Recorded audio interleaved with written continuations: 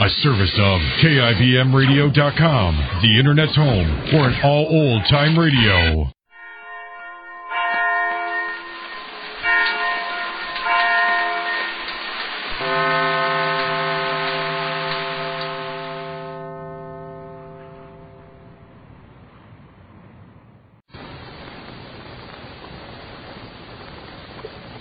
The Goldbergs are in South Carolina for Sammy's wedding to Sylvia Allison.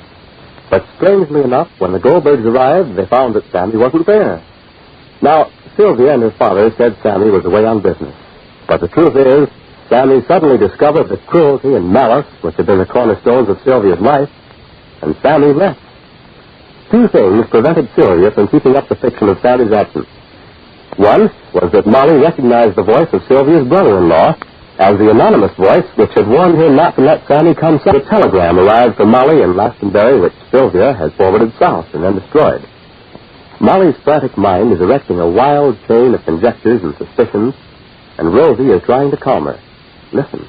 Mama, darling, just be calm. I'm calm. She may be wrong, Ma. I'm right. Oh, don't excite yourself. I'm not excited. I'm not excited. Just let me think, Rosie. But firstly, don't say a word to Papa yet that I think Ed, the brother-in-law, Mr. Allison's son-in-law, is the one that called me from Glastonbury and warned me not to let family come south. Not one word yet to that effect. Ma, you may be mistaken. I may be. Maybe. But I'm sure not. Rosalie, I know that voice. Rosalie, I know it. You remember how frightened we was in Glastonbury. How we told ourselves it must be an enemy of Sylvia's that called all the way from South Carolina to call to Glastonbury in Connecticut in the north. Rosalie, now I'm sure it was it. I'm sure. All right, Mama, darling, please, don't get all excited. I'm not excited. I'm not excited. Only let me think. I want to think back from the beginning up to this moment, I want to think. Step by step. Step by step, I want to think. Number one. Rosalie, take down in your mind number one. You remember how we first got a letter from South Carolina from Mr. Allison reminding Papa how they used to work together in New York, and how he said he had a daughter, a beautiful daughter, Sylvia, and she wasn't happy in a small town and she wished to come to New York to study. You remember that? You remember that Papa said no and I said yes? Would that I also said no, would? She came. She came. You remember. You remember that when she met Sammy, so she was willing to stay already in Glastonbury, which was also a small town. All right. All right, that's all besides the point. She came, and she stayed with us, Rosalie. You remember I tried to be very nice to her. All right. You didn't like her, I didn't like her. But what did that avail me? What did that avail me if family loved her? All right, Mama, darling, what good is that? It's good. It's good, Rosalie. It's very good because I'm trying to understand. I'm trying to understand. All right, Rosalie, darling, follow me in your mind. Follow me up to number 3, follow me. Family followed her here. She left first, he followed her to South Carolina. Then, lo and behold, we got a letter inviting us to the wedding. All right. So we're here.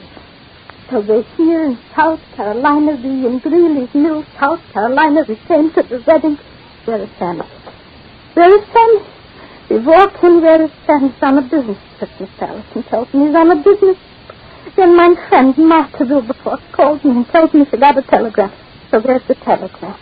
Where is the telegram? Sam, Sylvia told us to send it back, not to open it. So where is it? Where is it? Oboler?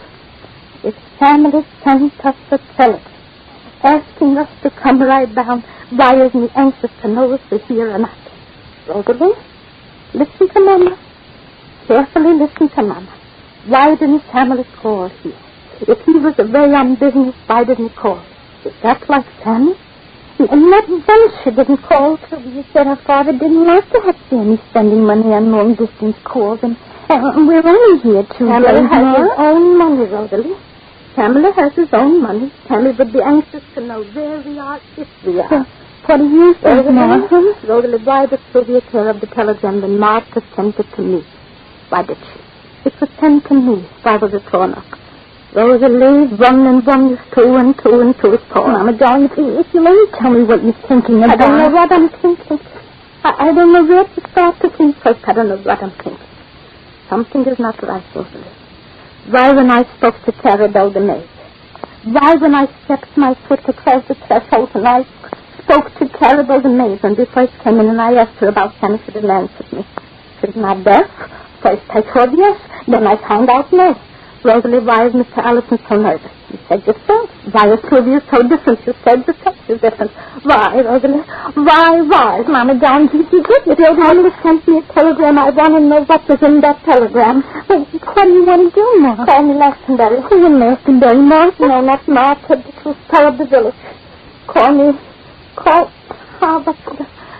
the telegraph office in Glastonbury. What, Ma? They will know. They will have a duplicate copy of Sam's telegram. I want to know what was in the telegram. Hurry. All right, but Mama, without the box, Rosalie, without the box, and you starting with the box, then I lose myself. Please, so let me, if you're making faces, and you're starting with the box. Hello? Long distance, please. Mama, darling, maybe you're wrong. Please, tell us. Hello, long distance, dear.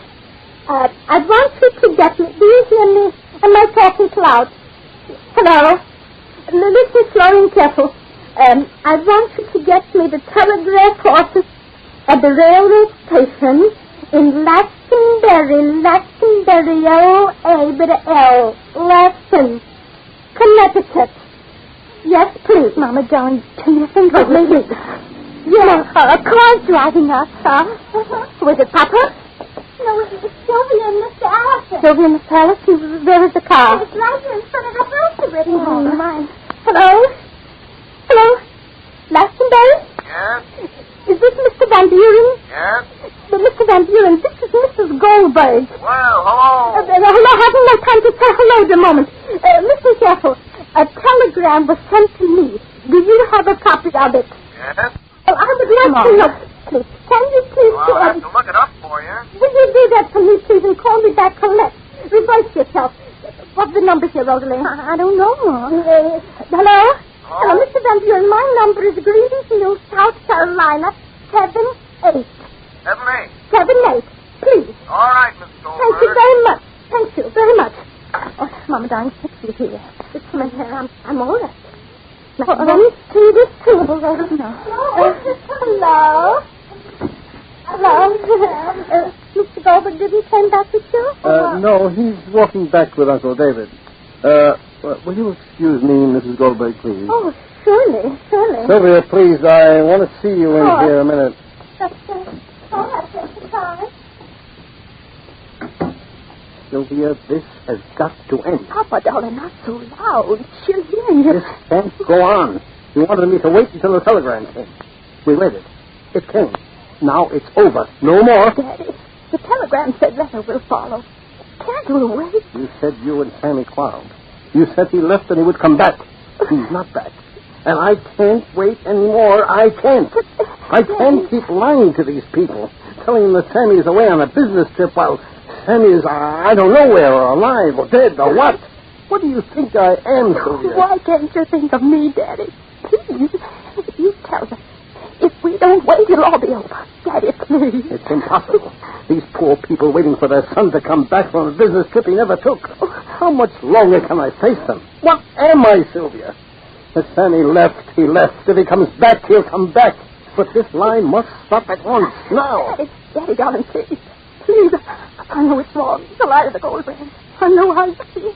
But it's for me, Daddy. It's for me. I love Sammy, Daddy. If I lose him, I don't know what I'll do. I can't, Daddy. I mustn't. You have to help me. You have to, Daddy. If you don't know who will. Who can I go to? Leah? And who? I never had anyone in the world except you, Daddy. Daddy, darling, please. Wait a little longer. Another day. Daddy, please. Oh. Go on, take it, Sylvia. Daddy. Take it before Mrs. Goldberg does. Maybe it's Sammy. Maybe it's Glastonbury. Who knows? I'll take it. Hello. It's for me, Sylvia. Oh, hello? Oh, this is Van Buren. Yes? I have a copy of that telegram. Yes? Want me to read it to you? Yes, please. Who is it, Mr. Goldberg? Mrs. Marley Goldberg, etc. Telegram reads as follows. Yes? Do not Yes? come south. Yes? I'm leaving here. Marriage off. Letter will follow. Signed, Sam. Hello? Yes? Want me to repeat it? No. No, thank you. Thank you very much. No need to repeat the message. The ominous words echo in Molly's mind as she stands bewildered, still pressing the receiver against her ear. At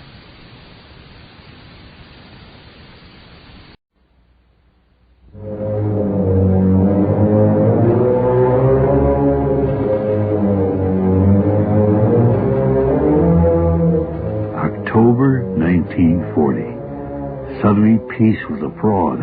From overseas, the agony of the innocent massacred was rising, darkening the light of the world, making a mockery out of the wily stratagems of temporal political alliances.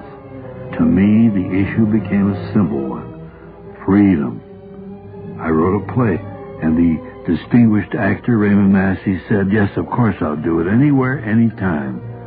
But the radio network said, "Sorry, we're not at war. We have no enemy.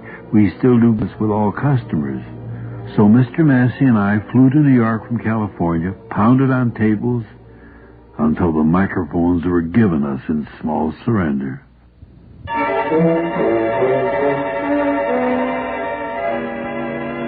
Every Man's Theater, written especially for radio by Arch Oboler.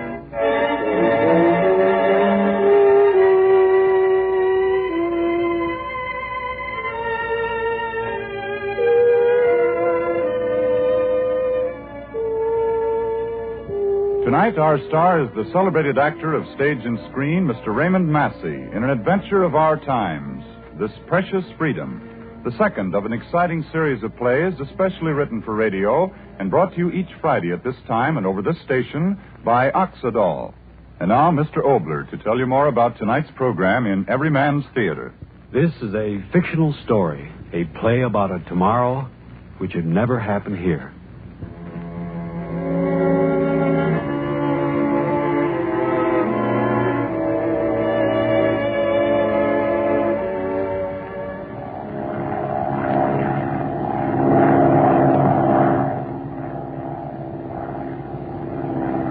Morgan? Yes, sir? Can't you make this crate of mine go faster? Sorry, Mr. Stevenson. We're bucking a pretty stiff headwind. Come now, don't tell me the heavens are conspiring to keep me from getting back to work. Open her up, Morgan. I've had enough vacation. Yes, sir?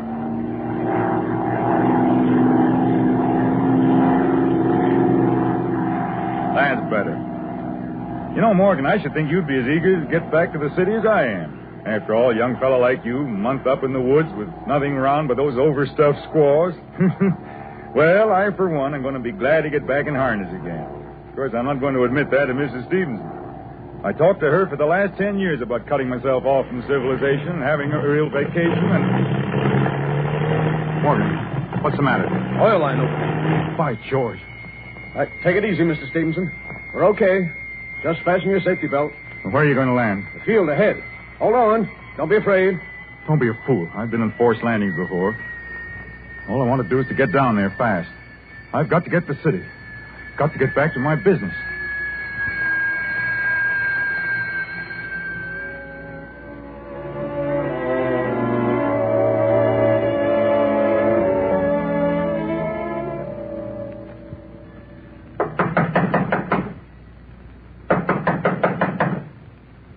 Guess there's no one home, Mr. Stevenson. No one in the fields and no one to help us. Fine end to a vacation. I guess we'd better try to flag a ride into town. Wait a minute. Huh? Someone coming. Well, how do you do? We just had a forced landing out in one of your fields. What do you want? But I'm trying to tell you. We had a forced landing out there in your field. Could I use your telephone? Wait a minute. Who are you? I don't see what earthly difference that makes. All I want is to use your telephone. Why, you... Morgan, did you see that? Slam the door in my face. Yeah. In my face, infernal fool. Mr. Stevenson, you know, that guy was awful scared.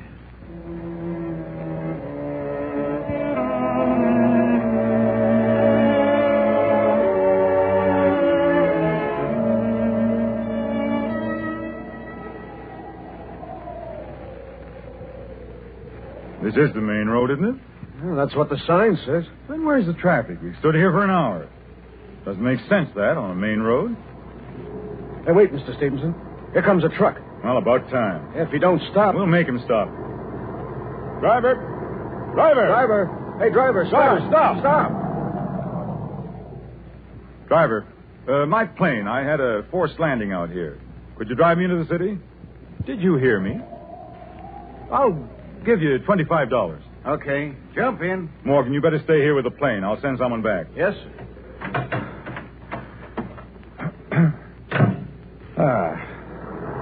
I hope you're a fast driver. Fast enough.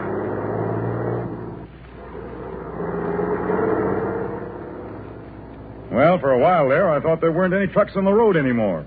Not many. But this is the main highway. Now it's practically empty. Why? Mister, I'm just a driver. Some sort of labor disturbance, eh? You kidding me? What are you talking about? I'm not talking, mister. You are. Look here, I've been vacationing up in the woods for weeks. I deliberately haven't read a newspaper or heard a radio in all that time. But now that I'm back, I might as well start taking it again. What's up? Well, why don't you answer me? Mister, I'm just driving. What is this anyway? All I want is a civil answer. I don't know any answers, mister. You'll find them out for yourself.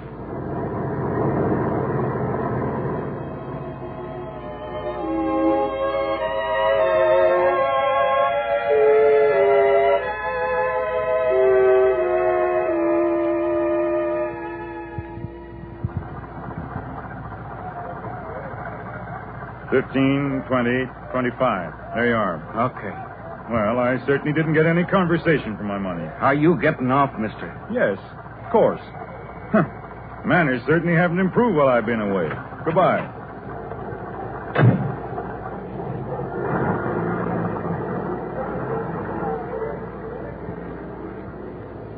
Paper? Paper, Mr. Paper? Yes, of course, boys. Let me have one of each. Huh? I said one of each. Each newspaper. Oh, you're kidding. Say, what's come over everyone? Here, give me a Tribune, a News, Times, all of them. Well, don't stand there. I'm in a hurry. Mister, don't you know? Know what? What? Boy, come back here. Where are you going? Come back here.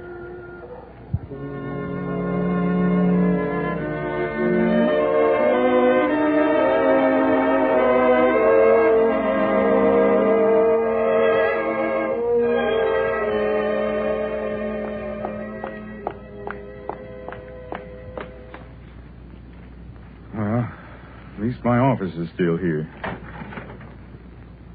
Door's stuck. Fine business. Can't get even into my own office. Well, open up. Open up. No one in there? Door locked. Where's my key? Nice business. 11:30 and they haven't even opened the office. That's loyalty for you. Didn't expect me back so soon, I suppose. Entire office staff decided to take a vacation. Well, what in the... Desk. Files gone.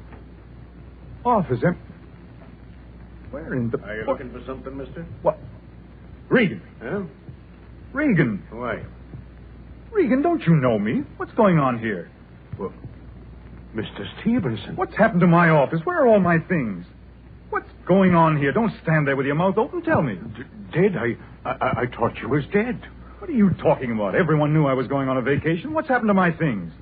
Where are all my people? Answer me. You don't know? Know what? Talk words, man. What's happened to my business? Mr. Stevenson, I can't tell you. What do you mean you can't tell me? You're the manager of the building. Who moved out my office? Where are all my things? Answer me. You're hurting me. Answer me. You can't ask questions, Mr. Stevenson. What? Go home, Mr. Stevenson, please. Go home quick.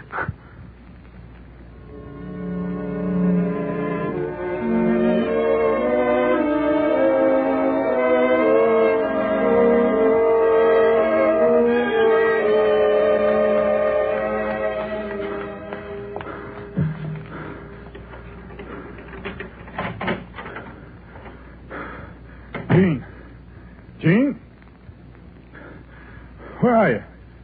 Gene? Gene! Looking for somebody, fella? Who? Stand still. Friscom show. Yeah. Who in the devil? Keep your mouth shut. How dare you? Get out of my house. Start walking, fella. Walking? What do you mean? Somebody wants to talk to you. What? What are you? Police? Sure. Start moving. But why? Mister, get going. No. If you're police, where are your warrants? Yes, where are your warrants? Here. Look, no!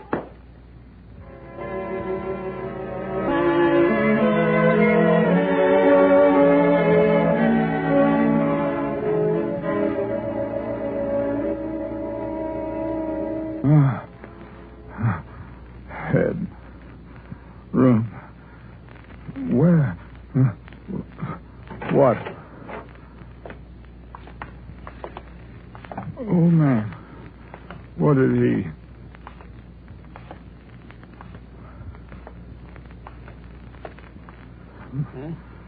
You all right? Yes. No. You better not try to stand up. Take it easy. Police? Yeah, in a way. Someone made a mistake. No, Mr. Stinson. You know it. Yeah. And I used to do business with your company once. Always treated me fine. Who are you? Me? Oh, nobody. Just sort of clean up. Where am I? Mr. Stevenson, there are some things I can't tell you. Mistake. Horrible mistake. I'm John Stevenson. I'm a respectable citizen. My wife. I've got to get in touch with Jean. She'll be worried. She wasn't home. Now, take it easy. No, wait, the mayor. Stevenson. Yes, the mayor. No. He's a friend of mine. Mr. Got to get the telephone. Keep your Tell the voice mayor down. what's happened. If they come in here again... Let them come in. I've got nothing to be afraid of. I've done nothing. Come into my house without a warrant. They've got no right. Now, Mr. Stevenson, you don't understand. Please, Mr. Stevens. Understand what? Tell me. Things are different. Different? What do you mean? What's it got to do with this? With me? Mr. Stevenson, it's something I don't understand. Where have you been? Been? Out of the city, in the woods. Don't waste time, man. Call up the mayor. Tell him... But that won't do any good. Why not? There's been a mistake. There's been no mistake, Mr. Stevenson. I guess maybe you're the only one in the whole country don't know about Talk it. sense, man. Well, I'm trying to. I don't know exactly how to say it. Well? Well, first that part of the Constitution, they threw it out. Part of... What the devil are you talking about? The part of the Constitution. You know about rights. Threw it out. And the way I got it figured out, when others ganged up on us, all them battleships and airplanes, well, there wasn't much we could do now, was there? Had to sort of, throw in the towel. Are you trying to tell me that while I was away, there's been an invasion? Invasion? Well, they ain't gone all the way. I mean, just this piece of the coast. Get out of here. What? You heard me. Get out. Haven't I had enough today without listening to you, you crazy old fool? But, Mr. Stevenson... Get out, I tell you. Listen, someone out there, get this crazy old fool out of here. My lawyer. What am I being held here for? Just get me my lawyer. Get me my lawyer.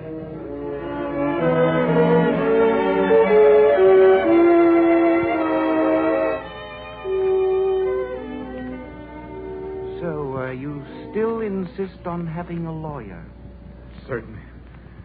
If there's some criminal charge against me, I have a right to have a lawyer. Right. What right are you talking about? You're obviously some sort of police official. Well, let me tell you, a horrible mistake has been made. I'm no criminal. I'm John Stevenson, an ordinary businessman. Call Mayor Olden. He'll tell you. He'll tell us nothing. The man is of no importance. No importance? But the mayor. The mayor of what? The Worms? Worms? The man is dead. Oh. But that, too, is of no importance. What is important to me is you and your activities. I don't know what you're talking about. Your so-called vacation trip. Whom did you meet? Meet? What do you... Don't ask questions. Answer them. You've been out of the city for weeks. Suddenly you return. Where were you? On my vacation, of course. Is there any law against that? For the last time, don't try to be clever with me. Once and for all, will you tell me what the charges are against me? There's been some kind of terrible mistake, all right. But tell me what the charges are. Give me a chance to clear myself. I have wasted quite enough time with you, Mr. Stevenson. Let me post bond. Let me call my lawyer. You've no right to keep me here.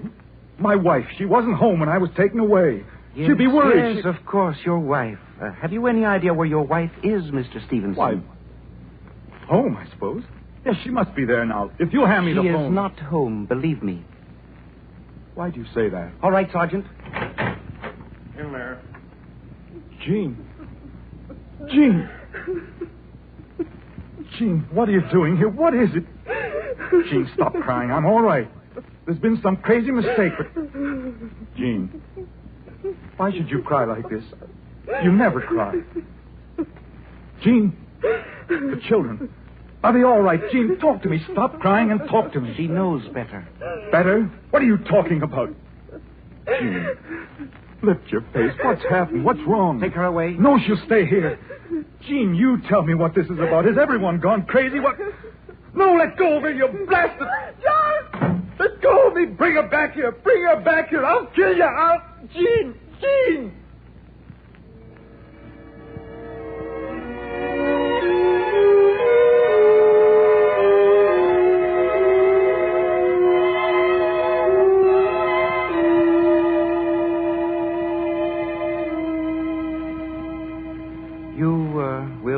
Quite calm now, eh, Mr. Stevenson?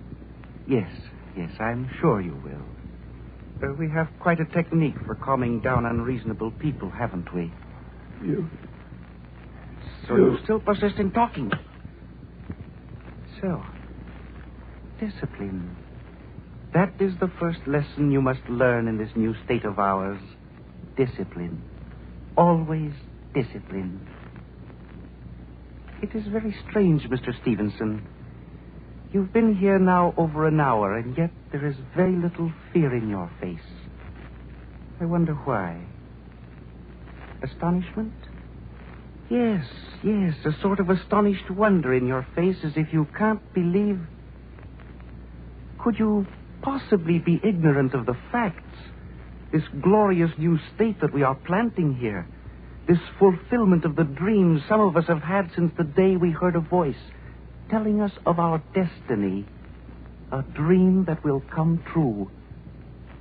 This will soon be our nation now, Mr. Stevenson. Ours, all of it. Your men are fighting, yes, but we will win.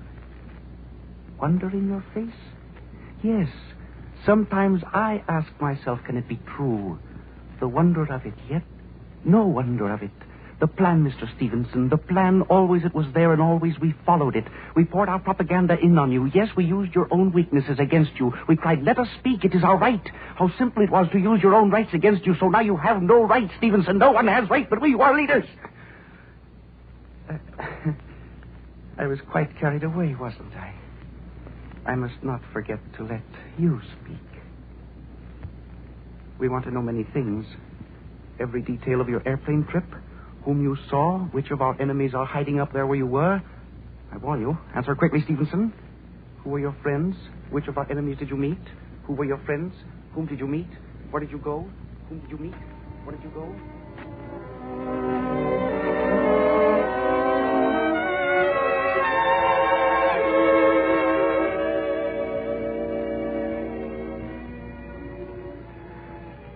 Put him here. Yeah. Dead yet? No, not yet.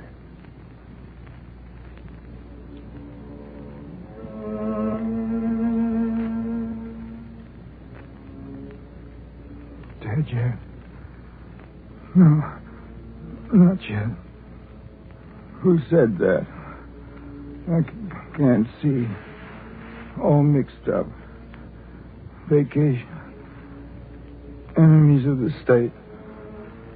Airplane. I don't know. All mixed up.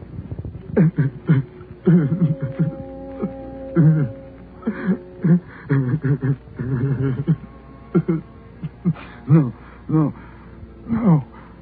Got to stop. Got to think. Oh, pain. No. Got to think things out. What's happened to me? What? Our glorious new state. We who are the leaders. This will be our nation soon. Voices in my head. All mixed up. Think things out. I got to go crazy. From the start. Yes, from the start. Vacation. Coming back from my vacation. Landed plane. Go away.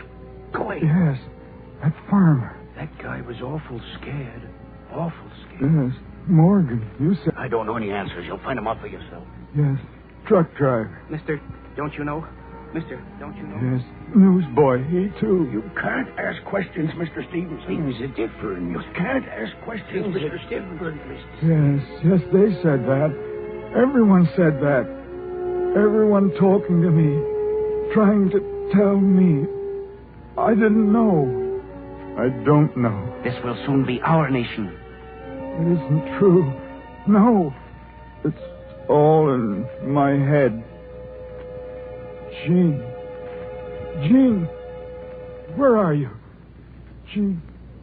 Where are the children? Jean. Did I just cry out? Cry out? Why should I cry out? My name is John Stevenson. I have a business in the Central Building. I have a house in Arcade Street. I have a wife, 2 children, a boy and a girl. We have a good life.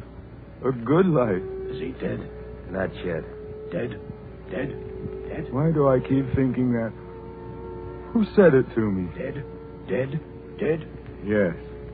I know. I remember. Going to kill me. I'm an enemy of the state. Our glorious new state. But it's so funny.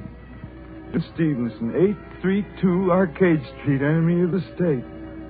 I went on a vacation. I came home, and I'm an enemy of the state. Yes. My wife. The children, that's what he said. Everyone, enemies of the new state. No. It's madness. I'm me. I can do what I want. I can get up out of here. Yes, I will get out of here. I'm John Stevenson. You hurt me. Blood. No, I will get out of here. You can't accuse me and not give me a trial. You can't come into my house. You can't take away my business. I'm a free man. I'm an American. This will be our nation soon. Ours. How could that be? Seeing as we weren't ready, there wasn't much we could do now, was there? Let's mind our own business. Nothing to do with us. Who said that? Let's mind our own business. Nothing to do with us. I remember. I said that. Yes. All the time. I said that. Men have no rights. None of my business? We spit on freedom. None of my business? Right is right. None of my business? Our leader, our people, our world. None of my business? How could I? Why did I? Don't antagonize them. We'll have to do business with them. Let them talk. Mind our own business. Don't antagonize them. We'll Yes, have to do business. all the things I say. Seeing as we weren't ready, there wasn't much we could do now, was there? Our glorious new state. Dead yet? He will be. Dead yet? He will be. I do understand Dead yet? now. He will be. I wanted everything, and I didn't want to risk anything to keep what I had. What I had. What I had. Your home is your kingdom. Your own God is your God. Say what you want to say. Write what you want to write. Trial by jury. Sanctity of person. Due process of law. What I had. John. Jean, is that you? No, in my head. So dark. There's blood in my... So dark. Dead yet? He will be. Dead yet? He will be. Jean, I'll tell you something very funny. I'm not afraid to die. No. I'm afraid to go on living. If all this isn't really a dream, then I don't want to go on living Everywhere I'd turn, they'd be there. Shut your mouth. You can't do that. Come with us. We accuse you. Shut your mouth. Give us that. Keep moving. Attention. Shut your mouth. Shut your mouth. Shut your mouth. No, I can't live with that. All my life, I lived with freedom.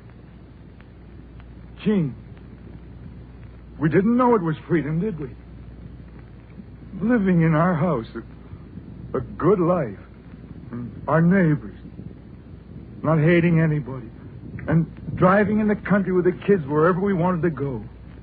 And feeling sure of the future for the kids because whatever was wrong here, we ourselves could fix with work and with our votes and with what we knew was right in our hearts. I never said, this is freedom. But it was. It was. When they talked to me about losing it, I said, don't be fools. No one will take it from us. I thought freedom was like the air, always with me as long as I lived. I thought I didn't have to do anything about it. Gene, I was wrong. I've got the words now to say it. What I had wasn't a gift. It was a victory. And I can't live without it. Do you hear me out there? I won't live without it. To say what I think is right. To do what I think is right. That's the only life I want. It is life. I'll live for it. I'll fight for it. This precious freedom.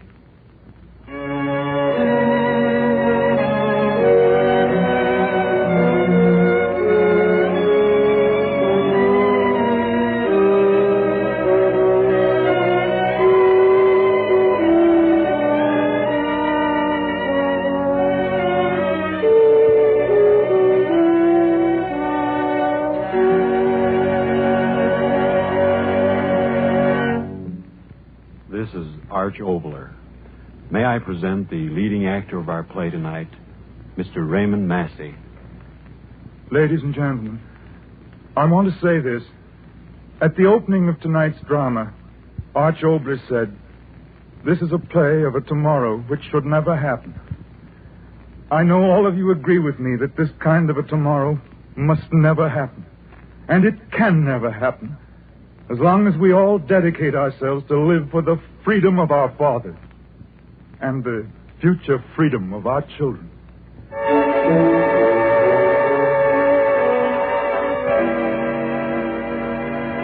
Every Man's Theater, written especially for radio by Arch Oboler.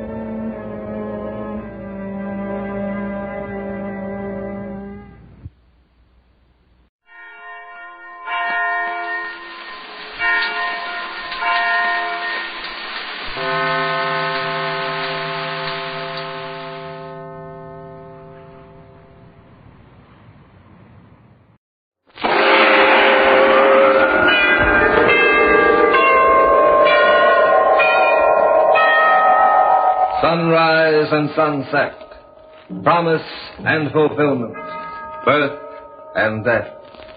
The whole drama of life is written in the sands of time. We present a new series of radio programs, The Clock.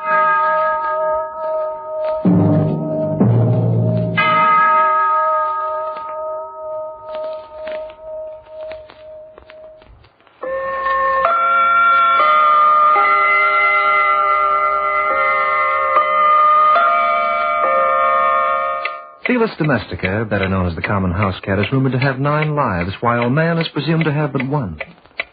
Such is the common conception. But there are some who believe otherwise. There are some who say that the present life they live is merely one of a number, and that if you could go back in time, you would find yourself again in another age, perhaps in another form. Well, I don't intend to take sides in the matter, but I was wondering if I could offer anything by way of evidence. A story, perhaps. The tale of one John Shepley, a man whose clock turned backward in a most unconventional way. A man who returned to a life he had lived once before. Sit down, my dear. Relax. I suppose I'm behaving like a child, Dr. Brewster, but I'm frightened. I don't know what I've been through in these last few weeks. Well, suppose you tell me about it, Jean. You know, of course, that John and I are soon to be married. I was hoping for the pleasure of attending your wedding. Wedding? I don't know anymore if there'll be a wedding. Why? What happened? John's ill, Dr. Brewster. Ill? Oh, not physically, but there's something wrong with his mind, I think. It started with a dream. A dream? Yes, he's had that dream every night for the last 3 weeks. He won't tell me what it is exactly, but I can see what it's doing to him. It's changing his personality. It's making him behave like someone else. Oh, I see. I love him very much, Dr. Brewster. Up to now, I was sure he loved me. And now? I don't know. I came to you as a last resort. But, I'm not a psychiatrist, Jean. I can't interpret these dreams for him. You're his friend, Dr. Brewster. Perhaps the only one he can talk to. And you may be the only one who can save him. Save him? You sound as if his life's in danger. It is, Dr. Brewster. It is.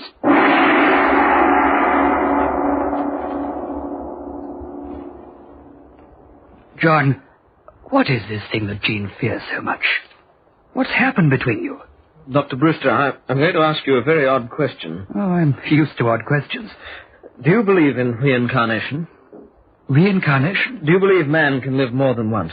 That you and I and Jean once existed before in a different era? Well, first tell me, do you believe in it? Yes, I do. Why? Because I have proof. And what's your proof? For the past 3 weeks, I've had a dream. A recurrent dream, always exact, down to the tiniest detail. And what's the substance of that dream? The substance, Dr. Brewster, is that I'm a murderer. You don't believe me, do you? I don't know what to say. I tell you it's the truth. I'm a murderer, Dr. Brewster. It's come back to me again and again, night after night. The dagger. His blood on the chair in the palace. Did you recognize your victim? Yes. Well, who was he? His name was the Normand de Troyes. He was married to the Marquise de Pompadour. Marquise de Pompadour? Good heavens. That woman's been dead for almost 200 years. I know. And she was beautiful. I loved her, Dr. Brewster, and I gave my life for her. Oh, I know, I sound like a maniac. Well, maybe I am. Sometimes I wonder myself. And yet I can't get over it. That feeling of having lived during the reign of Louis XV, of having been in love with Madame Pompadour. And of having murdered her husband. John, listen to me. Go to a psychiatrist. I don't need a psychiatrist, Dr. Brewster. I have to work this out for myself in some way. But if you go on like this, do you know where it might end? For Jean? I know. In unhappiness. But I can't help myself. As wretched as I feel about her part in it. And for you, John? Do you know what the ending might be for you? Murder will out, Dr. Brewster. And the only ending for a murderer is the hangman's noose.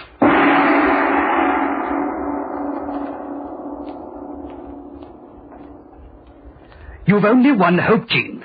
You've got to get his mind away from the past. You've got to make him realize he lives in the present, that today is what counts. We used to have such fun together. Now I hardly see him. Try to relive those moments with him. Take him to the theater, the art museums. Do what you used to do. And make him forget about himself. I'll try, Dr. Brewster. I'll try very hard.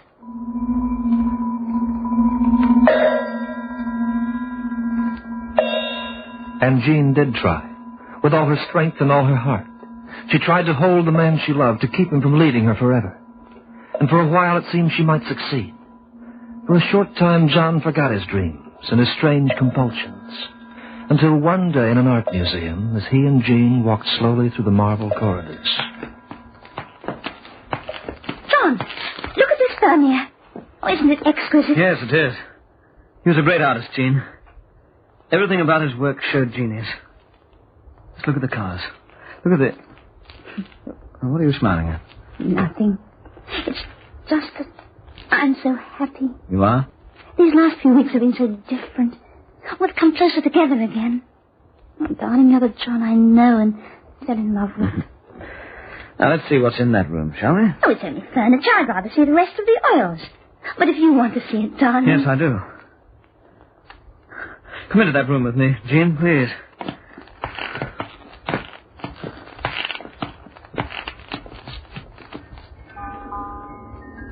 It's a French living room. The furniture's antique. Yes. Why, it says here...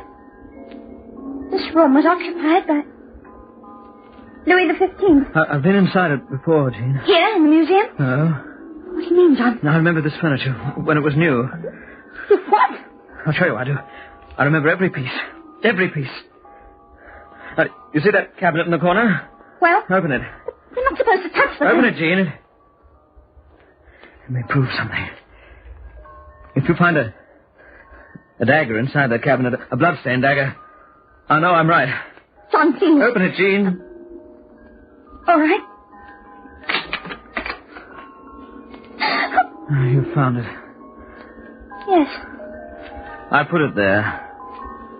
John, let's get out of here. No, I've got to stay. John, if you love me at all. What are you doing? The blood is still here on the chair. I'll never forget the blood. John, please take me home. Look, Jean, that painting on the wall. Do you know who she is? No. Jeanne-Antoinette Poisson, Marquise de Pompadour. The most beautiful woman who ever lived. You stare at that picture like a man in love. I was years ago. Odd, isn't it? Her first name. And yours. But the same, I mean. John! If you don't mind, Gina, I want to stay here alone for a while. With the woman I love.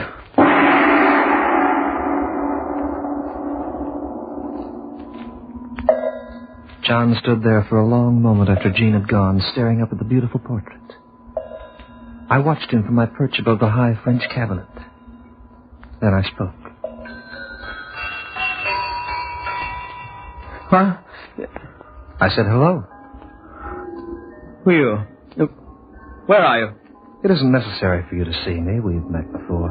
Have we? At least you think we have. I was around in Louis's time, and I knew the Marquise very well. To know her was to love her. Perhaps. However, your memory may not be what you think it is. How do you mean? You'd like to return, wouldn't you? You'd like to go back a couple of 100 years. More than anything else in the world. Are you sure you won't regret it? I'll take that chance. It's the only thing that can save me now. I've got to know the truth. What time do you have? Oh, it's 4:10. You're slow by 5 minutes. Well? I'm going to add 200 years to that 5 minutes. I'm going to make that timepiece on your wrist run slow by 2 centuries. What are you doing? What's happening to me? You're going back, my friend, to the Marquise de Pompadour. And I wish you a pleasant journey.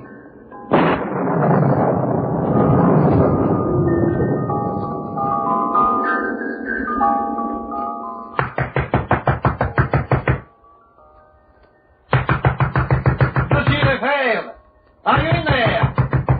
Open up, monsieur. Just a moment. Oh, the door was locked. For a moment I thought something had happened to you. Who are you? Who am I? What is wrong with you? I'm Charles de Port, secretary to the Marquise. That's who I am. Secretary to the Marquise. The Marquise de Pompadour? Naturally. But then, I must be in Versailles, the Palace of Versailles. Perhaps you need a doctor, monsieur. You seemed quite well a few moments ago when I went to inform the Marquise of your arrival. But now... I'm quite all right. Just a fainting spell. I've had them occasionally. A fainting spell? Well, I hope you don't faint when you see the Marquise. She doesn't have too much respect for men who behave like kittens. Just leave me to her, Deport, and see how I behave.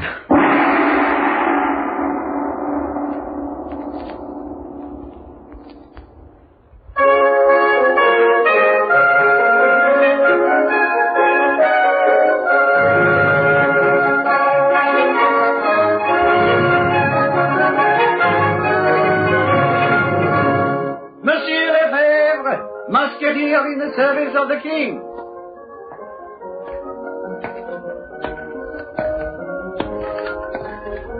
This is a great honor, madame. You may rise, monsieur. It'll be au depot. Very well, madame. To what do I owe this privilege, madame? To your prowess as a swordsman, perhaps? Or to your reputation with the ladies? The ladies, madame? Come now, you can relax with me. I'm a commoner just as you are, by birth. You're also the most beautiful woman I have ever seen in my life. If Louis should hear you, your life would be a short one. It's worth the risk. You're very gallant. It goes well with your reputation. My reputation seems to have traveled a great deal farther than I have. I brought you here to offer you an opportunity. I would like you to become my personal bodyguard. Your protector, madame. My protector, defender, and companion. Nothing would please me more. Think well before you answer. My demands may be rather dangerous at times. Danger doesn't worry me. I have enemies. You enemies? Yes. There is one who I'm very much afraid of. And who is that? My husband. Or should I say my ex-husband. As you know, we were divorced. Le Normand seemed to feel that my friendship with the king was damaging to his reputation. Idiotic, isn't he? Very, madame. However, I'm sure you can handle him. I'm going to ask that you be transferred from the king's guard. I can arrange it. I can arrange practically anything in France. So I've heard. If you hadn't died as you did at the age of 43, France might have become... What? Oh, I beg your pardon. That was a silly thing to say. What on earth are you talking about? I am only 30 now. What is this nonsense about my death at 43? Oh, please forgive me, madame. Do you set yourself up to be a seer? I might surprise you, madame. What kind of a trick are you playing, monsieur? No trick, madame. I have hunches, that's all. Hunches? Well, it's purely guesswork. But it's not guesswork when I tell you that I would lay down my life for you. Gladly. Would you? Yes. I'm glad you said that, monsieur. You are, madame. Yes. For I may give you the chance.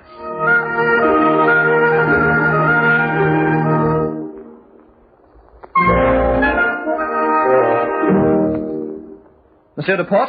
Well, monsieur? The Marquise has given orders for me to be quartered here in the palace. Oh. I am to have the West Suite. Ah, the West Suite, no less.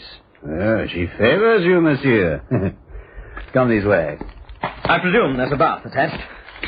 What did you say? A bath. A tub or a shower. I want to have one in my suite. But that's ridiculous. It is? This is only March. March? What, do you mean to say... A little perfume will make you feel better. Perfume? My foot. I want a bath with soap. But baths are not in season now. Did you hear what I said, de Port?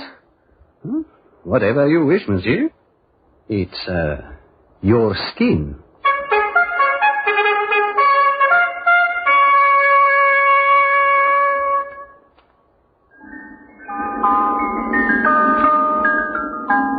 John? What?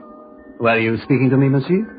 De Port can't hear me, John, but you can. Oh, I see. I beg your pardon, monsieur. Get rid of De Port, John. I want to talk to you alone. I was thinking of taking a bath. The bath can wait. Whom are you speaking to, monsieur? Why are you looking behind you? There's no one there. Oh, I'll be with you in just a few minutes, De Port. Wait for me in the next corridor. Oh, very well, sir. The madam's man. Well, John, how do you like it? How does it feel to live in the 18th century? It's a fantastic experience. It's something I've always wanted to do. You mean you don't want to go back? Never. Not as long as she is alive. You're speaking of Madame de Pompadour. Yes. John, you're making a big mistake. It's my life. I can do what I like with it. See it yourself. I promise I won't ask you again. But I suggest you keep your dream in mind. My dream? You were a murderer in that dream, John. It was a dream you couldn't escape. And the man you believed you murdered was the husband of Madame Pompadour. The man she wants you to guard her against. Well, what about it? Nothing. I was just wondering if history would repeat itself in reverse.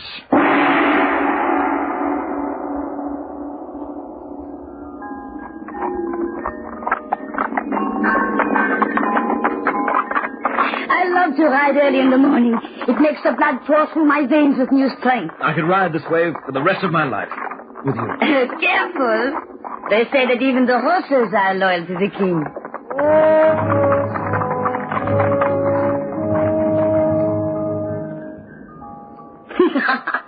You're so ardent. I love you. I can't keep it to myself any longer. Just one kiss, please. One kiss. And what would you give for one kiss? Anything you ask. Come closer, darling. There, you've had your kiss. And as far as payment is concerned, I intend to exact it shortly.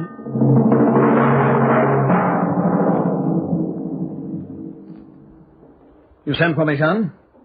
The time has come for you to prove yourself. What do you want me to do? My husband, the normal, is trying to blackmail me. Yes? He knows about us, and he intends to tell the king. You've got to stop him. Don't worry about it. I'll handle him. How? I'll give him 2 days to get out of France. Oh, that won't do. You don't know what he's like, Georges. He hates me. He's even threatened to take my life. And he has agents, men who would murder for a sou. As long as he lives, Georges, I'll have no peace.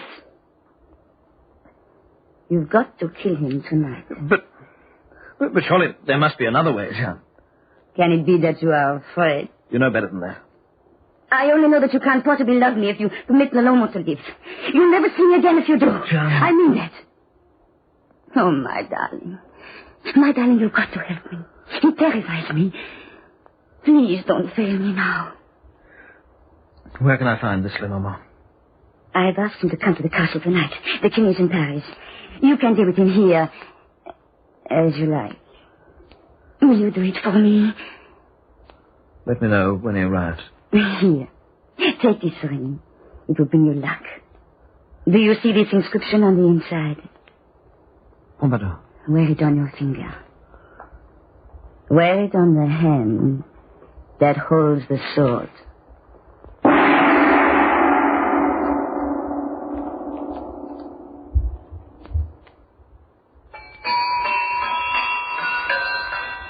As you can see, no matter what period of history, time is always the same. And so are the men and women. He has entered the palace, Monsieur Lefebvre. He'll come through this corridor in a moment or two. And have his chance to draw his sword. His sword? Are you crazy?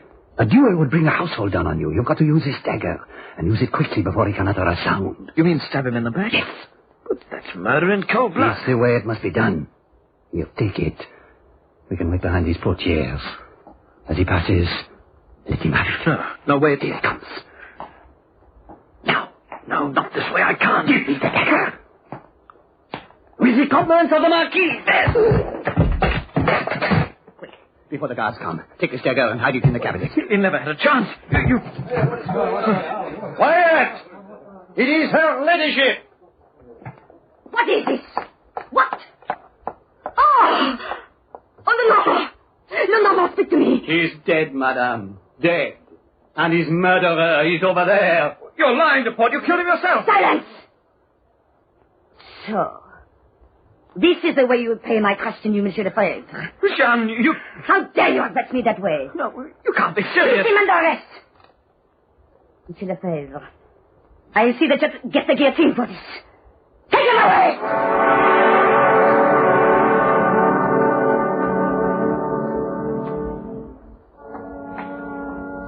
Good evening, Monsieur Lefebvre. What? Where is the Marquise? Oh, the Marquise is not in the habit of visiting cutthroats in a dungeon. She sent me in her place. What is it you wish? Nothing. I shouldn't have asked her to come. I should have known she'd refuse. At dawn, you will die, monsieur. May I offer my apologies? If I could get at your throat... Save your strength, monsieur. You will need it to climb the guillotine steps. The fact that it was I who killed Lenormand is unimportant. Had you killed him yourself in fair fight, you would still be on your way to your grave. You mean she'd planned it so that I... Naturally. You don't think for one moment that she wanted you around after your job was finished? Then she was just using me. Lenormand was still her husband. They were never actually divorced. And that was a nuisance to her ladyship, inasmuch as she had other plans. Plans which concerned the king. So that's what really happened. I beg your pardon? And I thought that I was a murderer. But I'm not, you see, I'm not. You have a very peculiar sense of humor, monsieur. You don't understand, you fool. You can't hurt me. I can go back. I can... Well, can I? Is it too late? Is it too late? It is never too late, monsieur, for Madame Guillotine.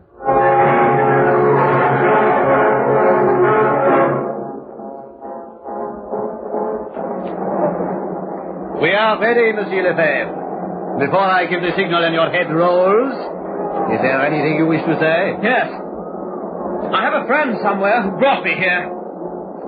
Where are you? I want to go back. You were right.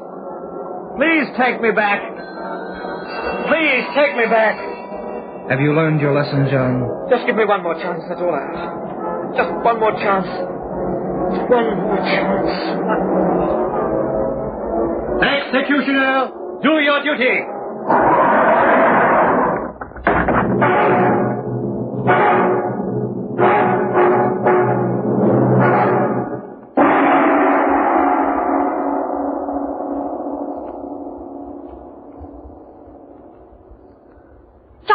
John, darling, are you all right? What? Oh. Was it you, Jean? I had to come back. I couldn't leave you here like this. Jean. It was as though you've been ill. You haven't moved from the spot since I left the museum. Ill? I'm well, Jean. I'm well, and I've come back to you. John. What's wrong about everything? I'm not a murderer, Jean. Really, I'm not. And I'll never have those dreams again. And what about her? That woman in the portrait up there. The Marquise de Pompadour. The Marquise? She's just as dead, Jean, as my love for her. She's part of the past, that's all. And I'm here in the present with you.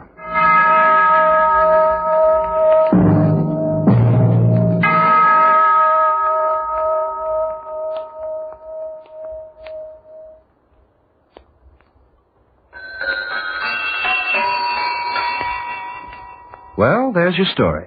What's that? The events are not historically correct? I agree with you. According to the history books, it didn't quite happen that way. But then, historians deal with important facts. And you must admit that a mere romance could have been omitted by the textbooks. However, there's just one more thing. I was still there when John and Jean left the museum arm in arm. As he walked out of the room, he accidentally dropped a small metal object on the floor. It was a ring. A large ring that may have been worn by a woman. And there was one word inscribed on the band. That word was Pompadour. The Clock will be heard again next week, same time, same station. This program was written by Lawrence Clee and narrated by Hart McGuire as The Clock. As John, you heard Charles Tingwell. Others were Coralie Neville, John Bushell, Sheila Sewell, David Butler. The Clock, directed by John Saul, is a Grace Gibson radio production.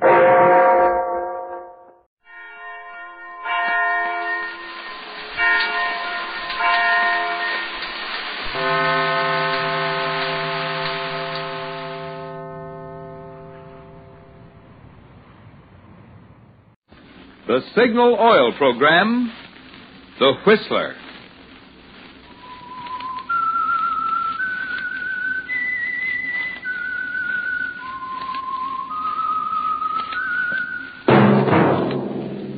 That whistle is your signal for the Signal Oil Program, The Whistler.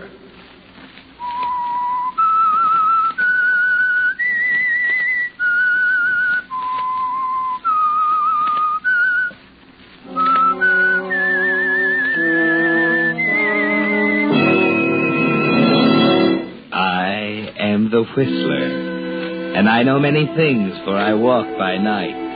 I know many strange tales hidden in the hearts of men and women who have stepped into the shadows. Yes, I know the nameless terrors of which they dare not speak.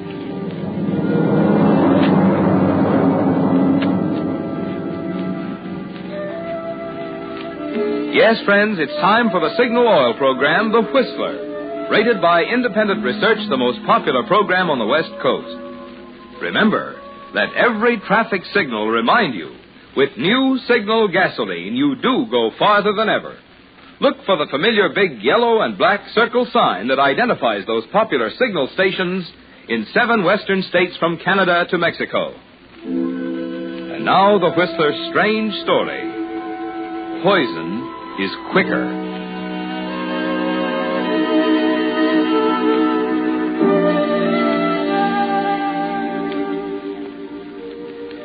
Most men lead lives of quiet desperation, said Thoreau. Quiet desperation. How well little Alfred Smithers, who never read a word by Thoreau in all his life, knew the meaning of that phrase. All the nagging dullness of a humdrum existence and a tiresome wife. Yes, the saucy little servant girl Alfred had married in London so many years before had become a lazy, slovenly housewife whose untidy little home had miraculously survived the Blitz.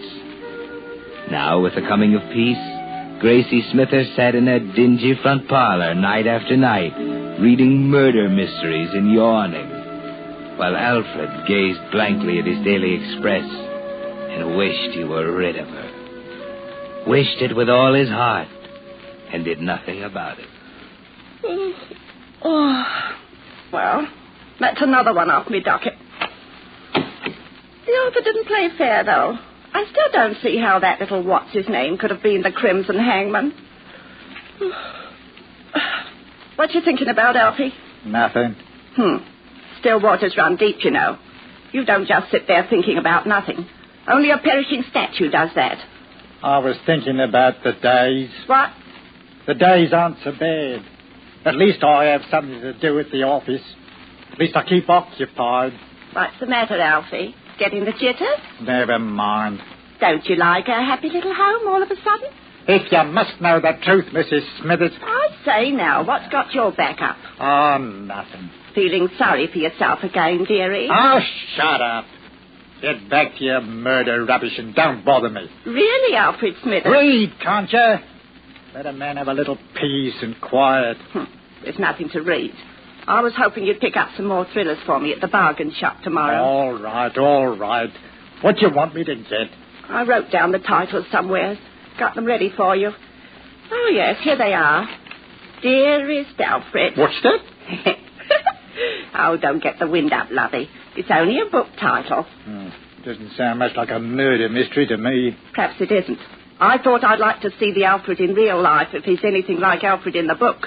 Very amusing. The others are all thrillers, though. Death is my bridegroom. There gives you the creeps, don't it?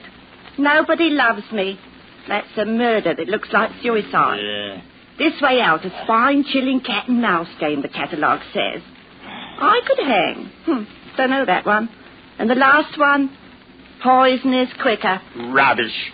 Nothing but tripe. Alfred Smithers, you're a snob. Everybody reads murder novels. I don't. Oh, you've always thought yourself better than anybody else.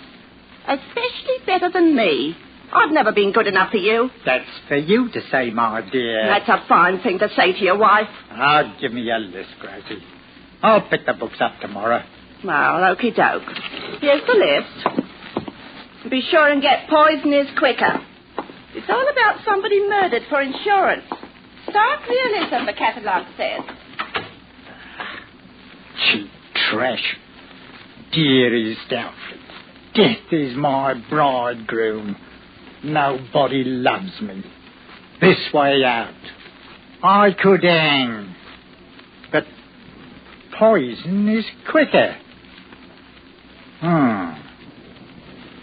Dearest Alfred, death is my bridegroom. Nobody loves me. This Way Out. I could hang. But poison is quicker. Alfred, well, what's the matter? Why are you shaking so? I don't know. I must have caught a chill.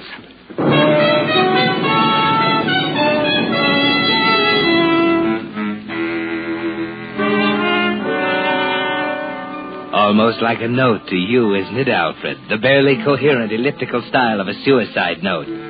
If Gracie were dead and that note were found beside her body, you try not to think of it. Why, it's monstrous. You're thinking of murder. You want to be rid of her, but not that way. Still, if you simply left her, you'd have no money. And Gracie does have insurance. But poison is quicker, she said. Poison. That arsenic powder you used in the garden. The thoughts in your mind all that night and all the next day. It's coming out now from its hiding place deep inside you. And then when you return home that evening, it happens. The little push that makes you a murderer. Well, where are they? Where's what?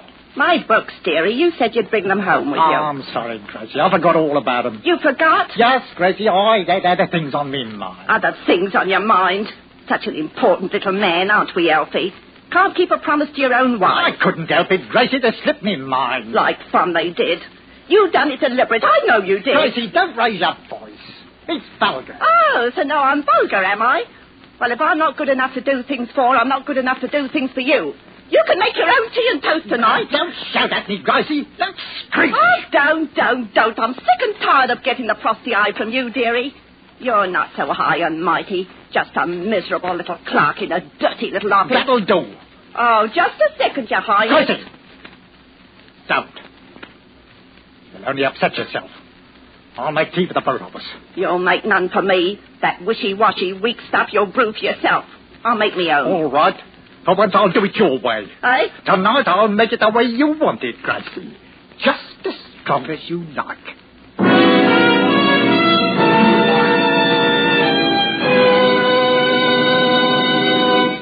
With the prologue of tonight's story, Poison is Quicker, Signal Oil Company is bringing you another strange story by The Whistler. Inflation. You hear that word all around you these days. But in the midst of higher and higher prices and dollars that buy less and less, it's gratifying to find a product that actually offers more quality than ever before in history, but still sells at its pre-war price. Yet that's just what you get in new Signal gasoline. Of course, improvement isn't new to Signal gasoline. Since that day 14 years ago, when Signal Oil Company introduced the first guaranteed anti-knock gasoline at no extra price, Signal gasoline has been constantly improved to give you the benefit of every latest development in the automotive and petroleum industry. But today's Signal gasoline, in which the atoms in gasoline molecules have actually been rearranged to create amazing new power, is so superior to pre-war gasolines, it's really a completely new type super fuel. To discover what thrilling performance there's still left in your car, try just one tankful of new Signal gasoline. When you step on the accelerator, you'll know why Signal products, although still young in years, have grown and grown in popularity. Until today, those friendly stations displaying Signal's yellow and black circle sign now serve 7 western states from Canada to Mexico. And now, back to the Whistler.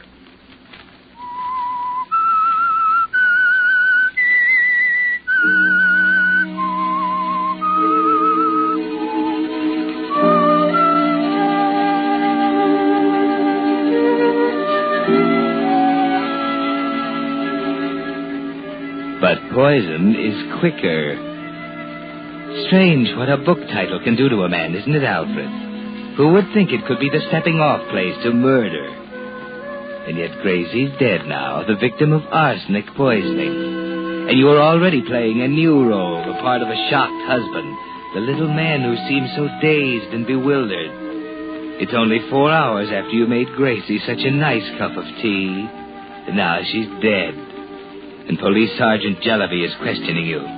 You're thankful you're still in the safety of your own home. You might lose your head if you were in the hostile atmosphere of a police station. Are you sure you can't think of any reason why your wife would wish to take her own life, Mr. Smithers? Not right now, Sergeant. I just can't think now. I'm sure you understand we must get to the bottom of this unfortunate affair. Of course. Now, about the question of motive, then. Well, the books... might have been the books. Books? But it's such a tiny thing. You'd better tell me about it, Mr. Smithers. Well, my wife is very fond of reading. Last night she asked me to pick up some novels for her in the city today, and I was so busy that I forgot all about them. She was rather upset when I come home without them. Upset enough to kill herself, Mr. Smithers? Oh, good heavens, no. At least I didn't think so then. You quarrelled about it? Oh, no, we never quarrelled. She was upset, as I said, and it disturbed me. In what way? Oh, I felt rather guilty about failing her, so while she was making our tea, Your wife made tea after your little incident? Oh, yes, she always done that. She said I made such horrible tea. Our neighbours can tell you that. Who are they? Well, there's Mrs. Applegate next door. She's a widow, and then there's Henry Small across the road. I see. Go on, Mr. Smithers. You said you felt guilty. Oh, yes, so I did. So while she was making the tea, I decided to surprise her. Make up for what I'd forgotten to do, like, you know. In what way? Well, I remembered the rental library on the Queen's Road might still be open, so I thought I'd better take a quick walk over there and pick up a few novels for her. I left the house without a word. Wanted to surprise her, like, see? How long were you gone? I left at 6:30. It was foggy, you know the way it gets this time of year. So I was longer than I'd bargained for. Over half an hour I was. And these are the books you got her? Yes, Embers of Desire and Love in the Desert. Sort of thing most women like to read.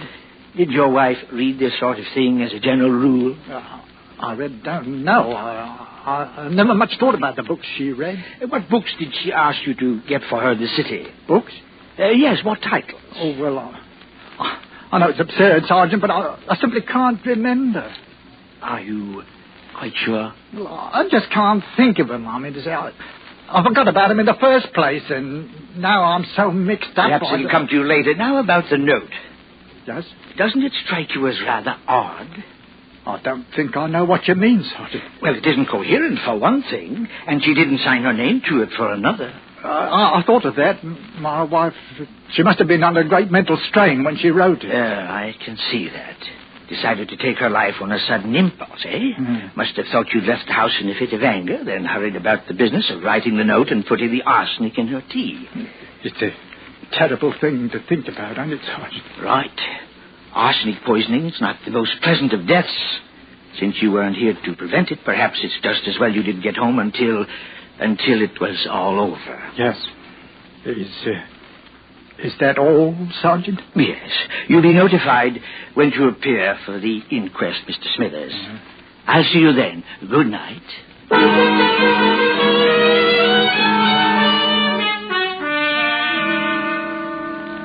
And so you've gotten away with murder, Alfred. Or have you? Is Sergeant Jellyby as stolid and blind as he seems? He certainly didn't seem too sympathetic. Was that merely his official manner, or does he suspect you? And was your trip to the rental library after you'd watched Gracie die as clever an alibi as you thought? You had to lie about the type of novel Gracie read. You deliberately brought home those trashy love stories to ward off any questions about the suicide note. But if Henry Small or Molly Applegate should remember that Gracie read mystery novels... you made a mistake there, Alfred. But it's too late to rectify it now. All you can do is attend the inquest with Molly Applegate and Henry Small on either side of it. A nasty business, this, Alf. It'll soon be over, though. I hope so, Henry. You think that the coroner's jury could have made up their minds by now. Can't see why they're taking so long about it. Well, it really isn't so long, Mrs. Applegate. They've only been gone a few minutes. An harrowing ordeal for you. That's what it is. I don't see how you could be so cool up there on the witness stand. The man can't reveal his grief in public, Mrs. Applegate. That he can't. You've done yourself proud, Alf. Me, now, the few questions the coroner asked me, they had me shaking like a leaf. Pretty silly if you ask me. How you mean, Molly? The few questions he put to you. Didn't really need to call you as a witness. Same goes for me as far as that goes. I'm sure I could have told a sight more if I'd been asked. Just what do you mean by that, Mrs. Applegate? They're coming back. The jury's coming out. Mrs. Applegate, I'd like to know what you... Now, here is the coroner. Members of the jury, have you reached a verdict? We have. How find you the case of the deceased Grace Smithers? In the light of the evidence disclosed, we find the deceased Grace Smithers is suicide while of temporarily unsound mind. Well, that's it, Elf. There it is. My, yes. Nothing to worry about now. What do you mean? Nothing to worry about. Well, really, Mr. Smithers. Well, what do you mean by it? Nothing to make you bite me head off, I'm sure.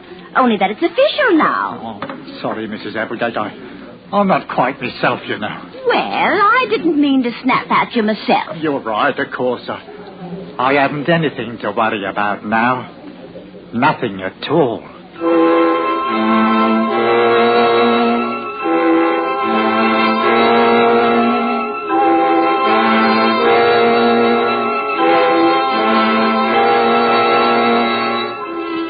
Nothing to worry about, Alfred. Then why is fear so clammy and cold inside you? You've always been afraid of so many things. And now you've actually killed Gracie, you're afraid you'll be found out. That's the greatest fear you've ever known. Murder was so easy, but that was only the beginning. What about Molly Applegate? What more could she have told if she'd been asked? The question haunts you all during the funeral, and through the next day, and the day after, when the insurance man calls at the house. Just one more question for our files, Mr. Smithers. I don't see why I have to answer any more questions. You can get all your information from the police records. It's a formality we have to follow, Mr. Smithers. My company's not in business for its health, you understand. But surely I told you everything you want to know. Just one more thing. What really made your wife take her own life? That's in the evidence at the inquest. It's available to you. My instructions are to get it in your own words. You want your wife's insurance, don't you, Mr. Smithers? No sense in going to pieces, you know. If I were in your shoes, you know what I'd do? Take a trip. If you was in my shoes. Yes, do you good. Now, what about your wife? I guess the war was too much for her. She finally gave way after it was all over. Sergeant Jellyby told me you said that. Then you seen the police. Well, it's part of my job, you know. Is that all you want? I think so. The money will come through in due time, Mr. Smithers. Good day.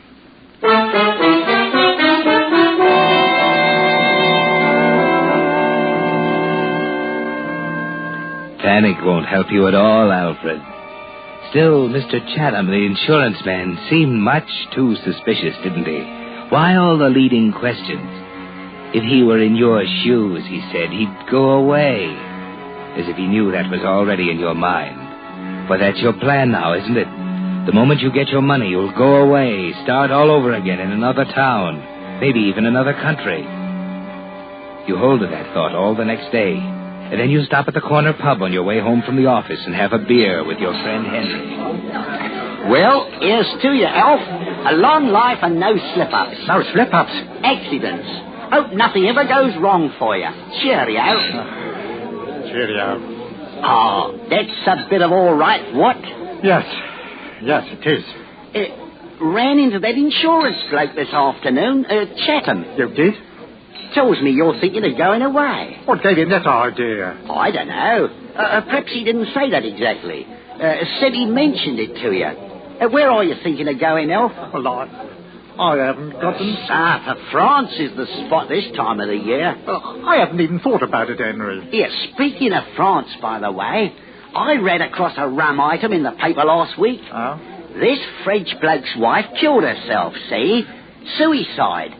Plain as the nose on your face. Bloke collects the insurance and then skips off.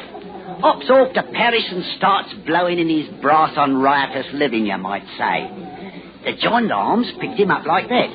Give himself away, he did. He killed her himself. If he'd stayed where he was, nobody'd have been any the wiser. Now, the way I look at it, Elf... Elf... where'd he go? I say there, Peg... Looking for your friend, Mr. Small? Well, he was here only a second ago. I was just chinning, not looking at him especially, and he ups and disappears. He walked out while you was talking, Mr. Small.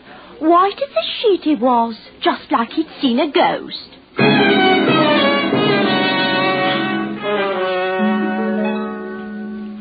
It wasn't a ghost you'd seen, was it, Alfred? Merely the folly of trying to go away. Henry Small's right. People would immediately start to talk. Wait, though. Henry Small never invited you to have a beer before. And why did he tell you that story about the Frenchman? It's very suspicious. As frightening as Molly Applegate's remarks at the inquest. What was the information she could have given the coroner? The question beats at your mind again as you walk home from the pub, trying to hurry through the fog that's come up. Mr. Smithers! Oh. I hope I didn't startle you, Mr. Smithers. You did give me a bit of a turn, Mrs. Applegate. I didn't notice you waiting at the doorway. Thought you'd be along about now. I've been waiting for you. Waiting for me? I know how it's been for you since Gracie passed on. I thought perhaps you were tired of having your tea alone by now, eh? Oh. Well, I haven't thought about it much, Mrs. Applegate. As a widow, I know what it's like to be lonely myself. I just got some lovely fish and chips at the shop, and I left tea on at home. So if you'd like to come in... Well, really, I thought we might have things to talk about. Things to talk about? I'm a woman what keeps her eyes open. I know how things were with you and Gracie. What you mean? In our mystery books. Well, what about them? Believe me, I understand. Understand what? What is it to understand? You can trust me not to breathe a word to anyone. Mrs. Applegate, I'm sure I don't know what... Alfred, you've known me long enough now to call me by my right name. You can call me Molly if you want to. Oh, I'm sorry. I really must be getting home. Oh, but our tea. I don't want no tea. I'm not hungry, Mrs. Applegate. Good night.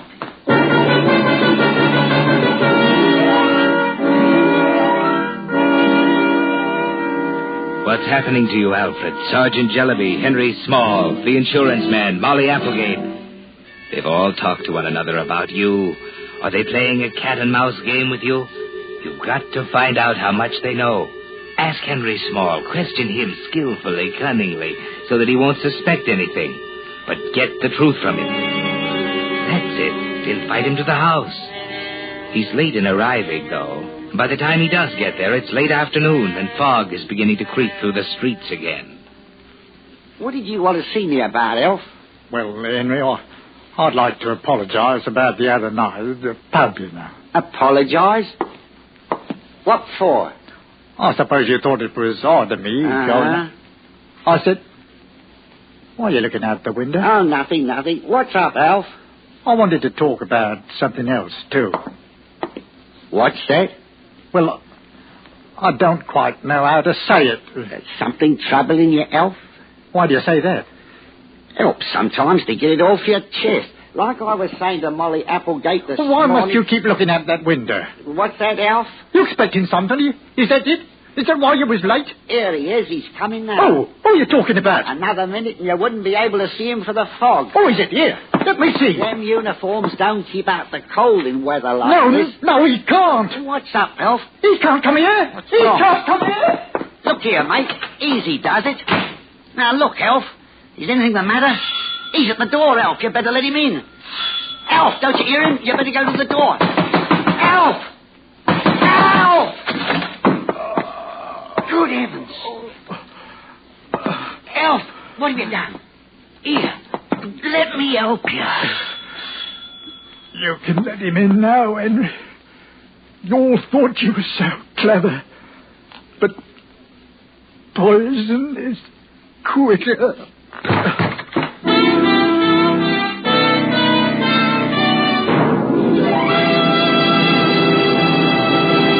The Whistler will return in just a moment with a strange ending to tonight's story. Meantime, a word about a sight that's becoming more and more common these cold mornings.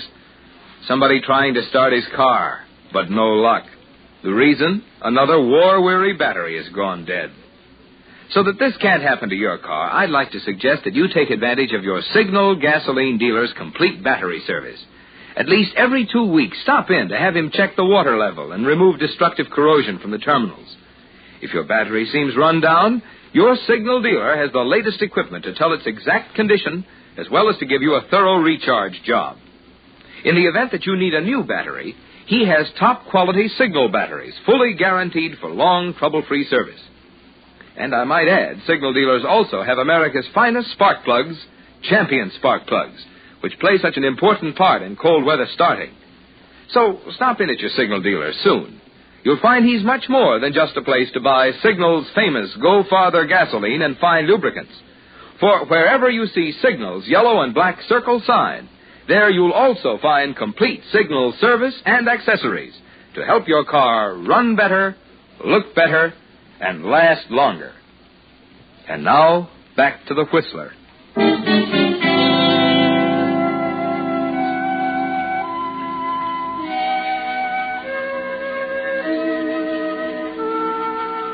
Yes, Alfred, poison is quick enough to kill you while that uniformed figure still rang your doorbell. The cat-and-mouse game is over. The moment you saw his vague form coming up the walk through the fog, you knew that giant paw was descending on you. The police had come for you at last. So now you lie dead in a huddled heap in your little kitchen, while Molly Applegate, aroused by Henry Small's outcry, and Henry talked to the newcomer about you. Terrible, terrible. How soon do you think the police will get here? Sergeant Jellaby ought to be here at any time now. Not that he can do anything. Nobody can now. What made him do it? Well, mate, the minute he saw you, he makes a dash for the kitchen. By the time I realised something was up, it was too late. Oh, poor fella. Seemed to go all to pieces after his wife died. I did what I could for him, too. Stood him a drink the other night. Ran out on me while I was telling him some yarn or the other. I must say I was wrong about him. Wrong? Well, I feel proper ashamed of myself now, but I got the idea she hadn't been a good wife to him. I tried to tell him so. Poor old chum. Ain't it funny how he jumped on the edge the minute I spotted you coming up the walk? Thought you might be bringing me a quid or two on the football pool this week. Instead, you called on old Alf. What gets me, why does he do it just when I'm ringing the bell? What was it you had for him, Mr. Postman? A special delivery letter, registered, from the insurance company. It's the money from his poor wife's policy.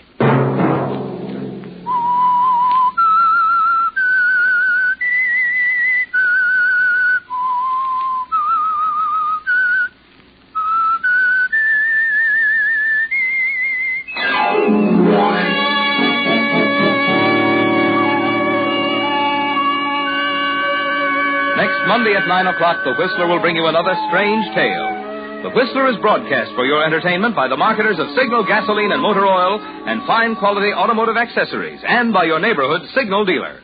This program, produced by George W. Allen with tonight's story by Leslie Edgley, music by Wilbur Hatch, is transmitted to our troops overseas by the Armed Forces Radio Service.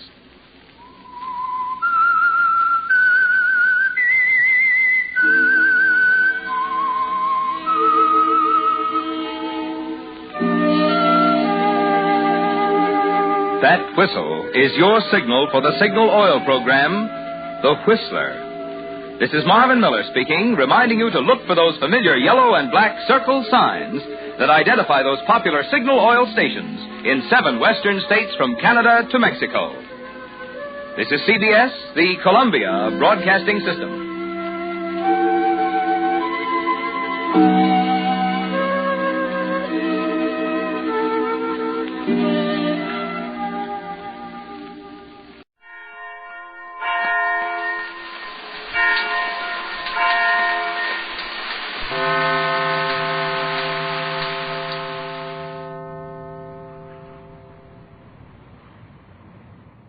The Signal Oil program, The Whistler.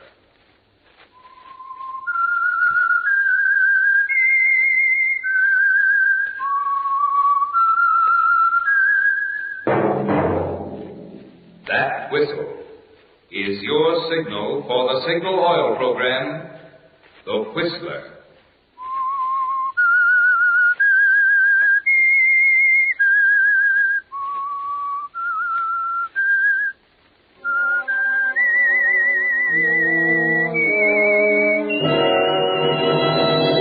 I am the Whistler, and I know many things, for I walk by night. I know many strange tales hidden in the hearts of men and women who have stepped into the shadows. Yes, I know the nameless terrors of which they dare not speak.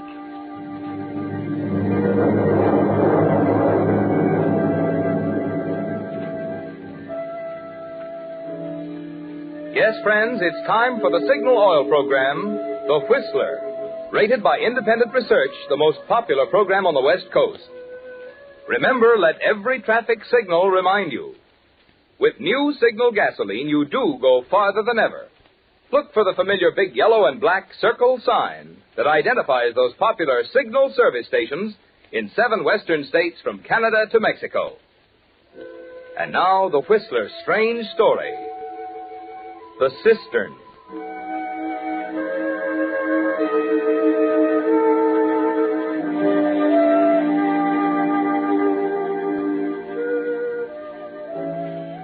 There was murder on Ronnie Hartfield's mind long before he discovered the cistern in Round Valley. But the discovery, more than anything else, made him decide to do it. The groundwork had been laid, of course. He was a partner with old Hank Murphy in the gold-bearing ledge Hank had discovered on the shoulder of Sharp's Peak. $1 million in rich ore. And Ronnie owned 10% of it. That wasn't bad for a young metallurgist fresh out of college. But Ronnie wasn't the kind to think of his own 10%. No, his mind was on the other 90, and the inheritance clause in the partnership agreement. There had to be other things, of course, like the casual conversation he had one afternoon with Sheriff Dawson as they sat on the porch of the sheriff's office, looking across the lake. But that ain't what makes the law enforcement out here so much tougher than in the city. What's the first job in a murder case, for example? Find the body. Body? Yeah. Look at that lake. Look at that, Ronnie. What? The sun on that water. If I could move that lake to the coast, I could sell it for $1 million. Come around sometime during a rainstorm, and I'll close the deal for 10 cents. Why? Well, she ain't a natural lake, you know. Well, we've had to move this shack twice now when the water was right up to floor level. She ain't always as pretty as she looks now, blue and calm and shiny. I don't know. I think it's worth it. Yeah, you'll be a mountaineer yet, Ronnie. What was I saying a while back? You were talking about law enforcement. Oh, yeah. It was this business of bodies. You can say all you want to about city police, but let me tell you, they ain't in it with a county sheriff when it comes to a murder case. No? You see, before you do anything else, you gotta find the body. Gotta prove the guy's dead. Yeah. That's one thing in the city, but it's something else in a place like this. Oh, what do you mean? Or down in Arizona, for instance, where a man's got 20,000 square miles of country to hide the body in. I see. Funny thing, though, how bodies have a way of turning up. That guy in Arizona I was telling you about. Yeah? 8 years it took us, knowing all the time he done it. You found it, huh? Yeah. The wind uncovered it in a dry gulch 10 miles from town. Dry air has a way of preserving things. You could identify it? Sure, we hung him. But if it hadn't been for that wind... Well, it would have been something else. Sometimes it don't pay to go looking for it. If you just lean back and relax, it'll work itself out. Sometime.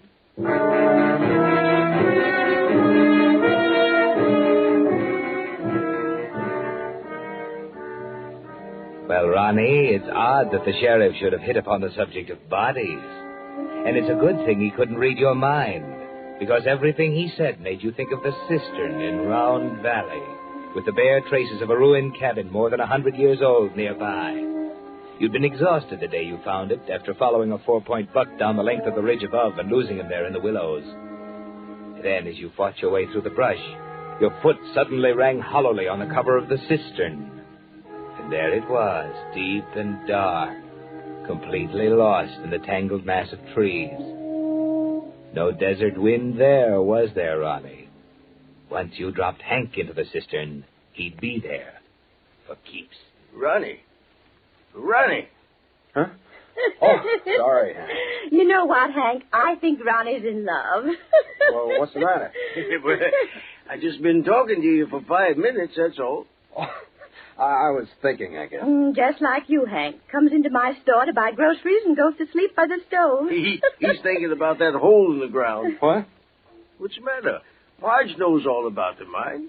Oh, yeah. You picked yourself a pretty good partner, Ronnie, if that ledge is as good as Hank said it is. Even Stephen. I got myself a good metallurgist, too. What with a stamping mill to be built and all, this ain't no pick and shovel project, you know. Gonna take money. Oh, don't worry about that. We got that all settled, ain't we, Ronnie? Soon as Mr. Coulter sees the plans Ronnie made up. Who's Mr. Coulter? Oh, fella down the city, old friend of mine. I'm going down below to see him next week. Alone? Yeah. Ronnie thinks he better stay around and look after things. Aha! What's the matter? Don't know about Hank alone in the city with all them saloons. Oh, go on, Marge. Well, last time Hank went down for a weekend, nobody saw a hide and a hair of him for 6 months. If we didn't know him better, we would have thought he was dead. Oh, my. Better keep a close tab on him, Ronnie. You're right. I'd better.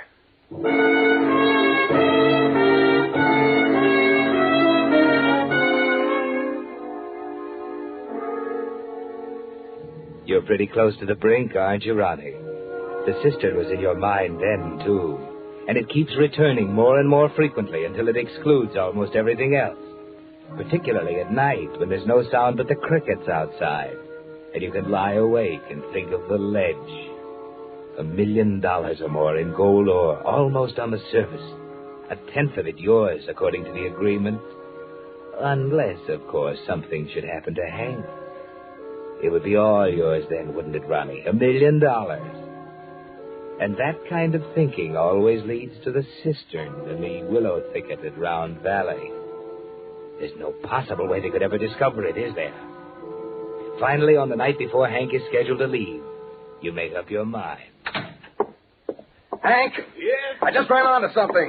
What? I want you to come with me. Well, what are you talking about? I've been up to Round Valley all day. Well, what were you doing up in that godforsaken place? I got a new outcrop, Hank. I'm sure of it. What?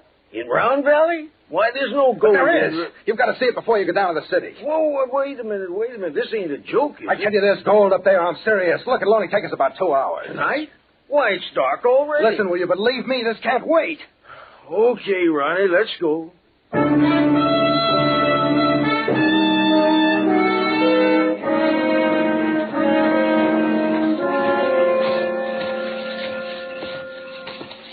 Hold the light up, Ronnie. I can't see where I'm going. It's not much farther. Why didn't we come up the other ridge? I don't see no sense in cutting across this infernal willow thicket.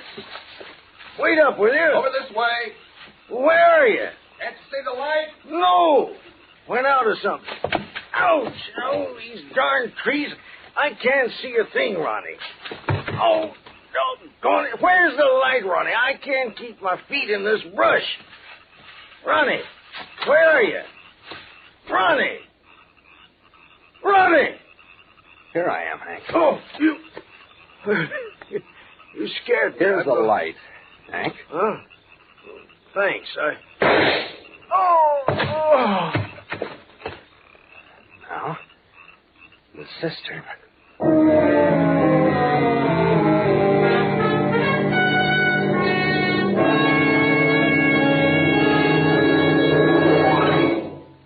With the prologue of tonight's story, The Cistern, Signal Oil Company is bringing you another strange story by The Whistler. There's an old Hindu fable about the blind men and the elephant. Being unable to see an elephant, these blind men decided to feel one to determine what an elephant is like. Well, the first blind man, happening to grasp the elephant's ear, promptly exclaimed, "Why, an elephant is like a large leaf." But the second blind man, wrapping his arms around one of the elephant's huge legs, protested, "Oh, no, an elephant is like a tree trunk." And the third man, feeling the elephant's tail, shouted, "You're both wrong. An elephant is like a rope." Well, all three were right, but only partly right. And I'm always reminded of this story when I hear a motorist say, "Signal gasoline is outstanding for quicker starting." Or another say, "Signal is tops for faster pickup." Or a third say, "New Signal has higher anti-knock." Now, all three are right, but only partly right. For in New Signal, you get all three advantages: quicker starting, faster pickup, and higher anti-knock. But in addition, there's a bonus of extra mileage. For because of the amazing power in Signal's new super fuel that helps you get this greater efficiency, this extra performance from your motor, you actually go farther than ever with New Signal gasoline. And now, back to the Whistler.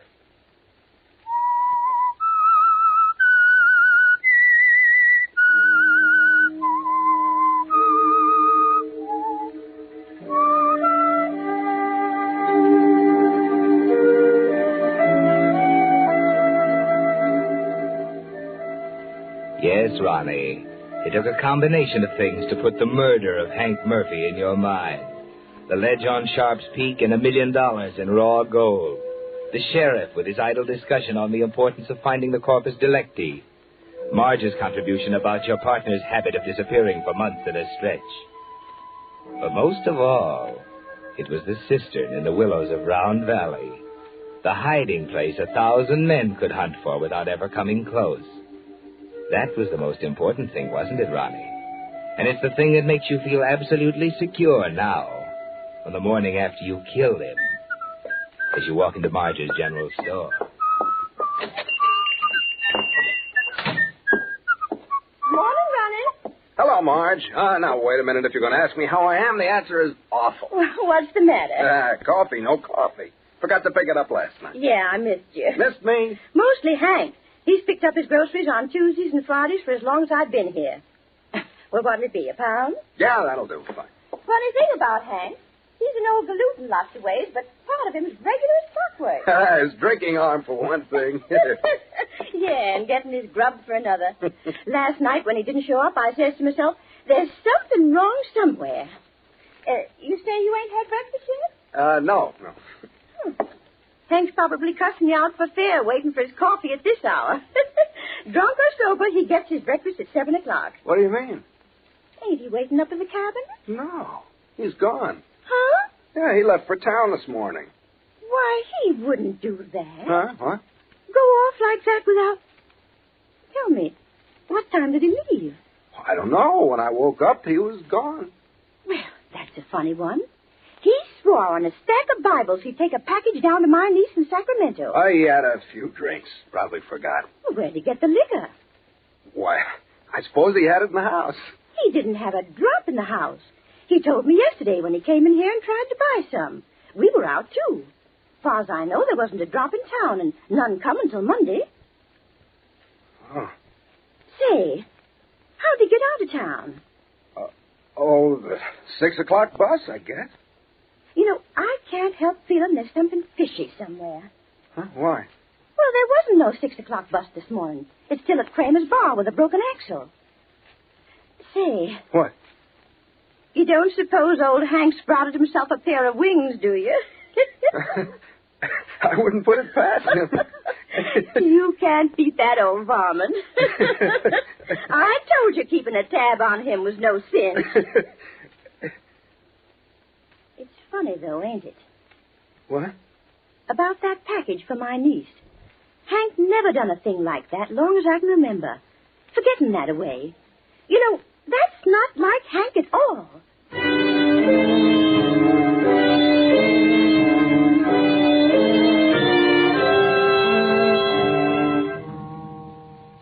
Well, Ronnie, you're not whistling now as you cross the street to the bank. You keep telling yourself that Marge is an old busybody, that the rest of the town will chuckle over Hank's unceremonious departure. There's a forced self-assurance about you as you walk up to Mr. Jenkins at the teller's window. Hello, Mr. Jenkins. Hi, Ronnie. What can I do for you this morning? How about $20? Okay. All right. There you are. 10, 15, and 5 is 20. Say, what about Hank? Huh? Ain't he supposed to leave today? Oh, he left this morning. Hmm? Yeah. That's funny. What's the matter? What do you use for money? Why, he had the money. No, he didn't. He came in here yesterday afternoon after 3 and told me he didn't have a dime. Wanted me to open up so he could draw $200 for the trip. Well, what do you know about that? He didn't pick it up either. Pick it up? I got it from him just before closing and left it at the express office. Now, ain't that something? He couldn't have gone down without money. Maybe that's why he borrowed $100 from me. Huh?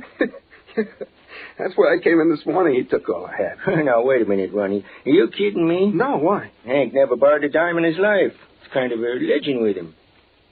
Oh, I suppose since I'm his partner... Not Hank. Well, he didn't have much choice leaving this morning. I told him the money'd be waiting at the express office. Ain't that one for the book? Never heard tell of Hank borrowing. Just not like him, that's all.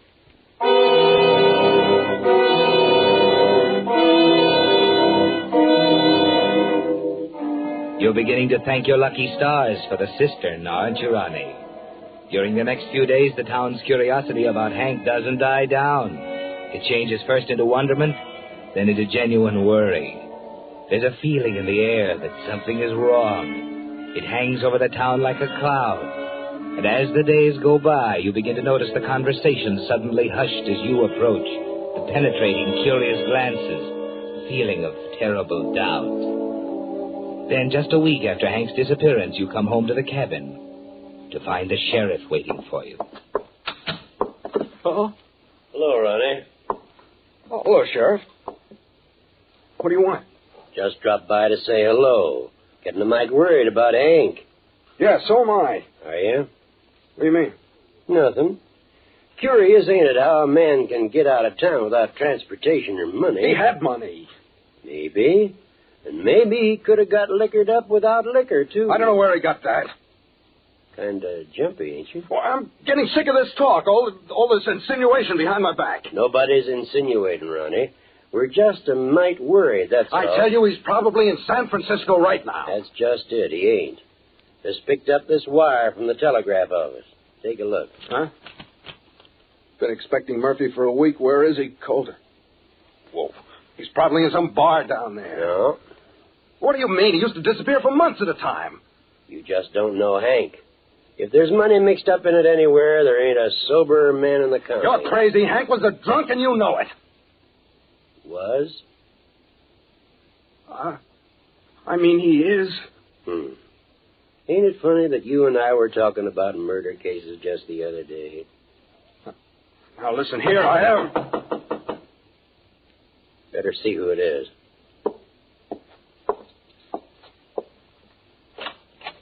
Hank Murphy live here? Yeah? They told me down at the hotel that the sheriff was up What do you want? Send him in, Ronnie. Come on in. You the sheriff? Yeah, what is it? I just happened to say something down at the hotel tonight, and they told me you might be interested. I was driving through here the other morning on my way to Sacramento. What morning? Friday. Okay. I picked up a guy on the road about 6 o'clock. What did he look like? Did he have Just on a minute, Ronnie. Tell us what he looked like, son. Oh, I'd say about 55. Kind of bald up here with gray hair and a mustache. I think he was kind of drunk. Said the bus wasn't running. You have a suitcase? Yeah. And I think he was wearing a black suit. I see. 6 o'clock last Friday morning, huh? Yeah, I took him down the road a ways. Let him off at the Sacramento highway. Satisfied, Sheriff? Might be. Like I was telling you, Ronnie, sometimes it don't pay to get all worked up over these things. They have a way of solving themselves sometimes. Well, I better be getting home. Looks like we're in for a storm.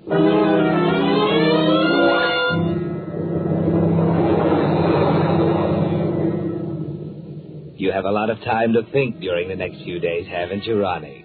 With the storm pounding around your ears, forcing you to keep close to the cabin. The nervous feeling inside is almost gone now, thanks to that boy who just happened to pick up an old hitchhiker at the right moment. That was a lucky break, wasn't it? Most of the townspeople are satisfied now that Hank is off somewhere on another spree. And you finally feel it's time to call again on Mr. Jenkins at the bank. As a matter of fact, Mr. Jenkins, I'm beginning to wonder about Hank. It's been more than a week now. Yeah, it is funny, him hitchhiking out of town that way. Listen to that. Bet we've had 10 inches of rain in this storm. Lake level's up 12 feet. Wouldn't surprise me if the sheriff had to move his office again. And now, let's see, you wanted to look over the agreement between you and Hank. Yes, you see, there's a lot to be done before winter sets in. We ought to settle that business with Mr. Calder, get our materials up to the site. And you're wondering if you can go ahead. Yeah. Looks as if Hank's in the driver's seat. As long as he's alive, anyway. Of course, in case of his death, you'll take... I didn't mean that. All I meant was we're losing a lot of time. Sure. I know you didn't mean that. Well, I guess you got to wait till Hank shows up, Ronnie. And put this away now. Getting kind of tired of looking at it. Sheriff was just in an hour ago asking the same question. What? Yeah. He wanted to know about the 10% and the 90% and who got what when who died. He got no right to stick his nose in my business. Funny about the sheriff. Seems to think this is his business now. Maybe you better go see him. That's a good idea.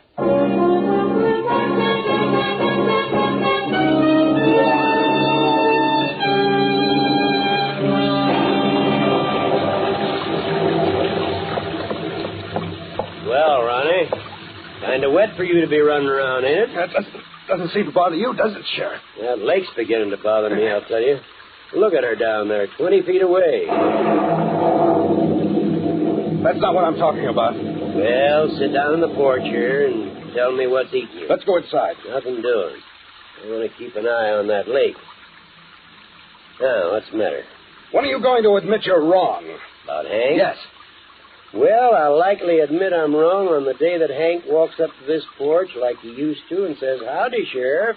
Have a cigar." Trouble is, that ain't never going to happen. So I reckon I ain't never going to admit I'm wrong. That answer your question? He left town. Didn't that kid satisfy you? No. Could have been someone else. Who? Don't know. Too bad no one had a picture of Hank. Don't you see what you're doing with your stupid guessing? They all think I killed him. Well, what? They're right, ain't they? They're wrong, I tell you. He was gone when I Now, woke... wait a minute, Ronnie. Hank was nothing more than a hunk of clockwork. He never went off his schedule. You just didn't know him well enough. That's why I know you killed him, Ronnie. I know why, and I think I know how. But just like I told you, when it comes to finding a body, a county sheriff has a job on his hands. And, of course, we can't do nothing till we find the body. I tell you, you've got no right to Take talk... it easy, son. Now, wait a minute. If you're trying to bluff me, it won't work. I ain't bluffing, Ronnie. You see, all the time you and Hank were supposed to be inside your house having a few drinks before he took off, the house was empty, wasn't it? Because you happened to be off somewheres killing him at the time. I happen to know, because I dropped by at 10 o'clock to deliver Marge's package. Don't worry, though. I can't do nothing until I find the body, and like I told you, that takes time. Oh, no. 8 years, that time in Arizona, but we got him the day after that windstorm. County sheriffs just got to have patience, you know. Matter, Ronnie? Nothing. You're white as a sheet. What you looking at? It's nothing, I tell you. You sick? It's all right. Oh, it's all wrong. Something's haywire somewhere. What are you staring at? Good Lord. Why, it's... Do you see it, too? In the water. The edge of the lake. It's Hank's body. No, it's not. It can't be. Come on, let's take a look. No, I can't. I said come on.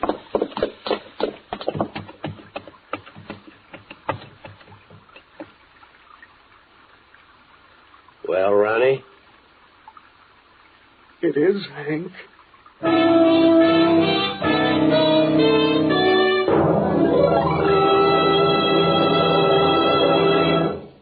The Whistler will return in just a moment with the strange ending of tonight's story. Meantime, with reconversion occupying the spotlight today, here are some facts I think you'll be interested in.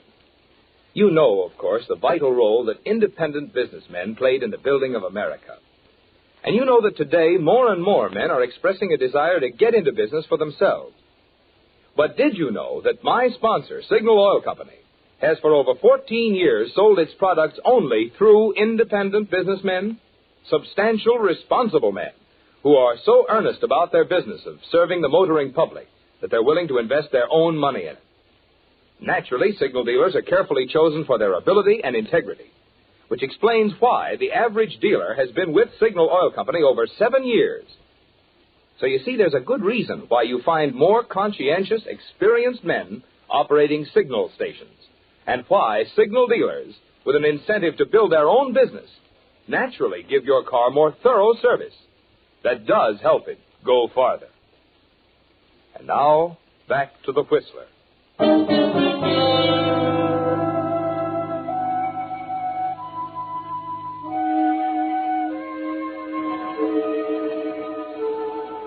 It's too much, isn't it, Ronnie?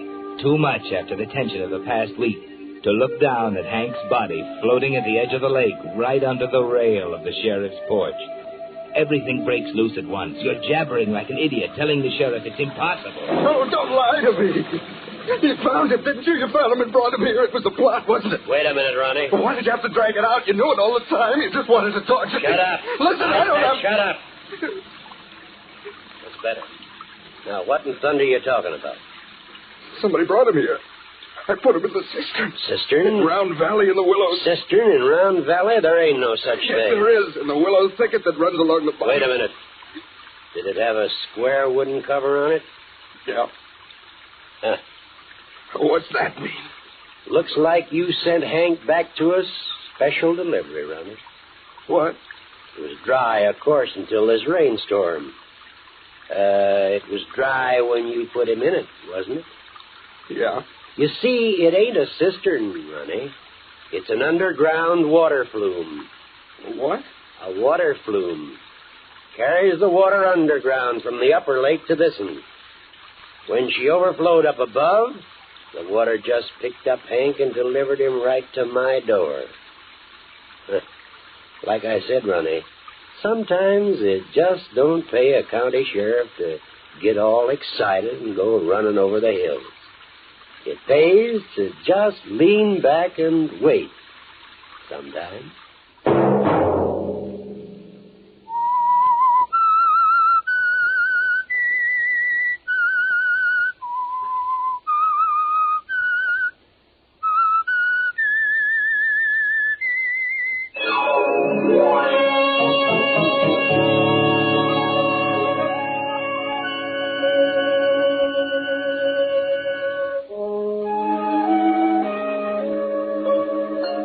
Next Monday at 9 o'clock, The Whistler will bring you another strange tale.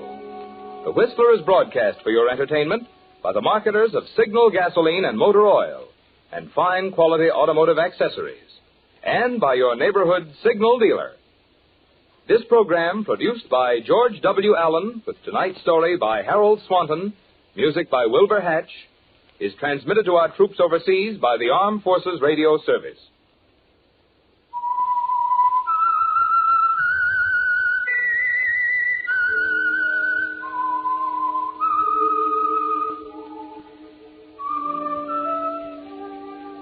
That whistle is your signal for the Signal Oil program, The Whistler.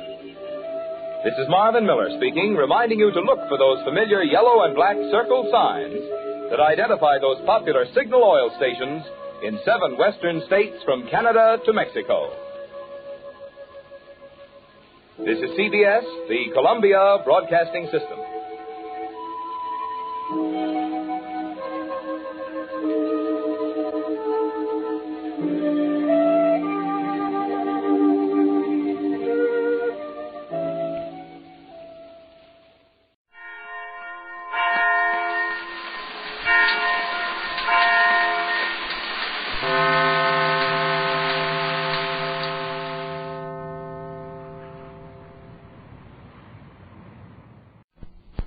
Quiet, please.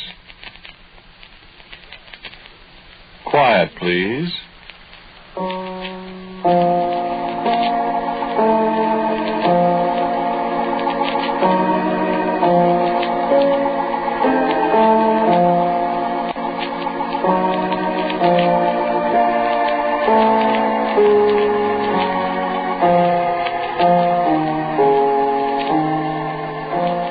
The American Broadcasting Company presents Quiet, Please, which is written and directed by Willis Cooper, and which features Ernest Chappell. Quiet, Please for today is called Very Unimportant Person.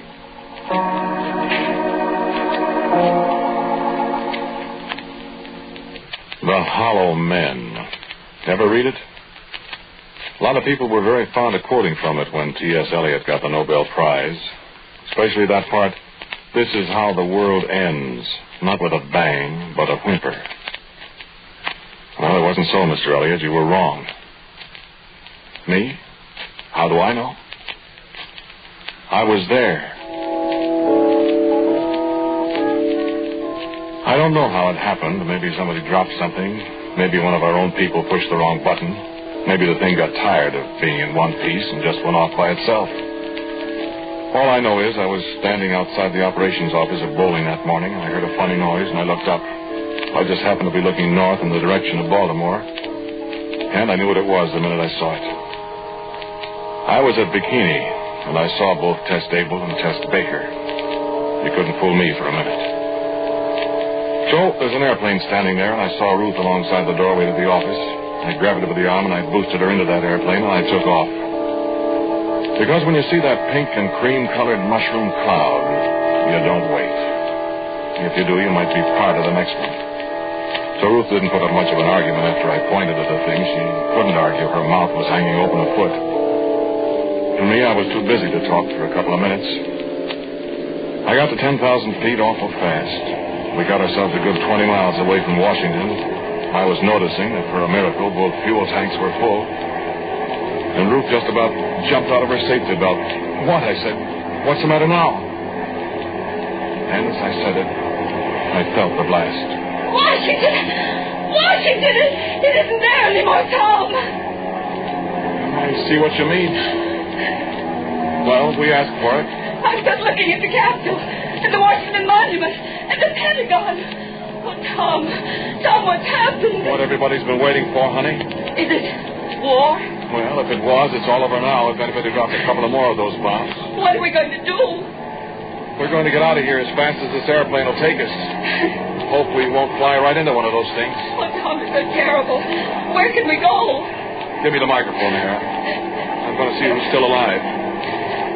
Thanks. I don't know who to call. Hello, CQ. Hello, CQ. This is USAF plane 909-344 calling CQ. CQ. If you hear me, anybody, give me a call. Speak up, somebody. Over. Do you hear anybody? Hello, CQ from USAF plane 909-344. Do you hear me? Over. I don't expect it. Wait. Philadelphia, this is Army 909344. I hear you very well. Is everything all right there? I say again, is everything all right? Over. Hello, Philadelphia, this is USAF 909344. Hello, Philadelphia, answer me. Over. Hello, Philadelphia, this is USAF 909344. Over. No, Philadelphia. Wait. I had Philadelphia, but we stopped. Who's this? Pittsburgh, this is USAF 909344. I hear you very well. What is the situation there? I say again, what is the situation there? Over. Hello, Pittsburgh. Does he answer you? Darling, nobody answers. No. It can't be. It happened, and just like the man said, honey, there's no place to hide.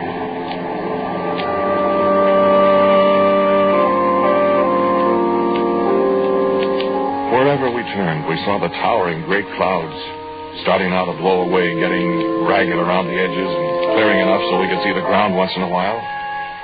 There'd be little towns, sure, but we couldn't tell what was going on down there, and I knew what might be happening. I didn't choose to land, because the ragged edges of those clouds would be blowing across those little towns down there that hadn't been hammered into nothing yet. And the pretty little towns with the elm trees along the streets, the pleasant little towns sitting on the edges of the river banks. Nice little towns. They'd get theirs pretty quick. I didn't want to be there. If I can just keep this airplane flying long enough, I thought. Yeah, I guess I must have said it aloud because Ruth answered me. But where'll we go? Well, I think if I can get through, maybe the woods up in Canada will be safe enough. I can find an airstrip somewhere. I hope we can set down there. Tom, can we make it? Well, we can try, that's all. This looks like a pretty good airplane. And we've got gas. Oh, just look. The beautiful country. Yeah. Well, it's done now. Do you suppose it's like this everywhere? I don't know. I have an idea that if somebody dumped these things on us, there's more than one country like this by now. It's the end of the world. Here, let me try that radio again. I tried the radio for an hour. I tried Pittsburgh again, Detroit and Chicago. I didn't get any answer at all. I listened till my ears hurt. The only single thing I heard was the leader of a jet fighter squadron somewhere over Lake Erie. His voice was so faint. He was talking to his pilots, and he said there isn't any field left to go back to. And then there was static. And he faded out. And we flew on, heading north for the snows and the wilderness of Canada, whatever kind of sanctuary that might be. I'd often wondered what people would say to each other in the face of an awful catastrophe. Would they pray, I wondered? Or would they try to comfort each other? Or would they try to reason their way out of disaster, or what? I found out we didn't say anything.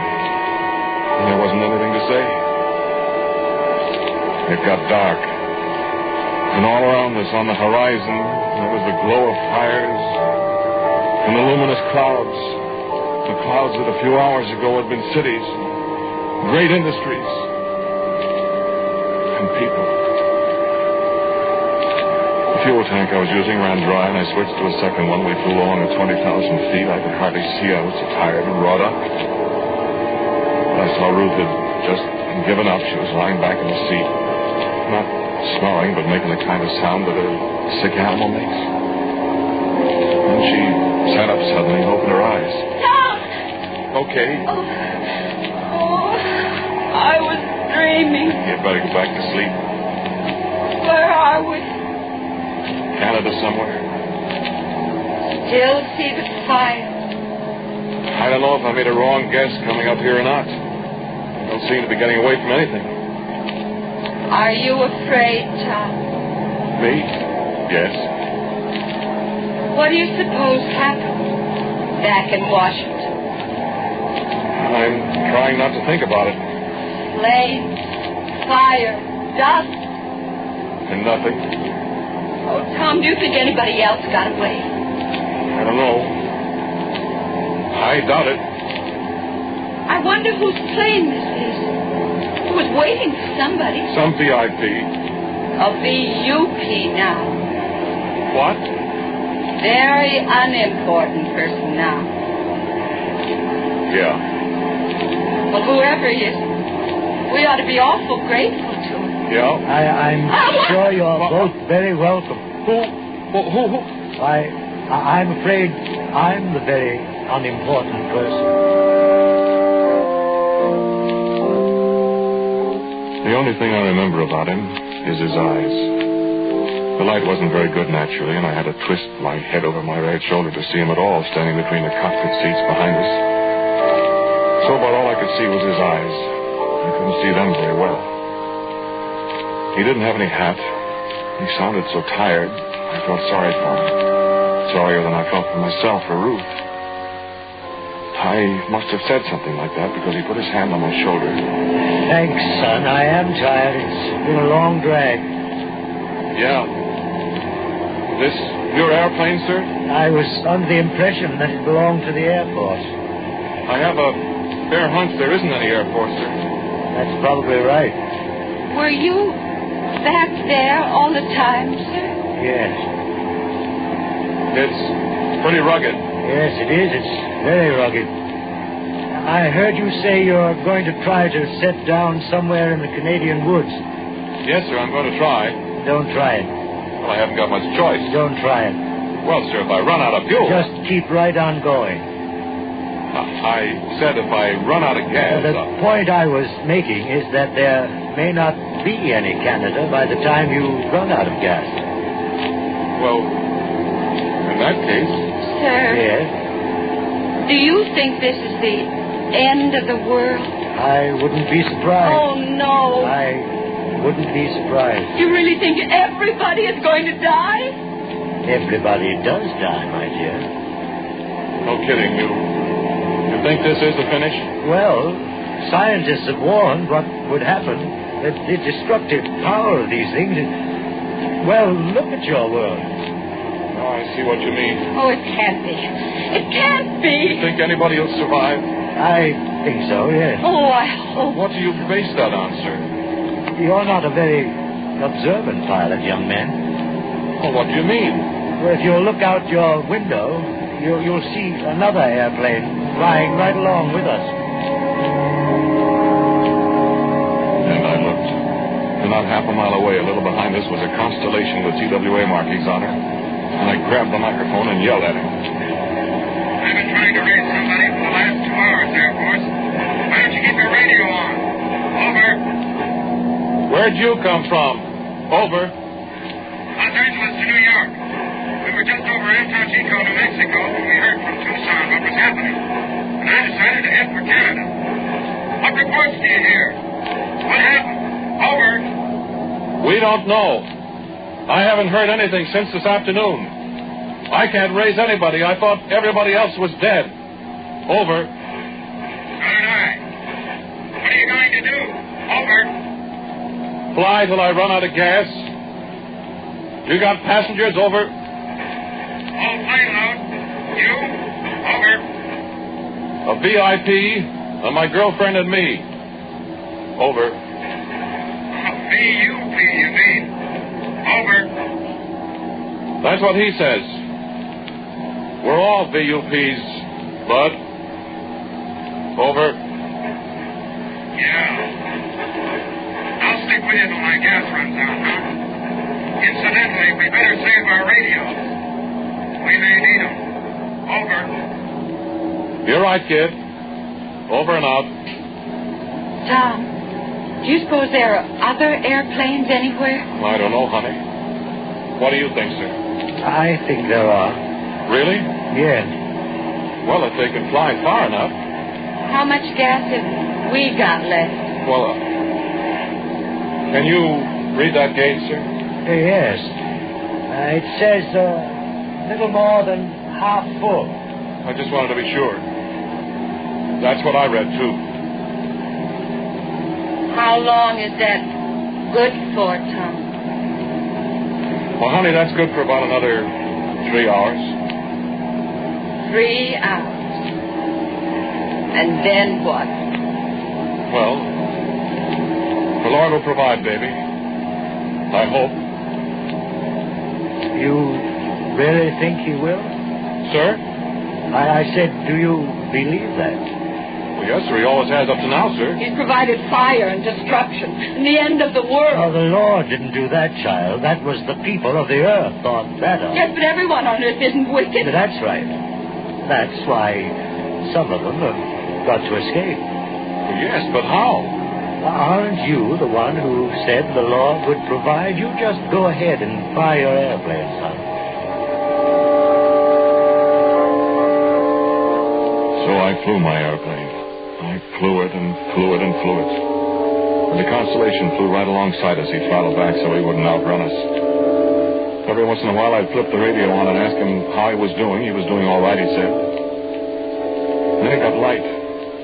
We were pretty far north, I suppose, and it got light quicker, I thought. But it wasn't long till I discovered that the light wasn't from the sun. It was coming from the wrong direction, behind us. South. Our passenger was asleep. At least he wasn't in the cockpit. But he came up when I swung our head around a little and looked back. He and I just looked out the window and we didn't say a word. What would you say to a whole rolling world full of fire? Flames leaping a mile in the air? Flames and smoke and destruction chasing you, consuming everything in their path? What would you say to the solid rock boiling like water in a kettle, the world vaporizing horribly behind you? And coming on and on and on so that we, flying at 200 miles an hour, could see it overtaking us. What would you say? Ruth had fallen asleep again. She couldn't see it. But I saw it, and the pilot of the other ship saw it. I heard his voice in my ears. You see that, Air Force?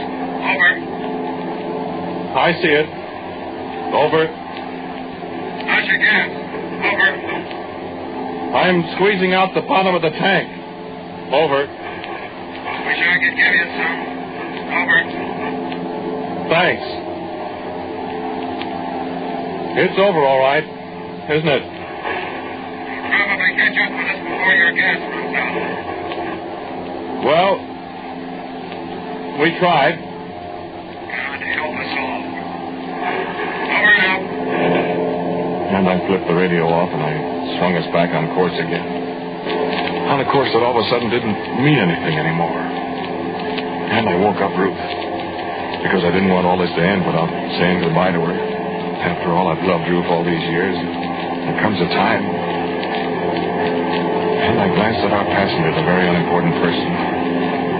He was turned turned, still looking back at the terrible sea of flames that followed us.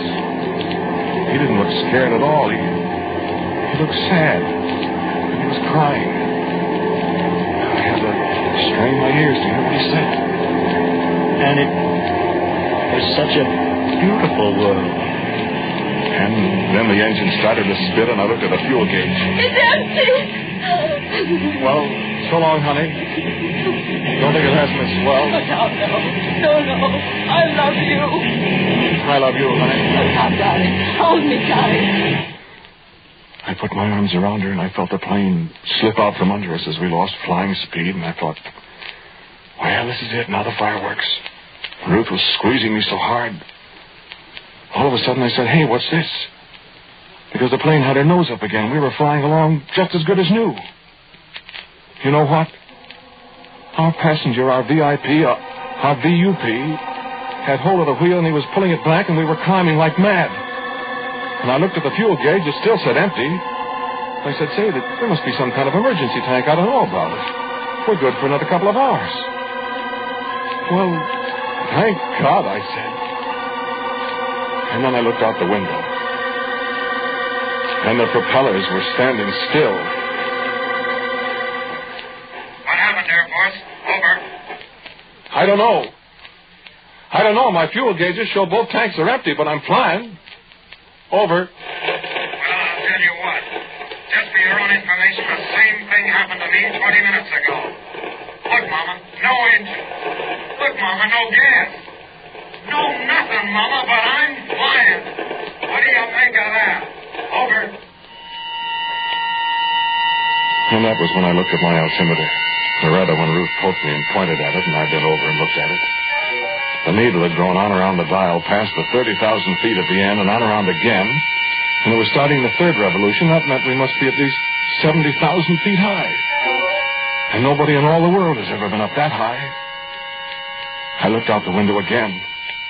The flames were so far below us, they extended back to the farthest horizon that any man has ever seen.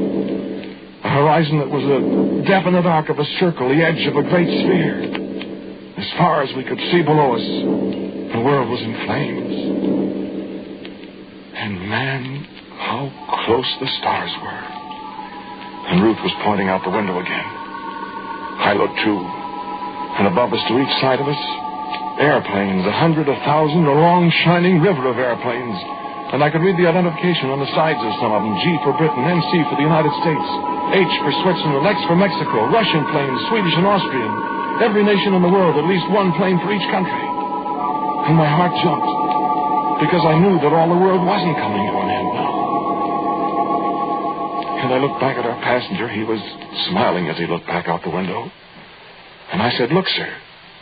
I said, sir, I don't get this. Why, it's very simple, son. Well, not to me, sir. But who are those people, those other airplanes? Where'd they come from? Where are they going?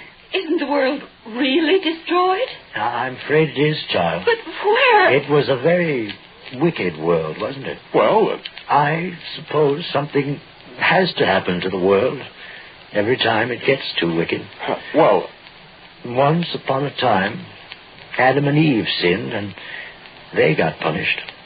So I suppose the reason the world wasn't destroyed then was, well, they had their world taken away from them, didn't they?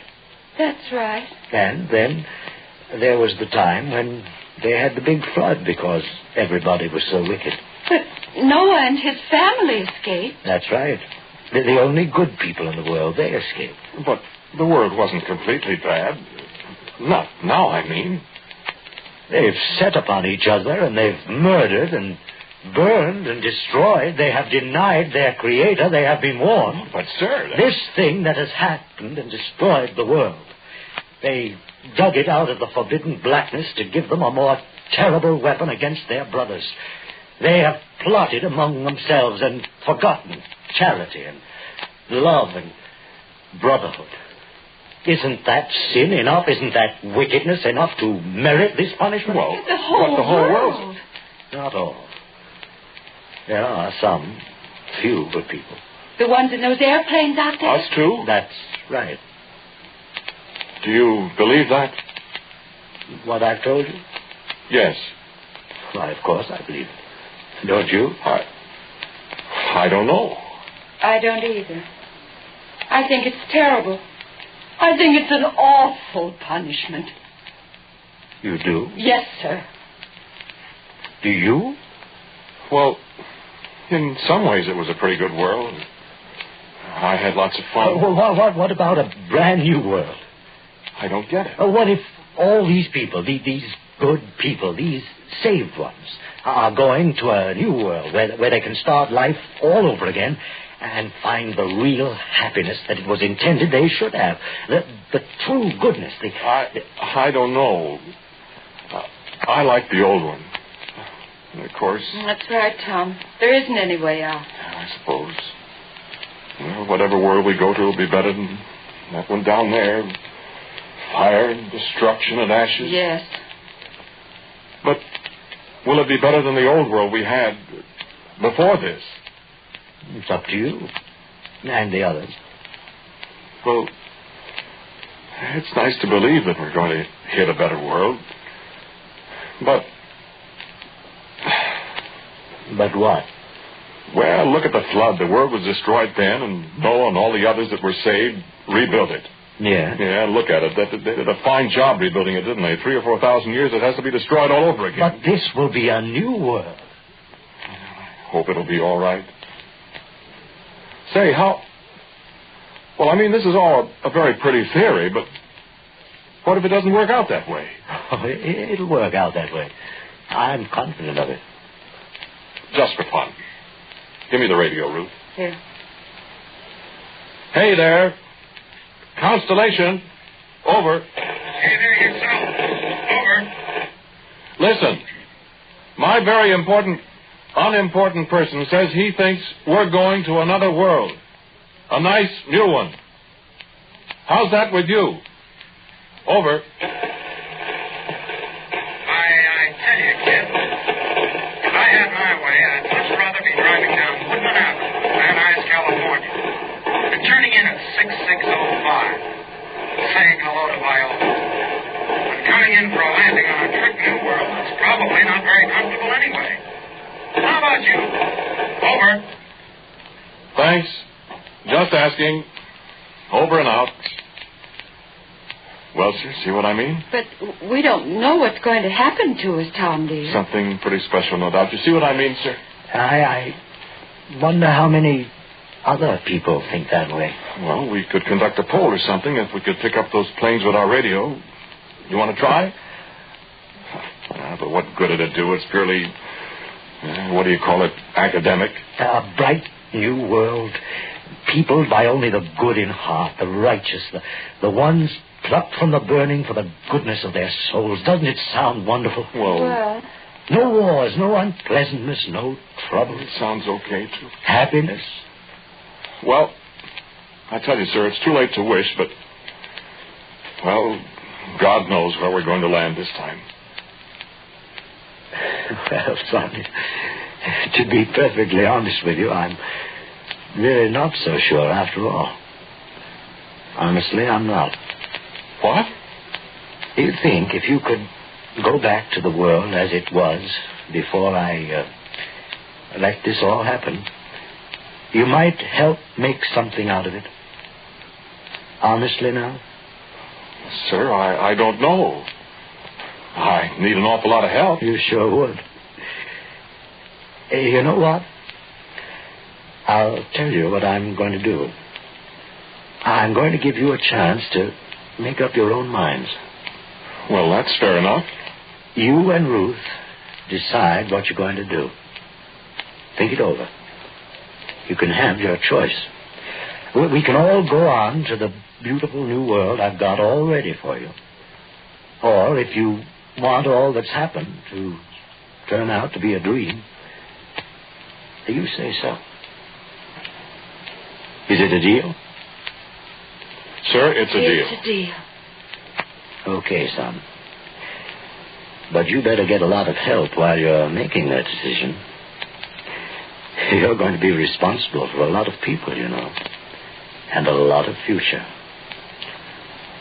I know what your future will be if you take up my proposition If you want it to be a dream, I can't promise. Okay? Okay, sir. Okay. Well, Ruth? I know what I think. So do I. But what does everybody else think, huh? Here, Ruth, give me that microphone. Shall some of us take the nice, bright, new world? Or shall we try to fix this one up for all of us? What do you say? Will you tell me? Quick. Over.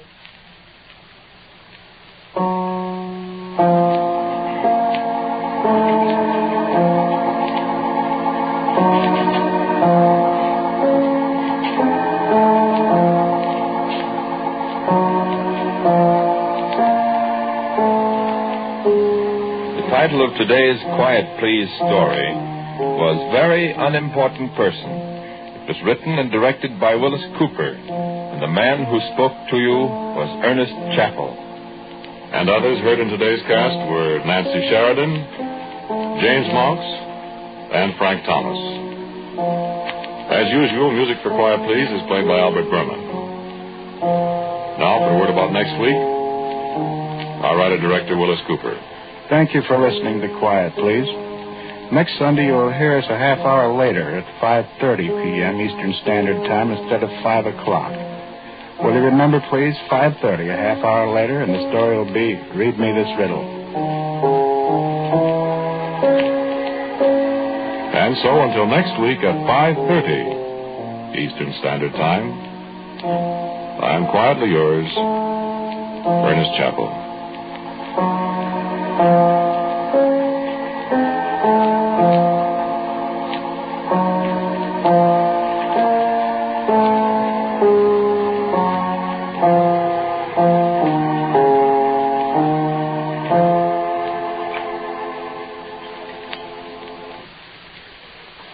Beginning next Sunday, as you have heard, Quiet Please will be broadcast 1/2 hour later in all time zones. This is ABC, the American Broadcasting Company.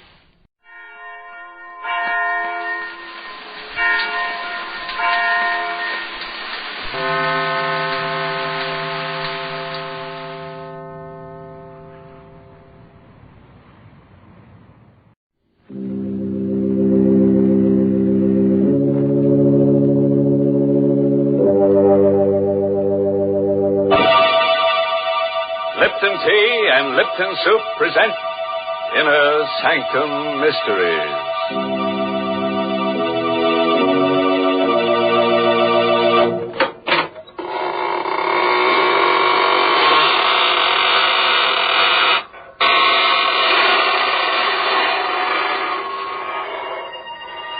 Good evening, friends.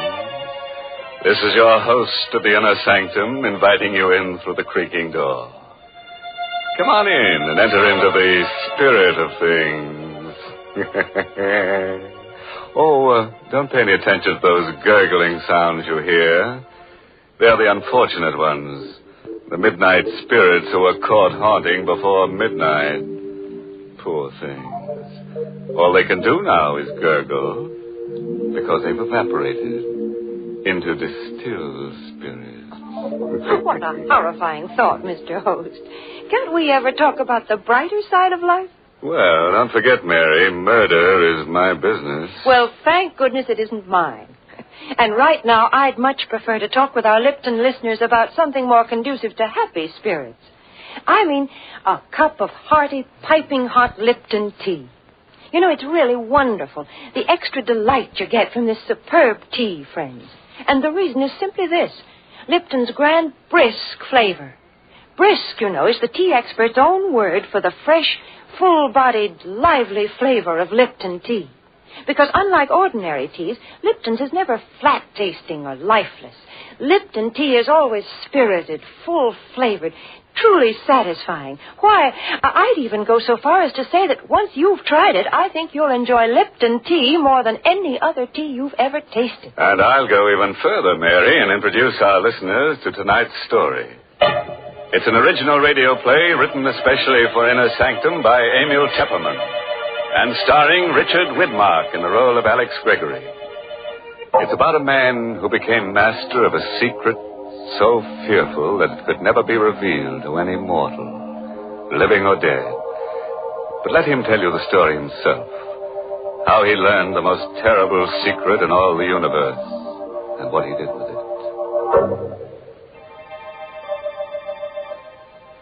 It was an evening in September, the 15th to be exact, when I first learned of the existence of Elixir number 4. It happened at Professor Jarman's house just off the college campus. You've heard of Jarman, of course. He was to chemistry what Einstein is to physics. But it was his daughter, Elaine, that I was interested in that evening in September when I rang their bell.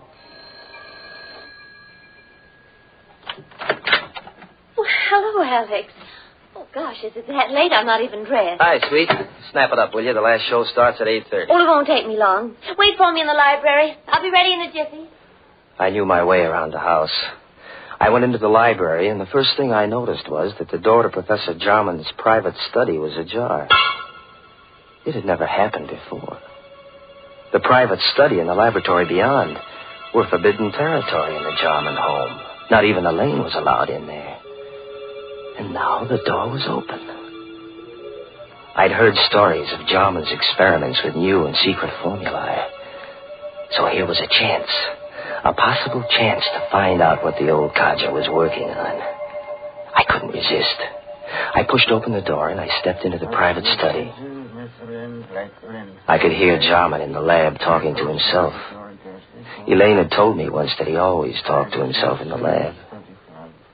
I stood quietly in the study, but I couldn't make out what he was saying in there. I looked around. The study was just a small cubbyhole with a chair, a bookcase, and a desk. And on the desk, I saw the open diary. A single sentence was written on the open page. I stepped closer. And then I got the first shock. For that sentence was written in Latin. My Latin was rusty, but I was able to decipher the words, Vitae secretum in elixir quartum perpetus habeo. In elixir number 4, I have the secret of perpetus life. Perpetus. That was the one word I couldn't seem to place. In elixir number 4, I have the secret of something. Life. I was puzzling over that word perpetus when suddenly the laboratory door was flung open. What are you doing at my desk? Oh, hello, Professor Jarman. I asked you, what are you doing at my desk? Well, the study door was open. I thought I'd see if you were in here. You were reading my diary. Oh, no, Professor. You saw the entry in my diary. Well, really, Professor, I assure you. You read Latin. Latin? Well, I don't understand. You're sure you don't understand Latin? No, I don't. Alex, ready and... What, is anything wrong? Elaine, I've told you time and again, no one is to be admitted to my study. Oh, I'm sorry, Dad. You must have left the door open. Oh, Alex, you shouldn't I'm terribly sorry, Elaine. I found the door open, and I thought Professor Jarman was in here. I just wanted to say hello. All right. No harm done, as long as you can't read Latin. Now, get along, you two. I'm busy, but keep out of my study hereafter. I took Elaine to the movies, but I haven't the faintest recollection of what the picture was about. Through my mind kept running that Latin sentence, Vitae secretum in elixir quartum perpetus habeo. When I said goodnight to Elaine at her door after the show, I hurried home to my room and I got out an old Latin dictionary. I looked up the word perpetus.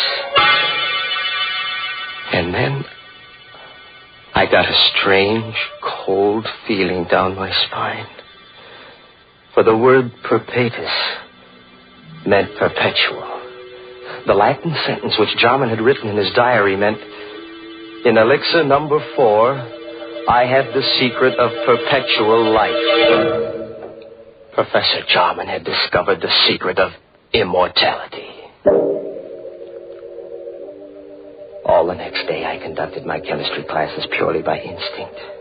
I couldn't take my thoughts from elixir number 4. Every voice in the classroom seemed to sing the same refrain. Accomplished by adding to a dilute solution of H2SO4 of quantitative... Immortality. Never to know the fear of death. To live on serenely. To watch the world change through the centuries. Never to die.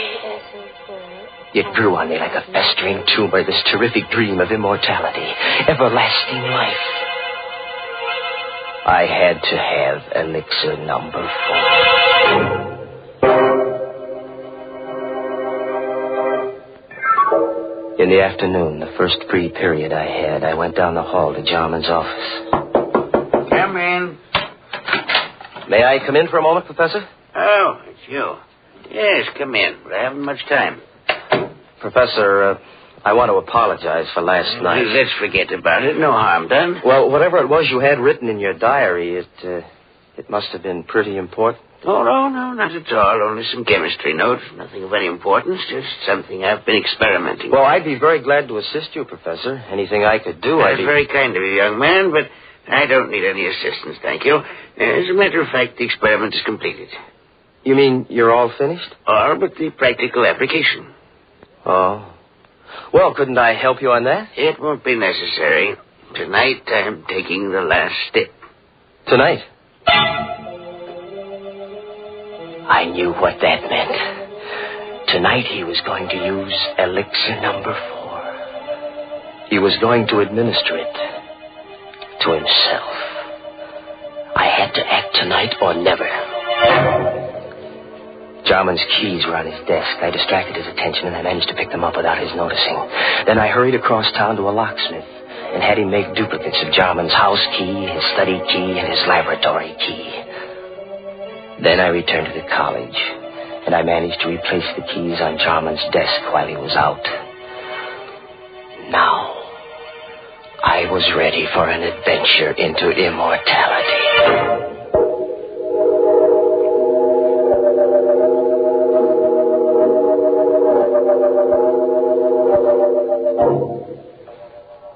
At 8:30 that evening, I let myself into Jarman's house, opened the study door, and stepped quietly over to the laboratory. I knew Elaine was at a sorority meeting. The professor and I were the only ones in the house. Jarman was standing at the lab table with his back to me, talking away to himself. There was a small vial on the table and a hypodermic syringe alongside it. The quantity administered yesterday will be sufficient. At my age, since my blood is too thin, I require the additional dose. But a younger man would need only one injection to cause the necessary type change in his blood. Who's that? Good evening, Professor Jarman. I hope I'm not interrupting. What are you doing here? How did you get in? So elixir number 4 changes the bloodstream, huh? What do you want in here? Quit stalling, Professor. I know what elixir number 4 is. Ah. So this is it. Elixir number 4. Careful. Don't spill it. How much of this stuff have you got? That's all there is. 5 cc's. You mean you haven't got any more? It took me 5 years to distill 10 cc's. Before that, I experimented for 10 years. I failed 3 times. And this is your 4th try, huh? Elixir number 4. And there isn't any more of it? It'll take me 5 years more to make up another vat. Please be careful. Don't drop it. Don't worry, I won't. You said this is enough to make the average man immortal. Me, for instance? It's not for you. You hear me? Not for you. Oh, yes, it is, Professor. It's for me. I won't let you... What are you doing with that mallet? What do you think? No. I'm so sorry, Professor. Wait. I'll let you have it. Don't kill me. I've got to kill you. When I take this dose of elixir number 4, I'll be immortal. And I don't want anyone to know it. Go away, you fool. You'll never enjoy your immortality. You'll wish you were dead 1,000 times. I'll come back to remind you. Back to remind you.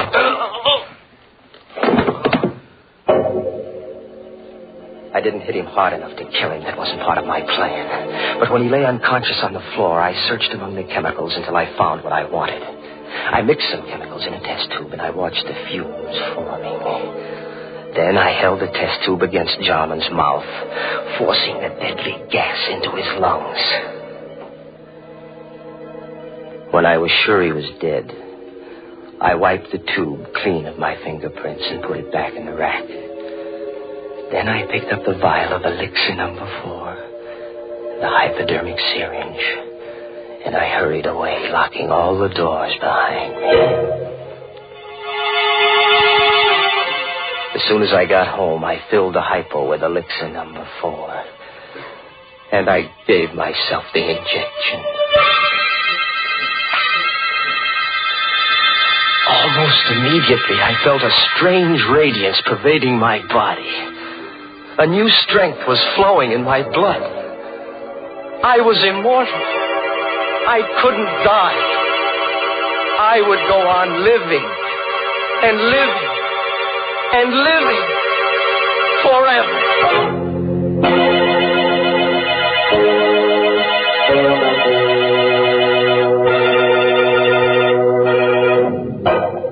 Hey, what's going on here? What's all this about living forever? If you ask me, it would be more of a curse than a blessing. Now, just suppose we all took a shot of this elixir number 4. I think of all the people who'd lose their jobs. Grave diggers and stone cutters and shroud makers and hearse drivers and... Oh, why, go on. You see what I mean. Why, everybody'd be out of a job. We'd all practically starve to death. Well, then, Mr. Host, maybe we can be glad that nobody has ever found the fountain of youth. You know, I think it's not a matter of trying to live forever. The important thing is to get more enjoyment out of every day. Mm-hmm. For instance, Mary? Well, for instance, one splendid way to get more enjoyment out of an otherwise dull day is to invite your friends in for tea. It's a delightful neighborly custom, made even more delightful when the tea you serve is Lipton's, because there's so much extra pleasure in Lipton tea. The party will seem more of a party. The conversation will be more sparkling, and your reputation as a thoughtful hostess will soar to the skies the moment your guests take their first sip of Lipton tea. For Lipton's wonderful brisk flavor makes it a favorite with everybody. So when friends drop in for tea, or the family gathers around the dinner table, serve them Lipton's, tea at its delicious best. And now let's get back to our story. We're all anxious to see what this fellow Alex does with his secret of perpetual life. Just imagine, a man with all that time on his hands. Time to kill, and kill, and kill. Immortality. I had it in my blood. I could feel it pulsing in my veins. The vitality, the power. I had to establish an alibi. Not that I expected to need an alibi. Jarman's death would surely look like an accident or suicide when his body was found in the laboratory in the morning. But I wasn't taking any chances on a murder charge. I had so much more to lose now. Wouldn't it be ironic if they were to execute me for murder? Me, an immortal.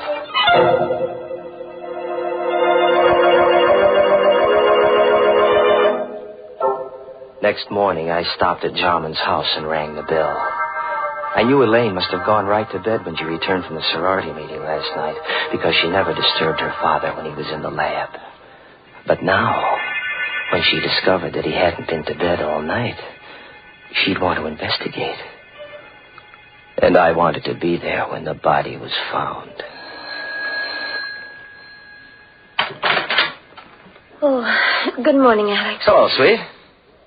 What's wrong? You look worried. Come on in. Alex, I am worried. Dad's still in the lab. He didn't go to bed last night. Well, what of it? He must be working on something big. No, I'm afraid something's happened. I knocked at the door just now and there was no answer.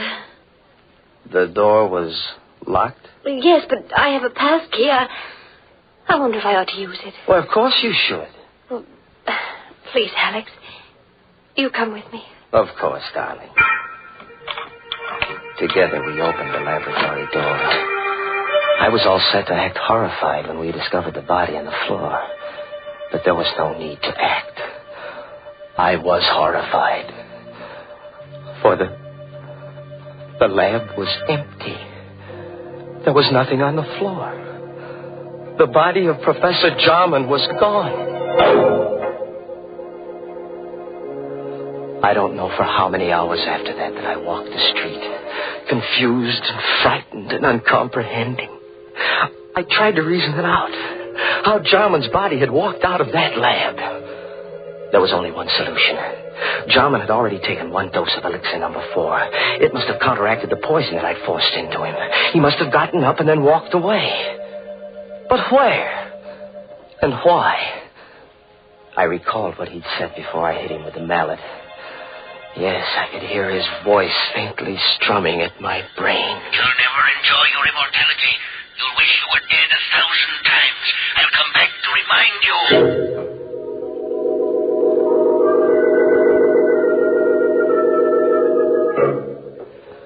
The next day, I went to Elaine's house, and I saw that she was taking her father's disappearance pretty hard. Oh, Alex, I don't know what to make of it. Do you think that Dad... that he's... No, take it easy, baby. Maybe he's just suffering from amnesia. Maybe he just walked out of the house. He might turn up tomorrow. I have a terrible feeling, Alex, that he's dead. What makes you think so? Oh, I don't know. No, please. That won't do you any good. Oh, but it's the uncertainty. If I only knew for sure. Alex, do you believe in mediums? Communicating with the dead? Do you believe a medium can put you in touch with the dead?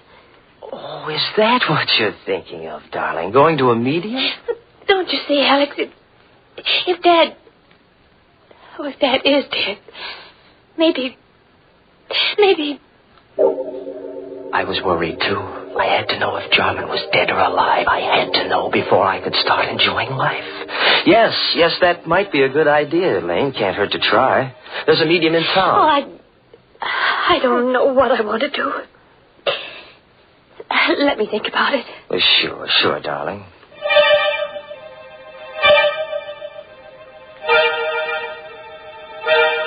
In the days that followed, I began to doubt whether I really was immortal. Was elixir number 4 really the elixir of life? Was I really going to live forever?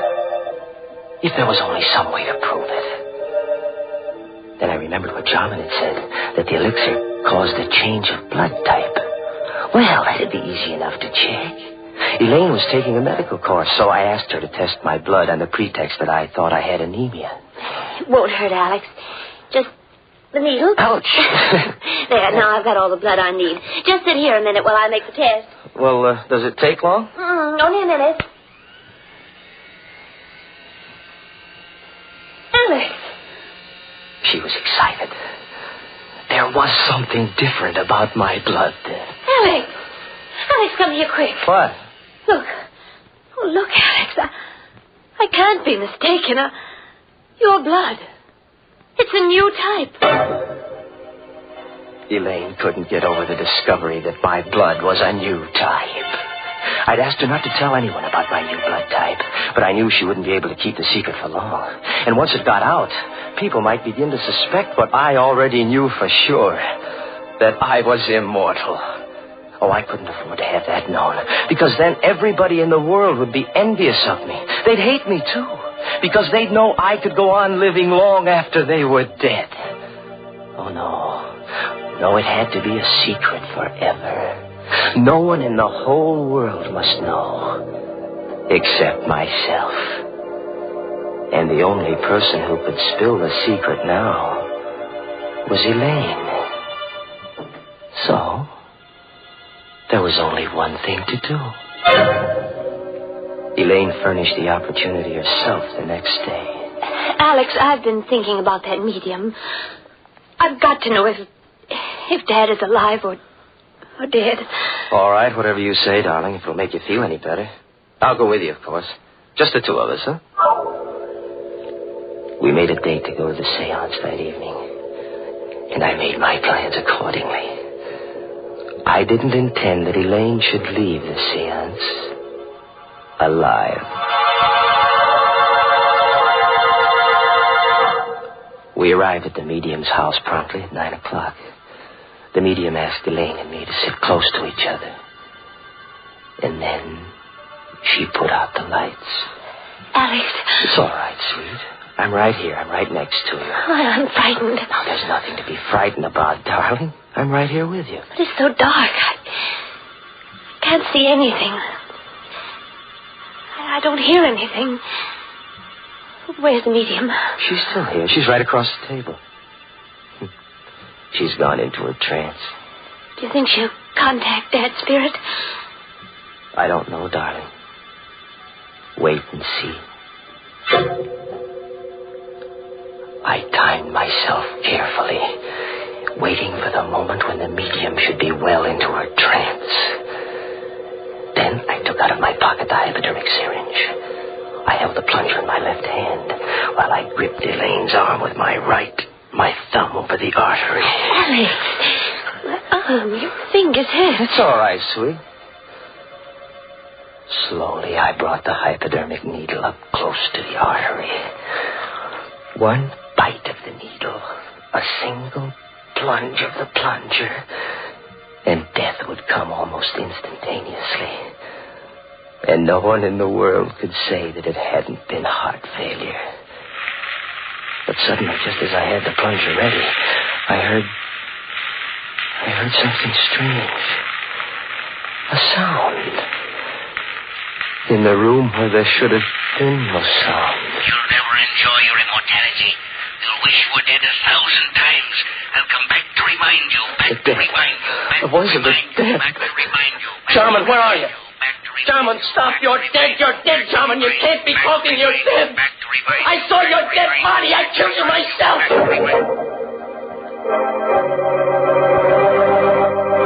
Suddenly, the lights flashed up. The room was full of police. Arrest him, officer. He killed my father. You heard his confession. That voice. That was Dad's voice, Alex. A recording. A recording? That's why he always talked to himself in the lab. He had a wire recording machine. He talked while he carried on his experiments so that there'd be a permanent record. The wire recorder picked up everything that was said in the lab the night you killed him. But we could never have proved it was your voice in court if you hadn't confessed just now. Yes, but the body. I found Dad dead that night when I got back from the meeting. And I hid the body until I could find his murderer. And now, Alex, I found him.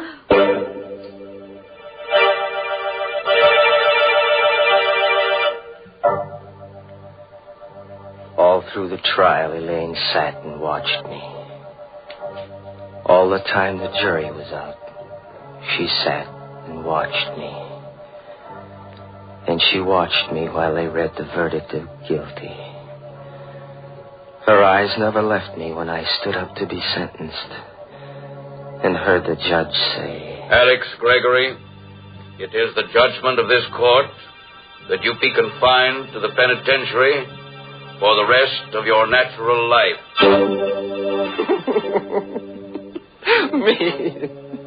Me of all people. Me sentenced to imprisonment for life. Me in whose veins runs the precious elixir number 4. Imprisonment for the rest of my natural life, which means forever.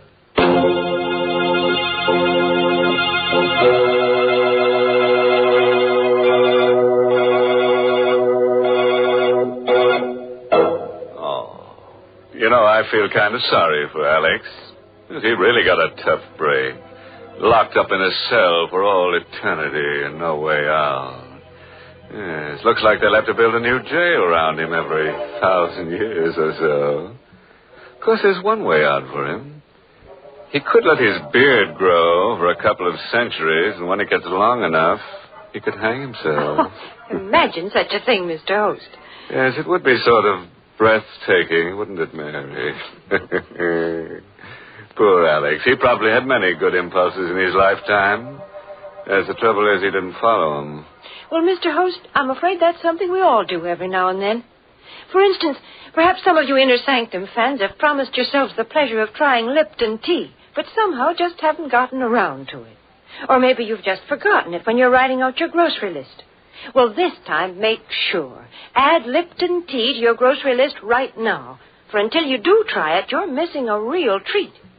Why not start enjoying lively, full-bodied Lipton tea beginning tomorrow?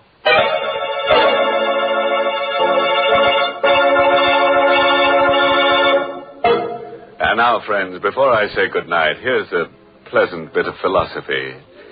Biologists tell us that all life starts in a little cell, and for convicted murderers, it ends there, too. Oh, by the way, this month's Inner Sanctum mystery novel is Death in the Limelight by A.E. Martin. And next week's Inner Sanctum story, brought to you by the makers of Lipton Tea and Lipton Soup, and directed by Hyman Brown, next week's story is called You'll Never Escape. So, if you feel in a capturing mood, join us next Tuesday. Until then, good night. Pleasant dreams.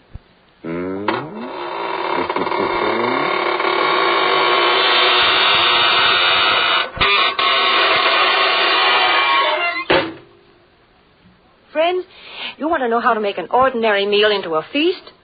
Start it right. Start it bright with tempting, heartwarming Lipton's Noodle Soup. Lipton's Noodle Soup is ready to serve in a jiffy, and what a treat it is. Lots of tender, golden noodles and a world of real chickeny flavor that makes it taste homemade. It's economical, too. Lipton's Noodle Soup mix costs less and makes lots more than canned soups. So try Lipton's Noodle Soup real soon. And don't forget to tune in next week at the same time for another Inner Sanctum mystery.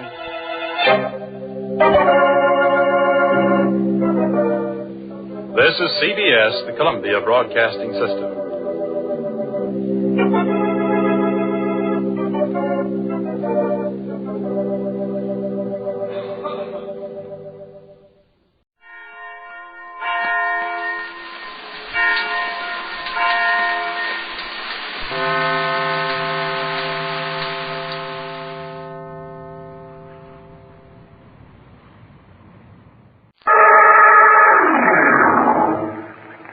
Mystery is my hobby.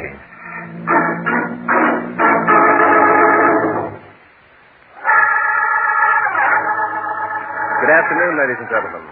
This is Barton Drake speaking. For today's drama, I've selected case history number 63 from my book, Mystery is My Hobby. I call it The Mystery of the Burning Light. Kirk Orson, a friend of mine, had invited me on a cruise in his yacht. Among the passengers were a group of show people and their agents. We set sail in the early evening, and about 9 o'clock, something went wrong with the electric wiring system. So, without lights, we headed for a small cove where we planned to anchor until morning.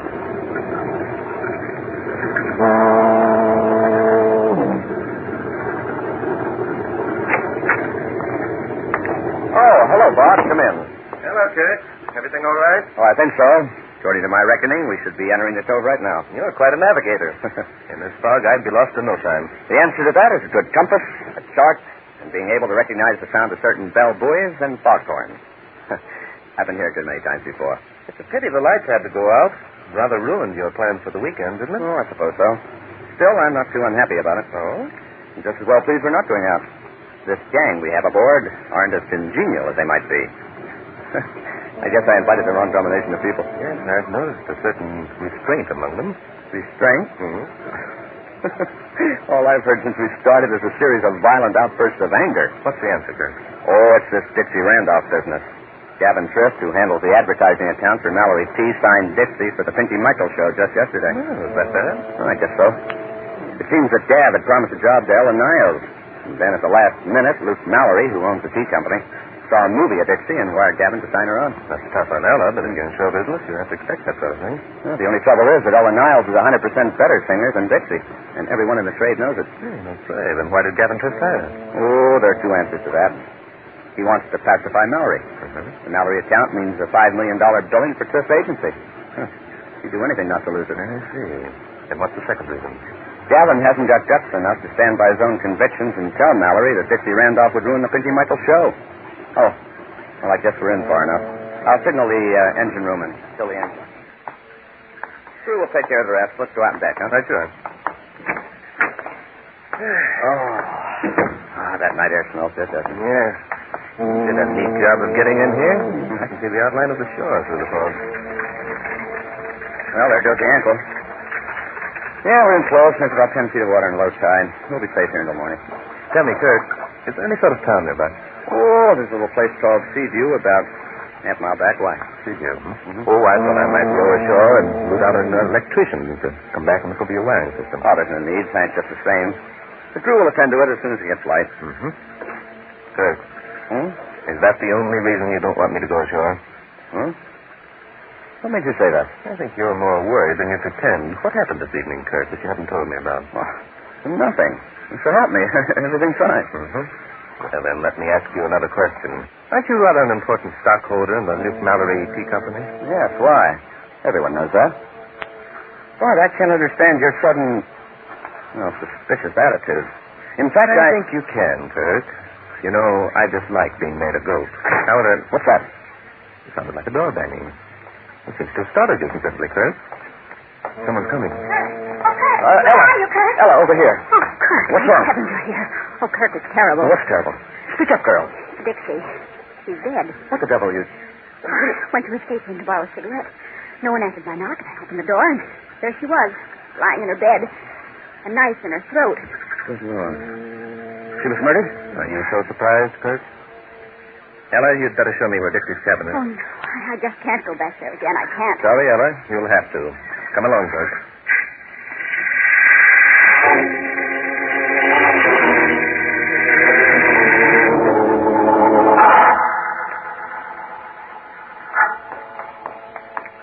This is Dixie's cabin. Very well. You can go back to your own cabin now if you like, Ella. Kirk, come inside with me. All right. Oh, the light switch is just to the right over there. Never mind that. The lights aren't working. I'll strike a match. Well, not a pleasant sight, you see. Ghastly.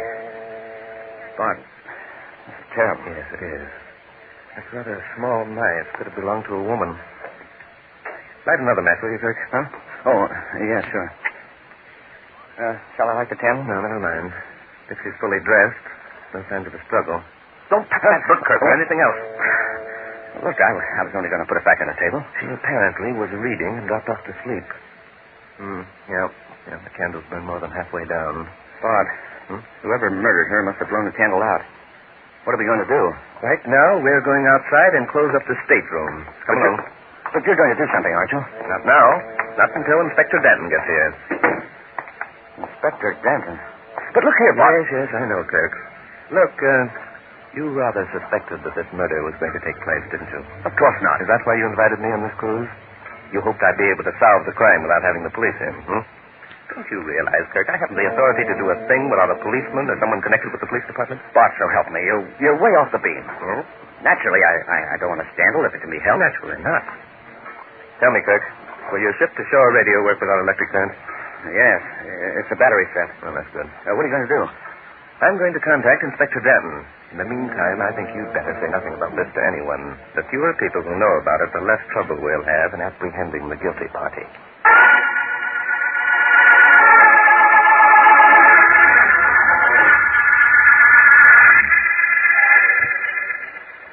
What's the matter with this boat, anyhow? Don't they have any lights? Something happened to the electric wiring earlier this evening, Inspector. That's why we anchored in this cove until morning. Down this corridor, Inspector. Is that the reason they got lanterns hung all over the place? Yes, the guests were issued candles for their use in the cabin. Bob. Oh, hello, Kirk. We're coming up to see you in a few minutes. This is Inspector Noah Danton. Hi. Oh, hello, Inspector. Bart, there's something funny about all this. Something funny about murder, Kirk? No, I don't mean that. I've been down in the engine room checking over the electric wiring with the crew. There isn't anything basically wrong. Bart, I've a feeling that someone cut the wires somewhere. Well, possibly you're right. Daylight will probably reveal the damage. Well, Bart, there's another thing that worries me. Yes? Look, you know what will happen if this gets into the paper. I got to keep it out of the papers. You see, son, it's always the first thing we're asked. Can we keep this particular murder quiet? And the answer is no.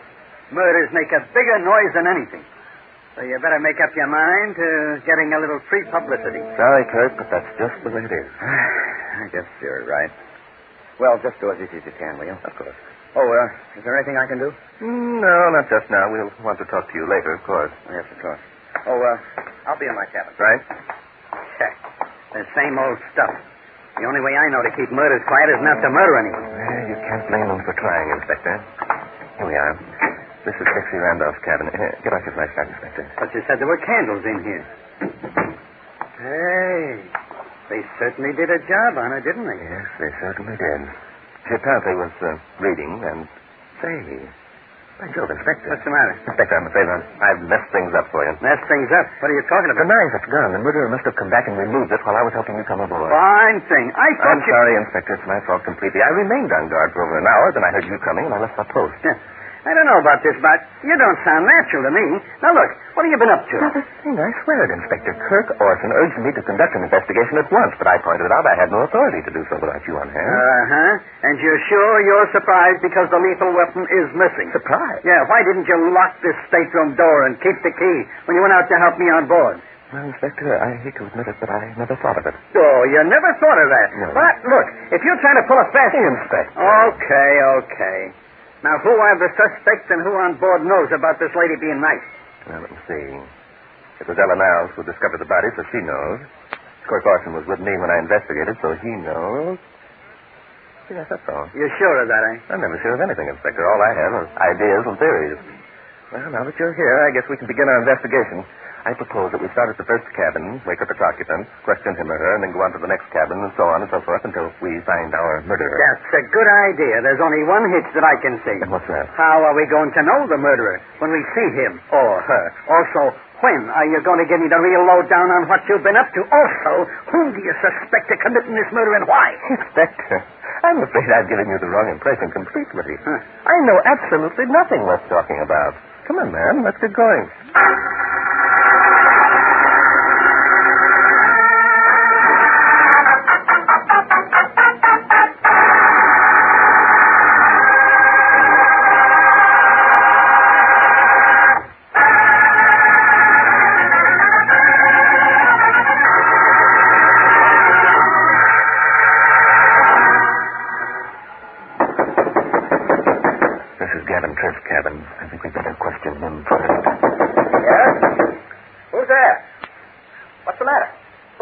Bart Drake, Gavin. Who? Oh, Bart. Come on in. The door's unlocked. Let's go in, Inspector. Yeah. Wait a minute, Bart. I forgot about the lights. I'll light the candle. Blasted candle? Where is it? Use your flashlight, Inspector. Yeah. Oh, thanks. I'm not used to groping around for candlesticks. Oh, there it is. You accidentally knocked it over. And bent the end around like a fish hook. Got another anyplace? Well, I think we can use this one, all right, Inspector. Here, I'll light it. There we are. Well, thanks. What's up, Bart? Who's this with you? I'm sorry. This is Inspector Noorden. Inspector, meet Gavin Triss. Hi. Inspector? Do you mean a police inspector? Say, what's happened anyway? Before I answer that, Gavin, I'd like you to answer a question of mine. Sure. What is it? What's going on? Tell me exactly what you've been doing since 11 o'clock tonight. Are you kidding? No. At 11:15, I crawled into this bunk drunk as a lord. The next I knew, you were knocking at my door. Yikes, was I drunk? So help me, Bart, I'm going on the wagon for keeps. It's not a bad idea. But being drunk tonight has probably saved you a lot of embarrassment. Dixie Randolph has been murdered. She's what? Ella Niles found her in her cabin about an hour and a half ago with a knife in her throat. Good heavens. Does Kirk know? Yes, he was with me when Ella told us what she'd found. I asked him not to disturb anyone else until the inspector here came. Well, what do you know? Somebody got Dixie, huh? Mm-hmm. Well, I'll be darned. Something funny, Mr. Tripp? I'm sorry, Inspector. You know, I couldn't help but think of what a hole this gets me out of. How do you figure that? Why, old man Mallory had told me to sign up Dixie for the Pinky Michaels show, which I did. Well, Dixie's not good enough for the Michaels show. Mallory would discover it after she'd been armed once or twice. He'd blame me for hiring her. Not a good idea to argue with the old man. He might even be so sore he'd fire you, eh? Yep, right, he might. Why? Nothing. I was just thinking that gives you a good motive for murder, that's all. Why, you don't get excited, Gavin. The inspector doesn't overlook any bets. That's why he's considered top man in the Sure, but he's accusing me I'm not accusing you of anything. Now, calm down. I want to ask you one more thing. Yeah? What's that? What were you and Kirk and Ella quarreling about earlier this evening? Quarreling? What do you mean? I think you know exactly what I mean. You'd be wise to tell me what you can. We'll find out anyway, the hard way. Okay. It was about this Mallory business. Mm-hmm. I was alone in my cabin when Ella... Well, Gavin, time we had a long talk. Oh, hi, Ella. Come on in. All right. Now, tell me, what you're all steamed up about? Oh, don't stall, Gav. You know what I'm steamed up about. Why'd you do it? Do it? Do what? Oh, quit acting, Gav. You're not fooling anyone. Dixie just told me you signed her for the Michael show. Well, you fool. You're cutting off your nose to spite your face. Why, Dixie won't last on that show 2 weeks. She'll make you and Luke Mallory the laughing stock of the trade. Why, All right, Ella. That's enough. Oh, is it? Well, I'm glad you came in, Kirk. I've got something to say, and no one's going to stop me from saying it. I've just learned that I'm the victim of the dirtiest double-cross. No one's double-crossed you, Ella. I happen to know that Gav's telling you the truth. Mallory And I happen to know that you're in love with Dixie Randolph, Kirk Orson. I happen to know also that she thinks you stink. You're handing her this Pinky Michaels job as a shut-up. I won't shut up. I'm going to have my say. I've strung along with you bums for over a year, being satisfied with 2-bit spots on second-rate shows. Then the Pinky Michaels job comes along. No one promised you anything, Ella. You were lucky that you got those 2-bit spots, as you call them. Now, wait a minute, Kirk. There's no need for us to begin insulting each other. Ella, be sensible. You know as well as I that Dixie won't last with Pinky. Plenty of time. What do you mean she won't last? She'll last or I'll pull my stock out of Mallory's lousy company, and he knows it. See? I told you it was a sock. It's a dirty conspiracy to crowd me out. Call it anything you want to, Ella. But Dixie gets the job, and she keeps it. So you might as well forget the whole thing. Oh, might I? Well, we'll see about that, Kirk Orson. I'm not forgetting anything. No one's pushing me around. I know enough to push... I won't. Shut up. Open your trap once more, and I'll knock those pearly teeth of yours down your throat. Take it easy, Kirk. You don't have to slap the poor kid around. No? Then what are you going to do about it, big shot? Want to make something of it? All I said was there's no need to slap her around. You don't have to get tough. I thought so. Not going to run the risk of losing the Mallory account, are you, Gav? And you better keep your mouth shut, too. The trouble with you two is you don't know when you're well off. A little success goes to your head. Take my advice. Kirk, stay there and hold us off for about 5 minutes. He doesn't often get riled up, but this time he really blew his top. And you two just stood there and took it, eh? Sure we did. Kirk's got an in with Mallory because of the stock he owns. And when he really gets tough, nobody argues, unless he's a fool. And what was the ultimate result of all this, Gav? Oh, nothing exciting. Ella burst into tears and ran out of the place. Kirk and I sat around having a few drinks and cooling off until the ship's lights went out. Then he left to see what was wrong. This light going out deal is something I don't understand. On a yacht this size, there should be someone who can fix them. There is, Inspector, but Kirk and I thought it best to wait until daylight before repairing the damage. Oh, you and Kirk... Thanks for your cooperation, Gav. Inspector, shall we visit the occupants of the next cabin?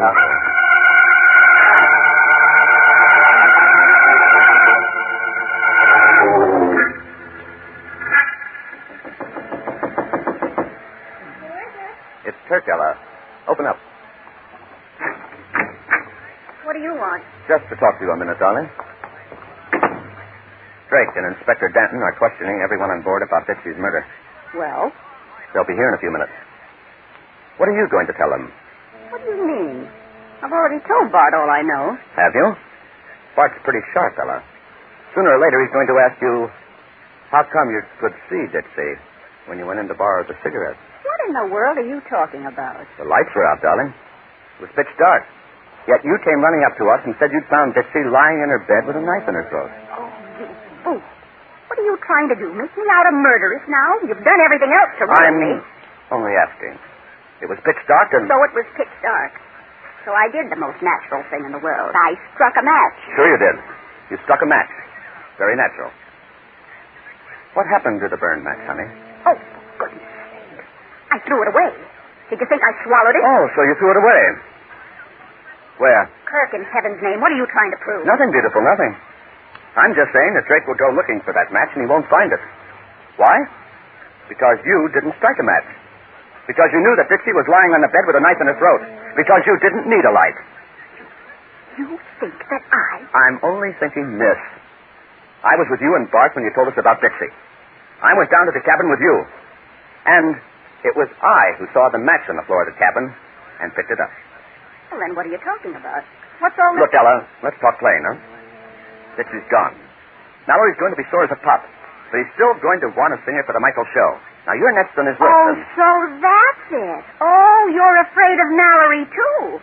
All your big talk was just a lot of pretense. Oh, and now you're afraid that now I will take the job. Oh, you're trying to bribe me with a burnt match. Keep quiet, you fool.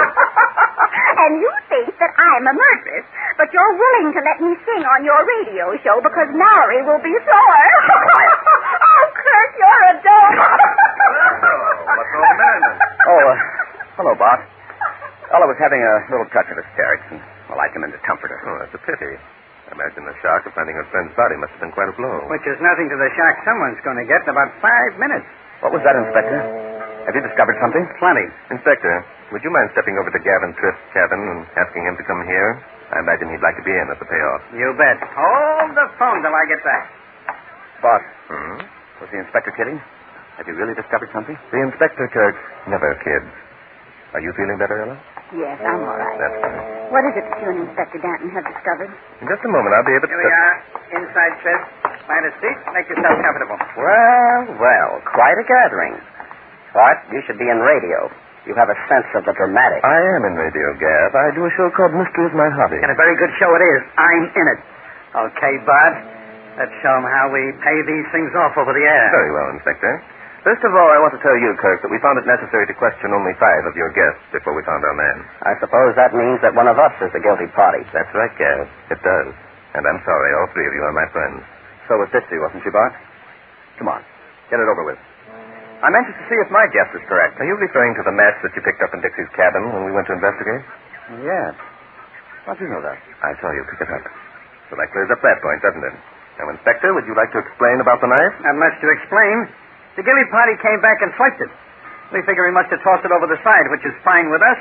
We're in shallow water here. Tomorrow a diver can find it easy. Oh, well, then there'll be no doubt. The fingerprints. I'm afraid, Ella, that the fingerprints will be obliterated. However, fingerprints won't be necessary in this case. Now, that clears up mystery number 2. Mystery number 3 is the fact that the lights went out at a most opportune time. Now, don't tell us that had something to do with the murder. It had a great deal to do with solving the murder, Gavin. If we hadn't been forced to put in at this coal, we wouldn't have been able to get hold of Inspector Danton. And that was important.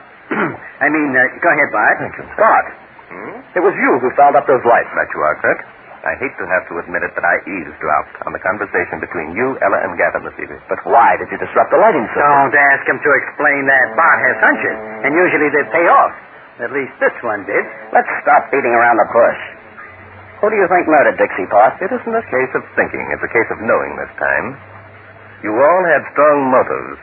But since it was Ella who... I didn't do it. I didn't. If you say I did, you're crazy. Take it easy, Ella. Quit acting. I was going to say, Ella, that since it was you who discovered the body and reported the murder, your innocence is fairly well established. Oh, then you don't Even think... as good an actress as you wouldn't have dared run such a risk. You would have taken time to compose yourself and study your lines. So that reduces the group of suspects to Kirk and me. Bart, don't let anyone ever tell you you're not a good showman. No, never has, Bob. Kirk, I don't admire your principles, but since you were with me from the moment you left Gavin's cabin after your argument with him and Ella, until Ella reported her discovery, you couldn't have been guilty of murdering Dixie. So, I'm it, huh? You're it, Gav. You want the proof? No, I don't want the proof, wise guy. You won't do anything. Stand where you are. Take your hands off. Hey, it's a gunbuster, and it's sticking right into your ribs. Okay. You don't have to get tough. I clean. It's better. Nice work, Inspector. Thanks. Sorry, Gavin. Murderers always get caught, don't they?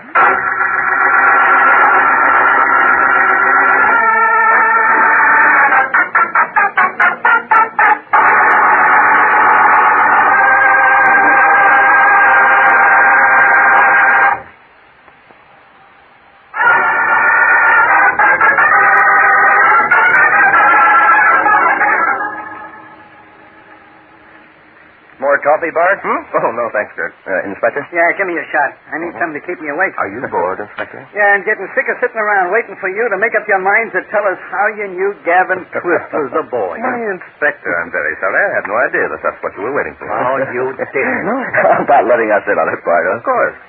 Inspector, when we questioned Gavin in his stateroom, He told us he'd gone to bed at 11:15 as drunk as a lord. Is that right? Sure he did. So what? He said he dropped off to sleep immediately and knew nothing more until we knocked at his door, correct? Okay. Get to the point. That point, Inspector, was on the candle. Huh? Gavin knocked it over in the darkness and it became bent. You remarked on it yourself. Sure I did, but I don't The fact see... that the candle point bent instead of broke when it fell over, Inspector, indicated that the tallow was warm. It was warm when I picked it up. And the only way the tallow could be warm was because the candle was burning before we knocked at Gavin's door. By gosh, that's right, isn't it? By gosh, it is, Inspector. And that meant that Gavin was lying, didn't it? Yeah, it did. Well, that clears up the last of the mysteries. All I can say is it's a lucky thing you were invited on this cruise, Bart. No telling how things might have turned out. Why, Inspector? Why? Why, because... Oh, you mean because mystery is my hobby.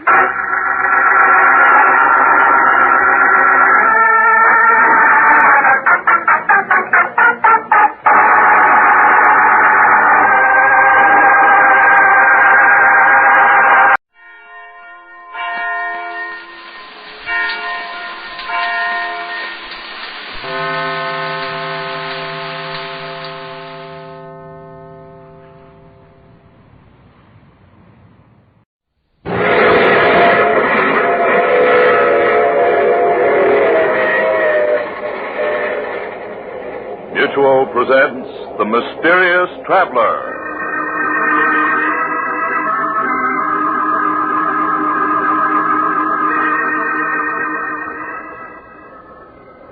This is The Mysterious Traveler, inviting you to join me on another journey into the realm of the strange and the terrifying. I hope you will enjoy the trip, that it will thrill you a little and chill you a little. So settle back and get a good grip on your nerves, if you can. Where are we going? Well, let us say for the moment we're taking a little trip into time and a story I call New Year's Nightmare.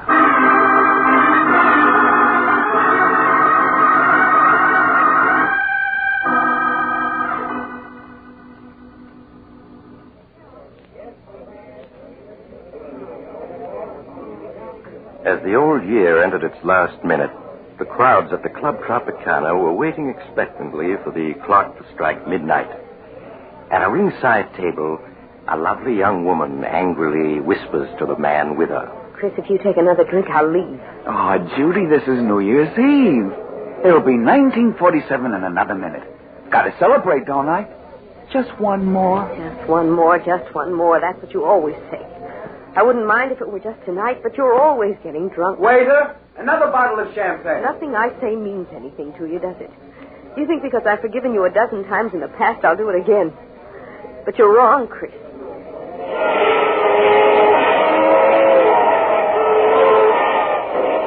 Happy New Year, darling.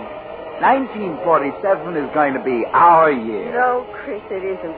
I won't marry a man who gets drunk in New York and wakes up the next day in another city. Oh, Judy, what are you saying? You don't mean that. You know I love you. Yes, Chris, you love me. But not enough to give up drinking. I'll miss you, Chris. Miss you terribly. But I know I'm doing the right thing.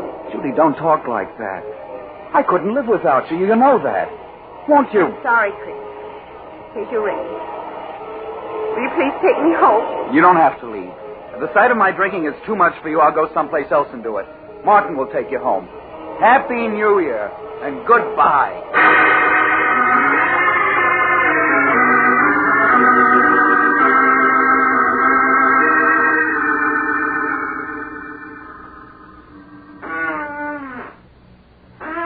Do you mind finishing that drink, mister? 5 o'clock in the morning and I'm dead on my feet. Sure, I'll drink up. No matter what she says. That's right. Now you better go home and sleep it off. Good night and a happy 1947 to you. Thanks. And the same to you.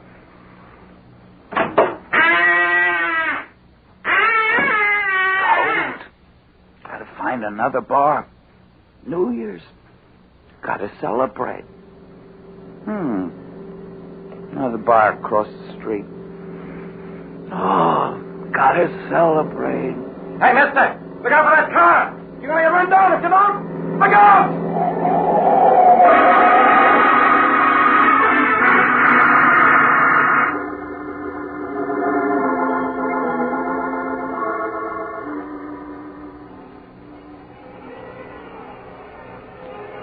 Oh, my head. Oh, it feels so funny. What's that noise? Those horns. Why, darling, it's midnight. New Year's. Oh, my head, it's throbbing so. Where am I? How did I get here? Why, darling, you live here. Live here? What are you talking about? Charles, I'd better call Dr. Smith. You look so strange. Hello? Connect me with Dr. Smith's apartment, please. Never seen this place before. Hello, Doctor? This is Blanche Arnold. Yes, it's Charles. He isn't well. Could you come to our apartment at once? Oh, thank you. Goodbye. What do you mean, I live here? Who are you? Where am I? I'm your wife, Charles. This is our home, don't you remember? You're my wife. You can't be. I'm not married. What am I doing here? What's your game? Charles, can't you remember anything about us? What are you talking about? I never saw you before. And why do you keep calling me Charles? My name is Chris. Chris Andrews. Chris Andrews. So that's what the initial CA stood for. Oh, that noise out there. What are they making such a racket for? Because it's midnight, New Year's Eve. Midnight? New Year's Eve? But it was midnight hours ago when I left the Club Tropicana. What are you talking about? Oh, that must be Dr. Smith. I'll answer it. Dr. Smith? I don't know any Dr. Smith. Oh, come in, Doctor. I'm so glad you're here. I think it's the amnesia. It seems to have left him all of a sudden. Charles? It's Dr. Smith. I don't know him, and I don't know you. And please stop calling me Charles. I told you my name is Chris Andrews. Mm-hmm. Won't you sit down, Mr. Andrews? I'd like to talk with you for a few minutes. What about? Tell me, Mr. Andrews, what's the last thing you remember before finding yourself in this apartment? Why, Judy. She and I were at the Club Tropicana, celebrating New Year's Eve. I see. I remember we quarreled about my drinking. I walked out on her and had a few drinks someplace else. Mm-hmm. That's all I can recall. Oh, my head. I've had hangovers, but I've never felt like this before. What time is it? It's just 4 minutes after 12. But it can't be 4 minutes after 12 New Year's Eve. That was hours ago when I left the Tropicana. Mr. Andrews, that was New Year's Eve, 1947. What do you mean, that was New Year's Eve, 1947? This is New Year's Eve, 1948. 1948? What are you talking about? It's 1947. Well, here's the morning paper. You can see the date for yourself. Thursday, January 1st, 1948. No, it can't be. It can't be. A year gone? Just like that? Well, where did it go? I haven't lived it yet. Perhaps you'd better let me clear up a few things for you. 1948. My name is Smith. I was a resident physician until recently at the Park Hospital. While I was on duty, last New Year's Day, 1947, you were brought into the hospital seriously injured, having been run over by a car. When you recovered consciousness 5 days later, you didn't know who you were. You were a victim of amnesia. Amnesia? Yes, and we didn't know who you were as you had no identification papers. But my wallet, letters... They were gone. The only clue to your identity was a belt buckle with the initials CA on it. We didn't know your real name, so I called you Charles for the C. Blanche was your nurse. I've always liked the name Charles. And as for your last name, we thought Arnold was as good as any, so you became Charles Arnold. But what have I been doing since the day I recovered consciousness? Well, you weren't discharged from the hospital until May. Then you went to work as an insurance clerk. As an insurance clerk? But I don't know anything about being a clerk. I'm a reporter. Well, there was no way of learning what your occupation had been. So when Blanche learned of this opening in an insurance office, you applied for the position. And that's where I've been working? Up to now? Yes. And then after you got your job, we were married. Married? Charles. Chris. Don't you remember? I'm afraid, Blanche, you really can't. Married. But Judy... Oh, it's like a dream. My head keeps throbbing. I keep expecting to wake up. There's that date in the paper. January 1st, 1948. Doctor, you said he might never get over his amnesia. Well, that was a strong possibility, but apparently the sounds of New Year's brought back his memory. You're going just like that. Judy, my friends, job, all gone. Doctor, where am I? What's the address of this apartment house? You're at 5718 North 13th Street, Philadelphia. Philadelphia? But how did I get to Philadelphia? That we don't know. All that I can tell you is that your accident occurred just a few blocks from here. Darling, I know what a shock it must be. Strange. You must have called me darling many times in the past. And yet this is the first time I've ever heard you call me that. Yes, I know. What did you say your name was?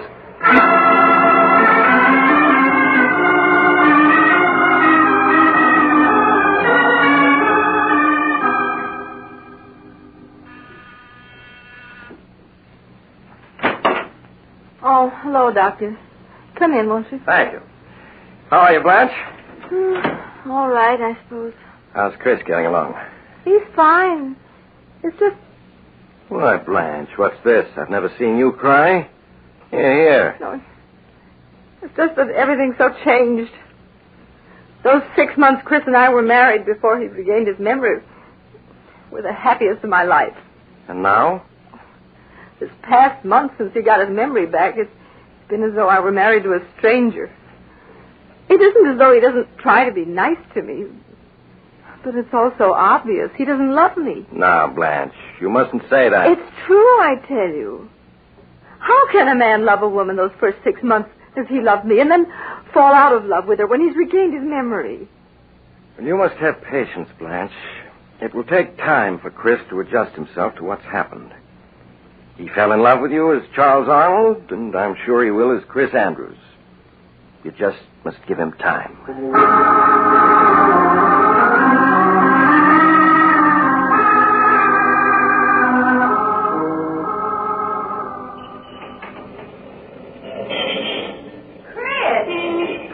Andrews!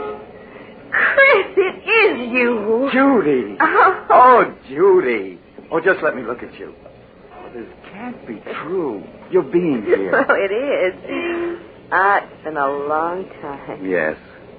A year and a month since New Year's Eve, 1947. Chris, what are you doing here in Philadelphia? I live here. Well, so do I. I got a job with Ryan and Company as a copywriter here a few months ago. Look, Judy, we can't talk here on the sidewalk. That's right. Well, look, I live only a few blocks from here. We can go to my apartment. Oh, that's fine. There's so much I want to ask, and there's so much to tell.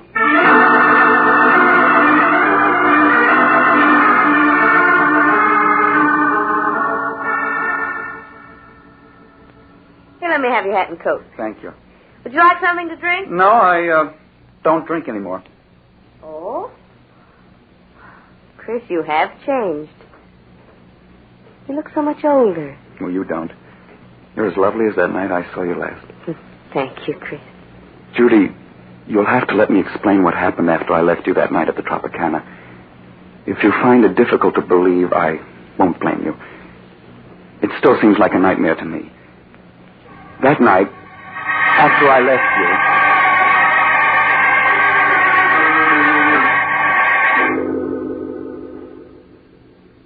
you... And so now you know everything. From the moment I last saw you to this one. Oh, no wonder you look different after having gone through an experience like that. Well, you're all right now. You know who you are. You're happily married. You have a job. I'm not happily married, Judy. Chris, you mustn't talk like that.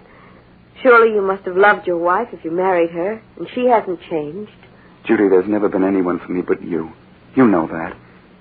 And you still feel that way about me. No, I don't. When we met tonight, that old look was still in your eyes. You do care. You know you do. Please, Chris, no matter how I feel about you, it's over now. You're married, and that's all there is to it. I wish you'd go, and I don't want to see you again.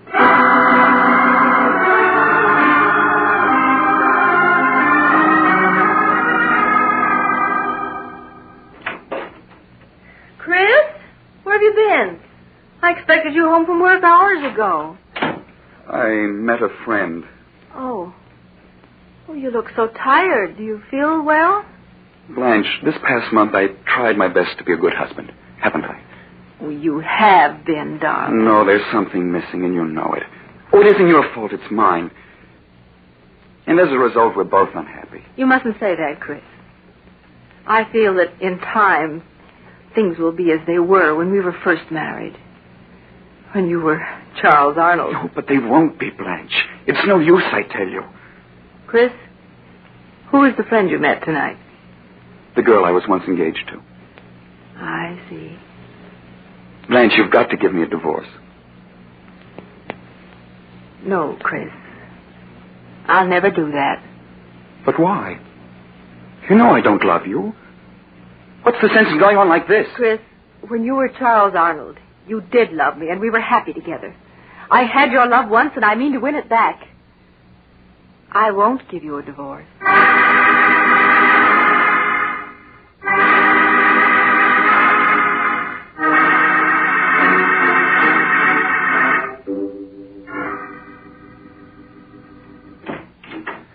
Hello, Judy. Chris, I asked you not to call on me again. Judy, I've got to talk to you. May I come in? Well, all right. But just for a few minutes. Thank you. Judy, even if we hadn't met again a week ago, things wouldn't have been any different between my wife and myself. I'll never love her. And I'm not going on with her. What do you mean, Chris? I'm going to leave her, Judy, and start all over, someplace far away. I just came around to say goodbye. Are you set on leaving her? Yes. Nothing can change my mind about that. Now, you've got to understand my position, Chris. I could never be happy with you if I thought I'd been the one who came between you and your wife. But if you are going to leave her, I would like to see you again when you're free. Would you, Judy? Yes. But I don't want to see you until she's given you a divorce. Divorce? Judy, I am going to be free. Nothing's going to prevent it. Nothing.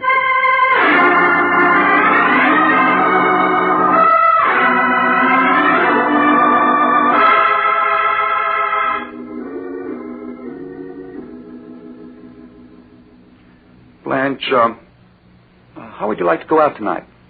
Go out? Yeah, we might take in a show or go dancing. Didn't I ever take you out when I was Charles Arnold? Oh, why, yes. We used to have wonderful evenings together then. Well, why not now?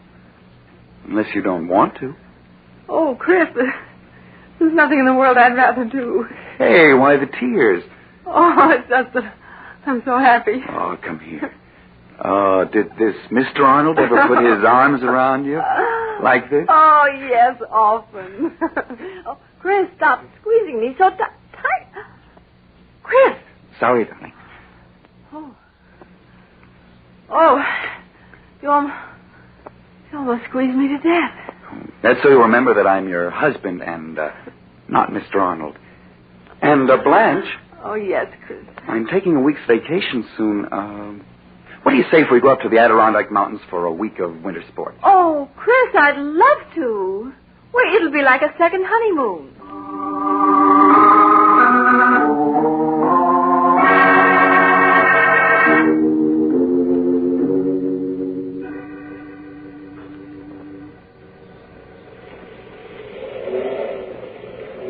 Blanche, you all right? only a few more feet to the top. I'm coming, darling. Where? Oh, there you are. Oh, Chris.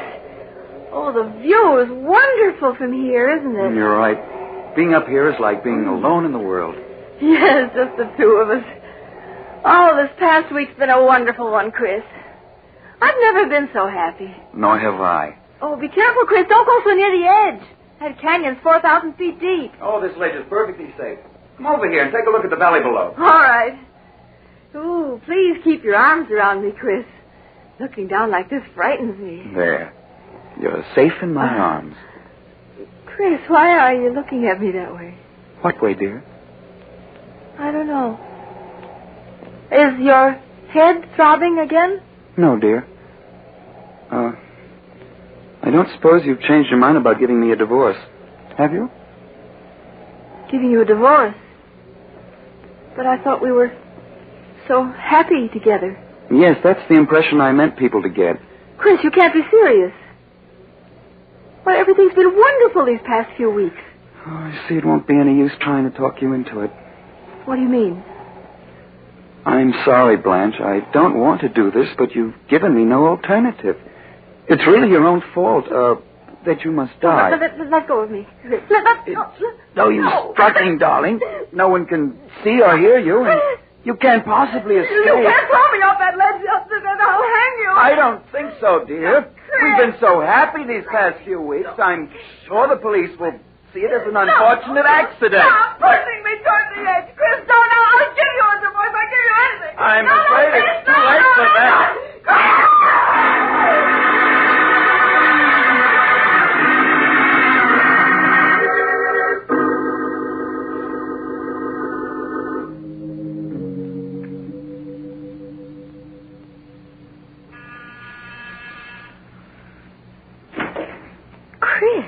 Good evening, Judy. May I come in? Why, yes, of course. How are you, Chris? Oh, I'm all right. I want to thank you for the note you sent me when Blanche died. I can't tell you how sorry I was to hear about it, Chris. Yes, it all happened so quickly. What have you been doing since then? Oh, just working. Trying to straighten myself out. Judy, perhaps I shouldn't talk about it now, seeing that Blanche has only been gone a month, but I've been thinking of leaving town. Will you come with me? Please sit down, Chris. You make me nervous walking back and forth like that. All right. But you haven't answered my question. Well, it isn't easy to answer. It would be if you said yes. I see in your eyes you mean no. Why? Chris, I've met someone else recently. Someone else? But you said if I were free, you'd marry me. I didn't say I'd marry you. I said if you were free, I'd like to see you again. But now I'm not even sure of that. You're so different from what you used to be. Stop being clever. If you didn't say you'd marry me, you implied as much. Please, Chris, you're making it so difficult for me. I'm making it difficult for you. And I suppose what I've been through doesn't count. I risked my life to get you. Risked your life? Chris, what are you saying? Are you such a fool as to believe that Blanche fell off that mountain? Chris, you didn't. Yes. And I did because you said you'd marry me if I were free. Oh, no, I meant a divorce. But she wouldn't give me a divorce. It was the only way I could gain my freedom. And now you tell me there's someone else. Oh, Chris. I did it for you.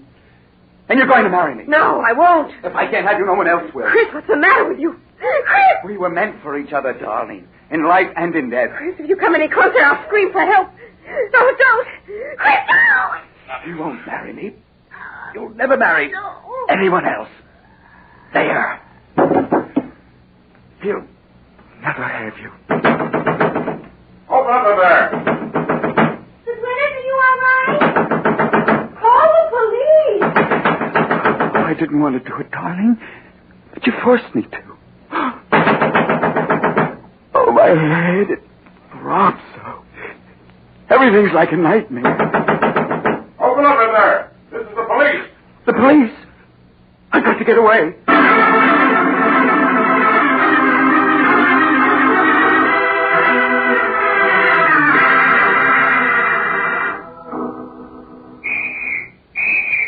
they're closing in on me. There's no escape from this room. Let's work our way down from this end of the rope to the other. They'll never take me alive. Never. I've got 5 bullets. 4 for them and the last for myself. Take it easy now, Joe. Maybe had me had one of those chimneys. Oh, my head. It keeps throbbing so. If I could only think. All this can't be real. It's like a horrible dream. And yet they're coming for me. Hey, there's someone behind that chimney over there. Get under cover. They'll never take me alive, never. I'll show them. Keep down, Mike. Why don't you come and get me? If I shoot it out with me, huh? I'll show you. Come on, Mike. His gun is empty. Oh, empty. You'll never take me alive. Never! He's climbing up on the ledge. It's 15 stories down. I'm coming, Judy. I'm coming. He's going to jump. I'm falling. Falling!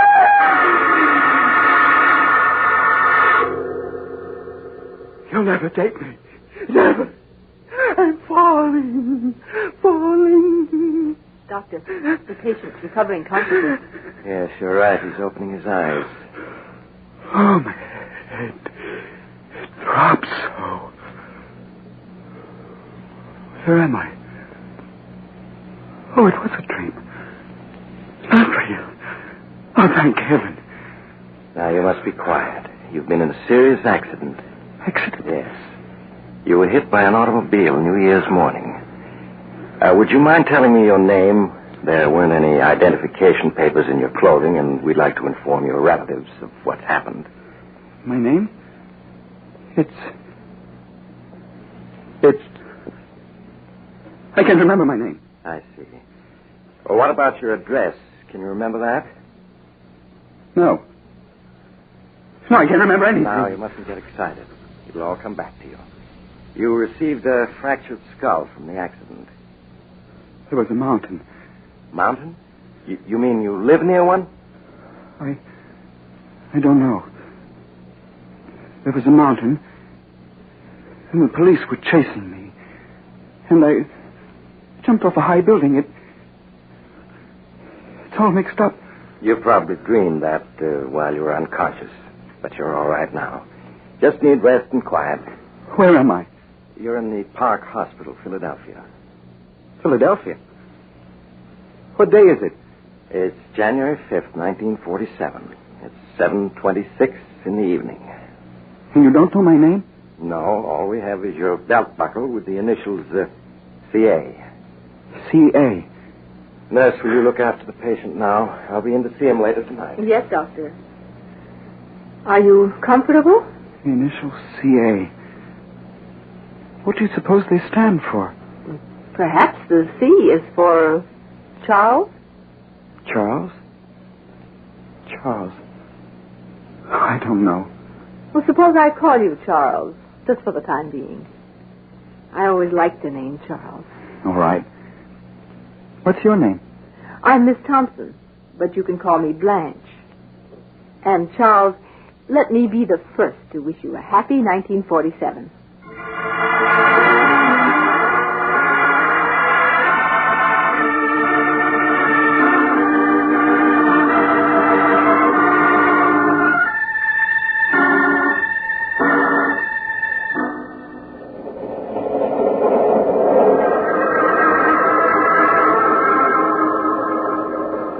This is the mysterious traveler again. Have you enjoyed our little trip? Oh, by the way, I want to wish you all a very happy New Year. And I do hope you'll be careful about making new acquaintances. And perhaps you'd better keep an eye on the old ones, too. For after all, who can foretell the future? Not even Chris Andrews, or should I say Charles Arnold, knows what's in store for him. But we do, don't we? And speaking of the future, Oh, you're getting off here. I'm sorry. But I'm sure we'll meet again. I take this same train every week at this same time.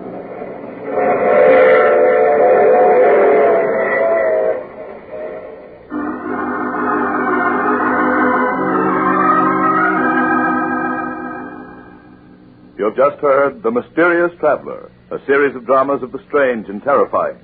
In tonight's cast were Maurice Topland, Stuart Brody, Louise Fitch, Hester Sondergaard, and Mort Lawrence. Original music was played by Doc Whipple. The Mysterious Traveler is written and directed by Bob Arthur and David Cogan.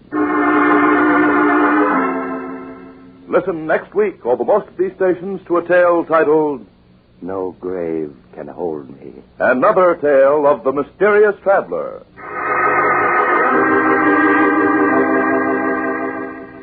The Mysterious Traveler has been presented from our New York studios. Carl Caruso speaking. This is the Mutual Broadcasting System.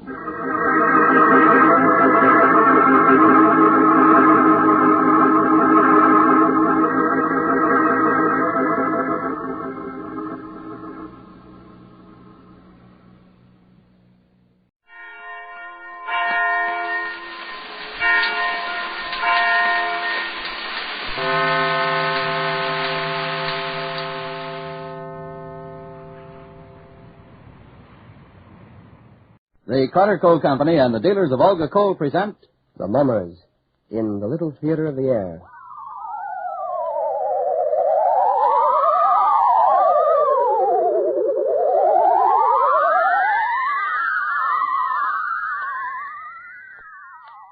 Good evening, ladies and gentlemen. Here we are well through the first month of a new year. Next thing you know, the winter will be over and you'll be thinking about a supply of that good Olga coal for next winter. But first, let's face today. There's still a lot of cold weather ahead, so go easy on the Olga, folks, and make it last as long as possible. If your dealer can't deliver it and has to give you some other kind, don't get discouraged. I want you to remember that coal with the name spelled O-L-G-A. Your friend, the Olga coal dealer, will do his best for you, and so will the Hermit if we give him a chance to start, so here he is.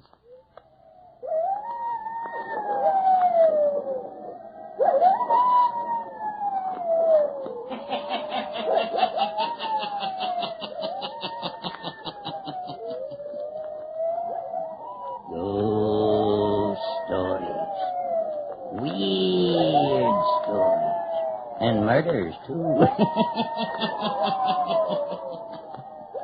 The Hermit knows of them all. Turn out your lights. Turn them out. Have you heard the story of the Professors Elixir?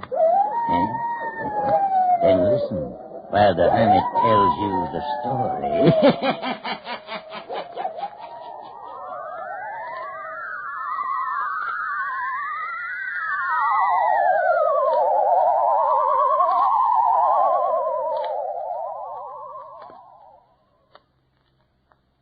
You can cut out all the falderall, Professor Tondo.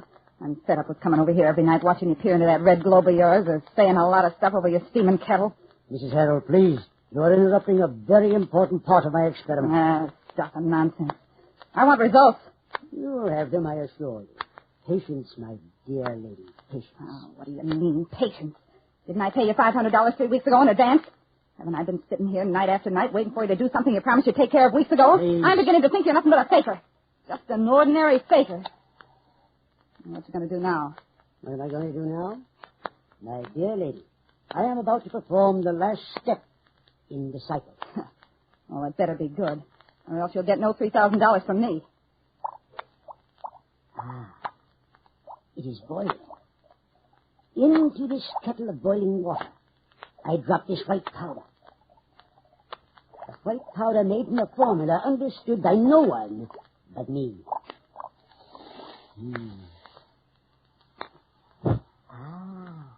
It explodes in the boiling water. Now, see? It sends forth a strange, sweet odor. We are surrounded by blue flames. Some of them reaching out as if to touch us, to lick our hands, our faces. Say, what is all this? This, what is it? Mrs. Harold, is the last step, as I told you. This is the kettle that contains the elixir of death. Oh, yeah? The elixir of death. Yes.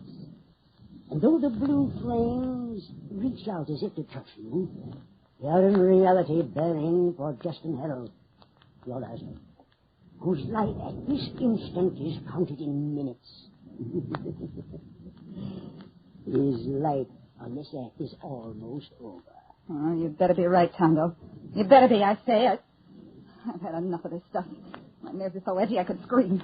I want it over and done with. I told you, my dear woman, that such miracles as mine cannot be performed in an hour, a day, or a week. You wished your husband to be banished from this earth. I am about to accomplish it. Now I stir the elixir to hasten the procedure. Now, come closer, Mrs. If you look into the blue flame, perhaps you will be able to see what I see. Oh, nothing doing. You don't get me any closer to that boiling stuff. As I look closer, I can see Justin Heron. Yes, I see him. He's seated at a table. He is surrounded by books. He's in a library. And on the table at which you see him, there are cards and a small board. Yeah, I know. Someone is seated across the table from him. Sure, it's Gail Baxter, his friend. When I left the house, they were playing cribbage. That's it, playing cribbage. That's it. There is a pained expression on your husband's face. He doesn't seem to feel well. Well, go on. I must stir the kettle again. Now I can see clearly each step. Very true. Your husband is not himself. Just now, he is putting his hand to his heart. He is trying to hide his distress from his friend. He doesn't wish him to know that he is suffering. He puts his hand to his white hair. Straightens up in his chair. He's trying to throw off the spell that I'm putting on him. Hurry up, will you? He's resumed playing the game of cribbage. Closely. You will follow each step as the elixir does.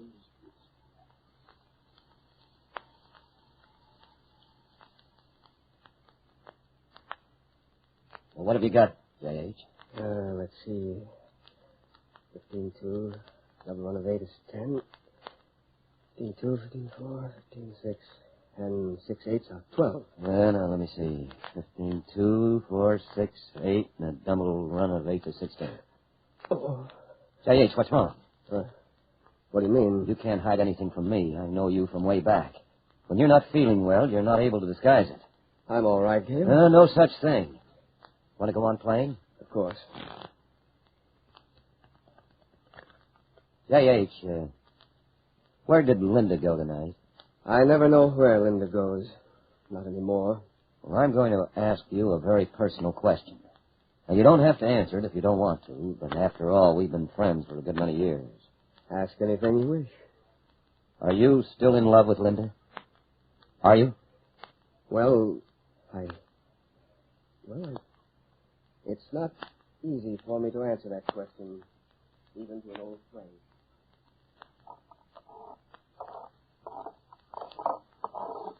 Well, what's gone wrong now? What's holding it up? You said you were going to stir that stuff and hurry things up. If you don't get it over with soon, I'll walk out of here. You'll never get the $3,000. Your husband's friend is delaying my work. What do you mean? He seems to be holding him to earth. How can he if you're as wonderful as you say you are? That will do, Mrs. Harold. I am Professor Condo, holder of the formula of the elixir of death. I do not take insults from anyone like you. Well, make that elixir of yours work. Never fear. It shall. As long as the blue flames rise, the end is near for the one under my spell. It will work. Only now, your husband's playing partner interferes. Oh, if I'd been smart, I'd have had to put Gail Baxter out of the way, too. Maybe old fossil. It seems that he is asking your husband questions. What questions? I do not know. Well, if you can see them, why can't you hear them? I cannot explain. I do not hear conversation. Here. He's taking the change out. Justin Harold reaches out to put the little peg in the little board. But he cannot reach it. He draws his hand back. The attack is coming on. It's coming on. Blue flames are surrounding him. I see.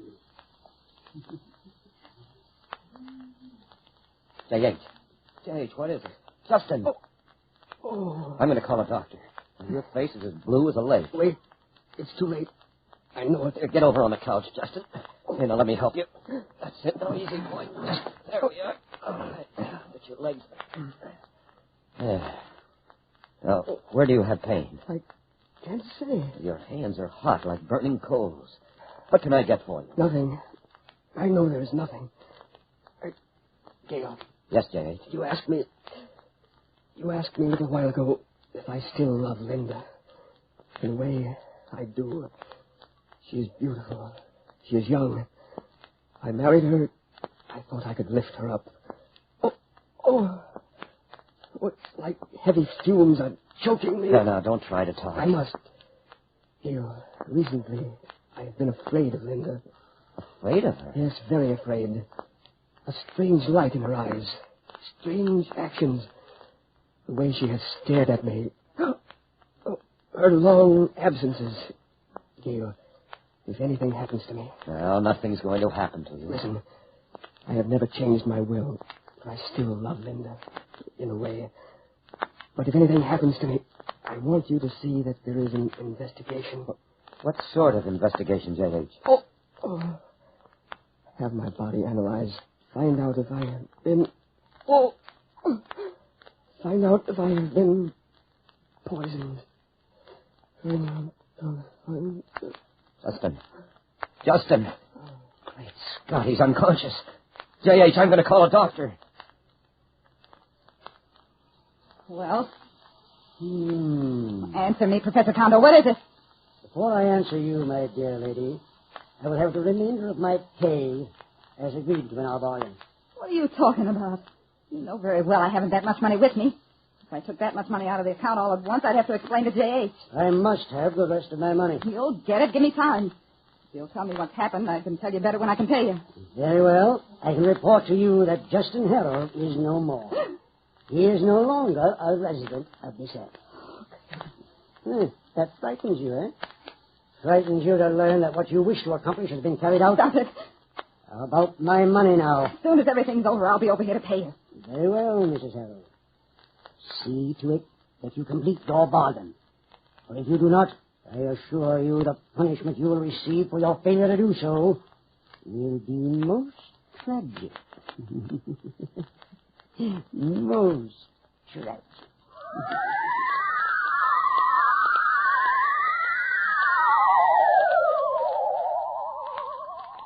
You're my lawyer. What you standing around with your two wobbly legs staring at me for? Get me out of here.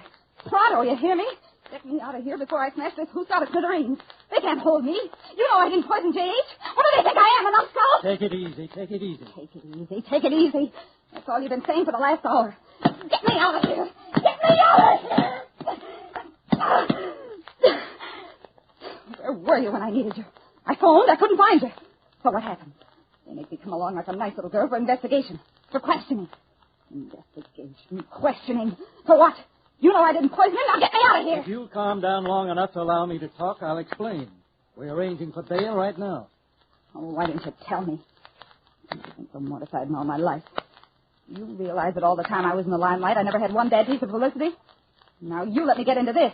This terrible mess. Linda, you know that your husband asked Gail Baxter to have an investigation, that he expressed a fear that maybe he'd been poisoned. Ah, stuff and nonsense. I don't believe a word of it.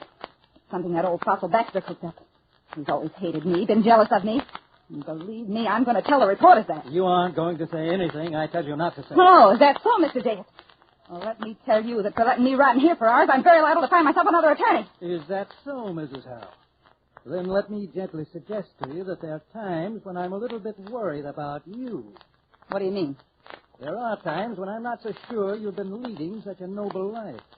As a matter of fact, I'm a trifle worried over the report that's going to come back from the State Library. That's going to be one on you. A big laugh on you.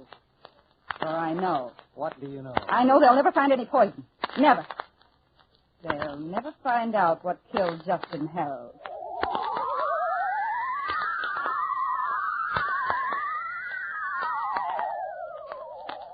Good evening, ladies and gentlemen. This is Russ Wilder, your late evening commentator. Well, 12, first the investigation into the mysterious death of the fabulously wealthy Justin Harold of this city has been closed. And his beautiful blonde wife, Linda Harold, former nightclub entertainer, has been absolved from having anything to do with his death. No poison was found in the dead body of Justin Harold. As a matter of fact, his sudden death still remains a dark mystery. For though it's been explained that it no doubt was from natural causes, there is still the baffling question of why his face and hands were such a startlingly blue color at the time of his death. Gail Baxter, close friend and crony of the late Mr. Harold, who was with him on the night of his death, has also been released from all questioning. So tonight, the beautiful blonde Linda is a wealthy widow and a free woman. And now for more local news and interest. It seems that... So you are a free woman, Mrs. Harold. Free to come and pay me what you owe me. The balance of $3,000. And perhaps even more later on. If you do not search me out tonight, if you do not knock on my door, well then, there are the tragic consequences. Oh, yes. The tragic consequences.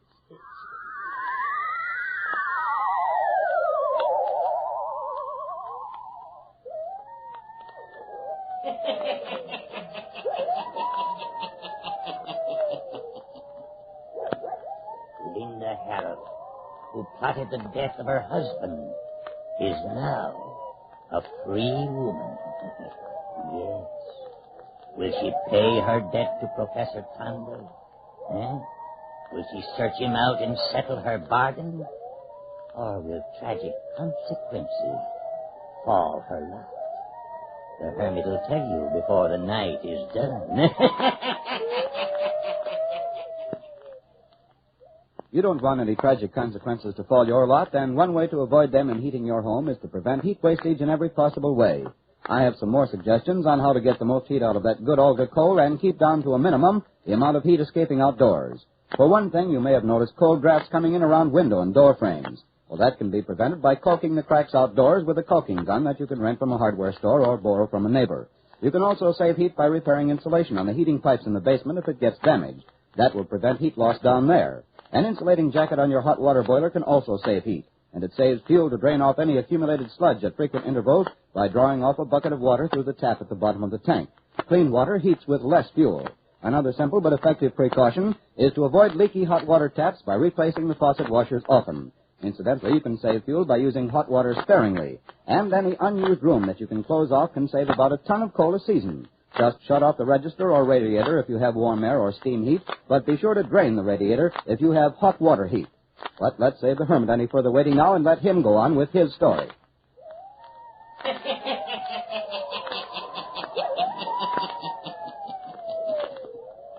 It is 2 nights later, and as we resume our story, we hear the buzzer ring. Someone stands outside the door of the spacious penthouse occupied by Linda Harold. Someone dressed in a dark coat. Someone whose face is half hidden by the dark hat he wears. He waits a few seconds. He presses the buzzer again. Listen.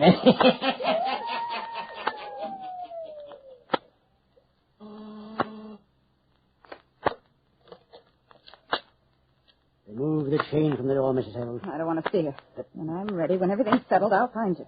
Let me in now. Get away from my door. Don't you know it's dangerous to come here? They may still be watching me. Don't you know, Mrs. Harold, it is dangerous for you to keep putting me off?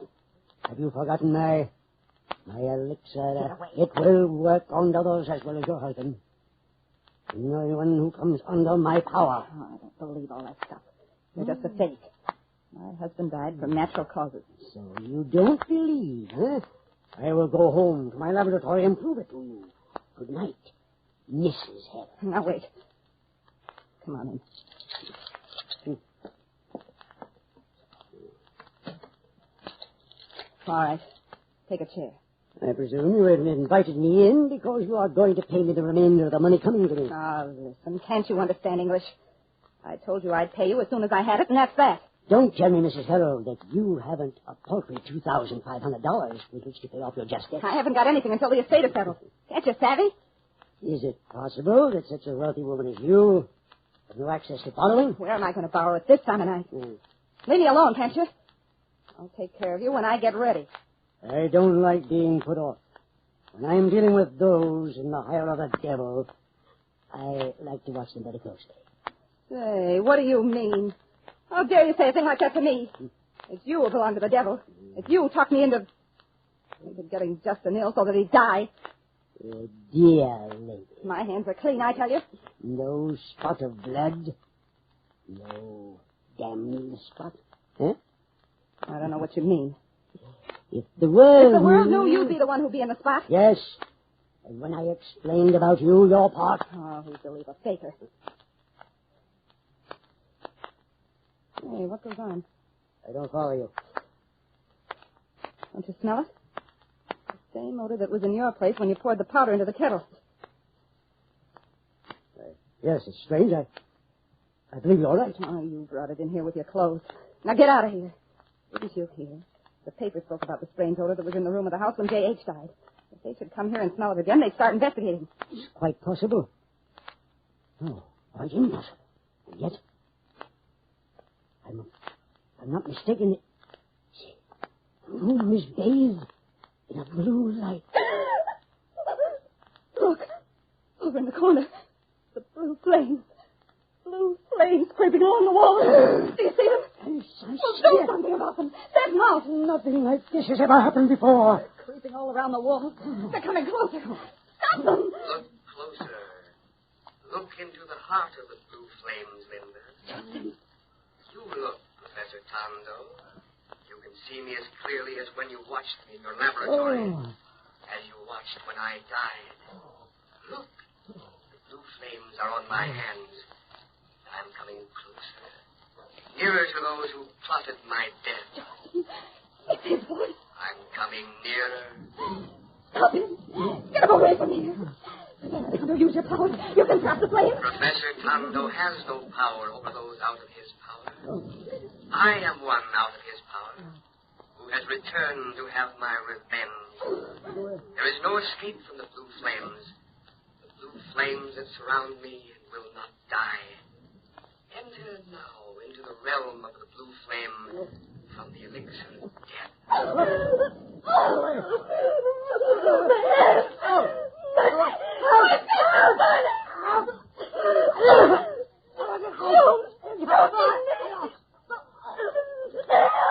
There is no more help for you than there was for me.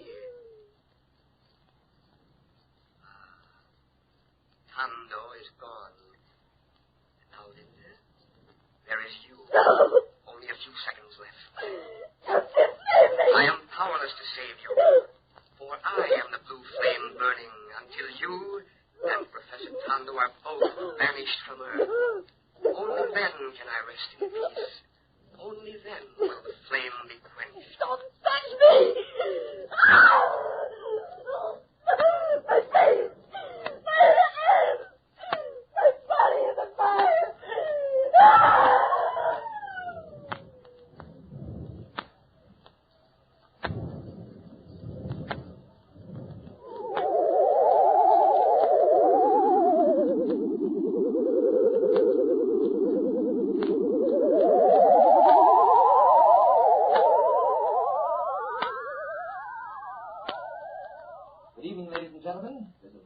Your late evening commentator. A sequel and final tragic chapter was written last night to the death of Justin Harold. For now there are 3 deaths. One, an unknown man upon whose body there was no identification, and the widow, beautiful blonde Linda Harold. The unidentified man and Mrs. Harold were found in Mrs. Harold's penthouse apartment, both dead. Both bodies the same starting shade of blue as was the body of Justin Harold when he died. It was as if the golden hair of Linda Harold had been washed in blue and then burned by flames. The eyes of the unidentified man and the eyes of Linda Harold were open wide, as if each had beheld a strange and horrible horror, and the room was filled with a weird, sickening odor, the odor of 1,000 deaths. And so the mystery grows and remains unsolved.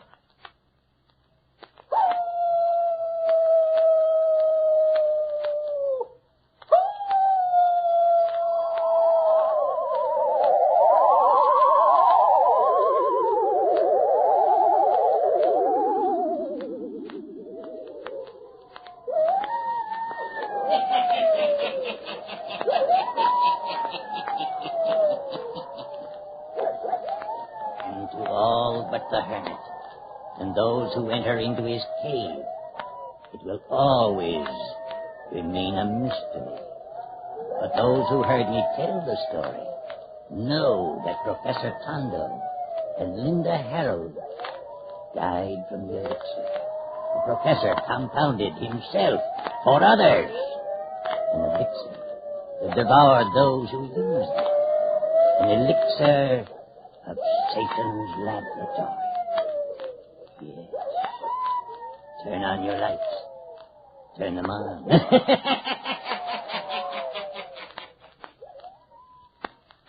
You have just listened to the 404th story by the Hermit, made possible through the courtesy of the Carter Coal Company, producer of Olga Coal, and your friend, the Olga Coal dealer. That word friend is full of meaning for you these days. The dictionary defines it as one who entertains for another such sentiments of esteem, respect, and affection that he seeks his society and welfare. Isn't that just about a perfect definition of the man who looks after your coal needs? I don't really have to tell you that you can trust your Olga dealer to look out for your interests. You know he appreciates your patronage and wants to keep you on his side. Sure, I know. Nowadays, he can't always give you as much coal as you'd like, as promptly as you'd like it. He can't always even give you the kind of coal you'd like or the size you'd prefer. But you can count on him to do his best. In these war days, that's all anyone can do, so don't shop around for coal. That does no good, just causes a lot of confusion. And above all, don't get panicky about deliveries.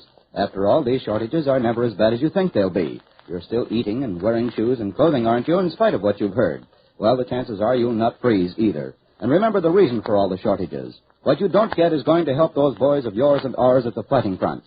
By saving every bit of coal you can, you're doing your part on the home front. And remember, when you do order coal, ask for Olga Coal, spelled O-L-G-A, by name. Olga Coal is a good buy because of its smokeless, dustless, economical qualities, so keep on asking for it. And keep on buying war stamps and bonds till it hurts the enemy so badly he'll throw up his hands and surrender. Buying war stamps and bonds is one way that everyone can help win the war regardless of age, health, means, or occupation. Every penny you citizens of the United States and Canada put into war stamps and bonds weighs the balance that much further in our favor against the Japs and Nazis. Buy war stamps and bonds, and don't stop until the enemy gives up.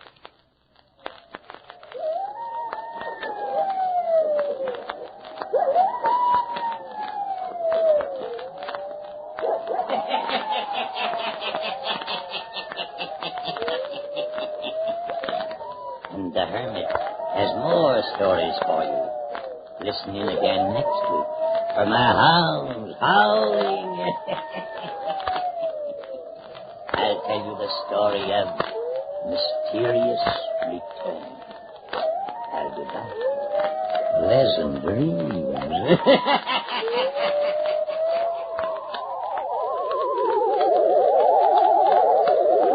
All characters, places, and occurrences mentioned in the Hermit's Cave are fictitious, and similarity to persons, places, or occurrences is purely accidental. Jack Lellman speaking.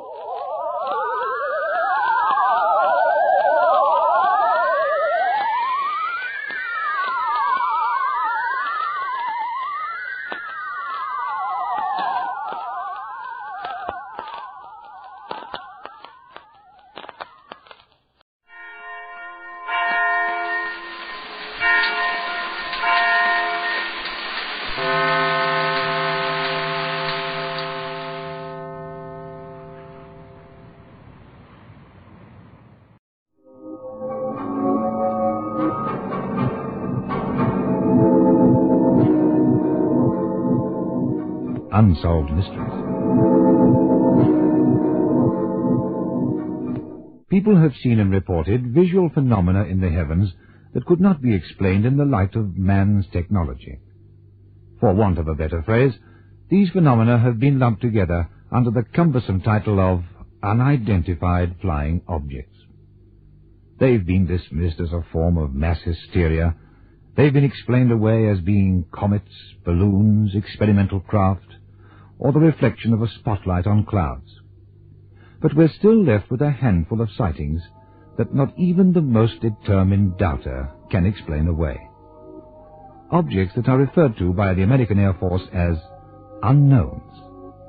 And these unknowns represent possibly the most intriguing, certainly the most significant of all unsolved mysteries.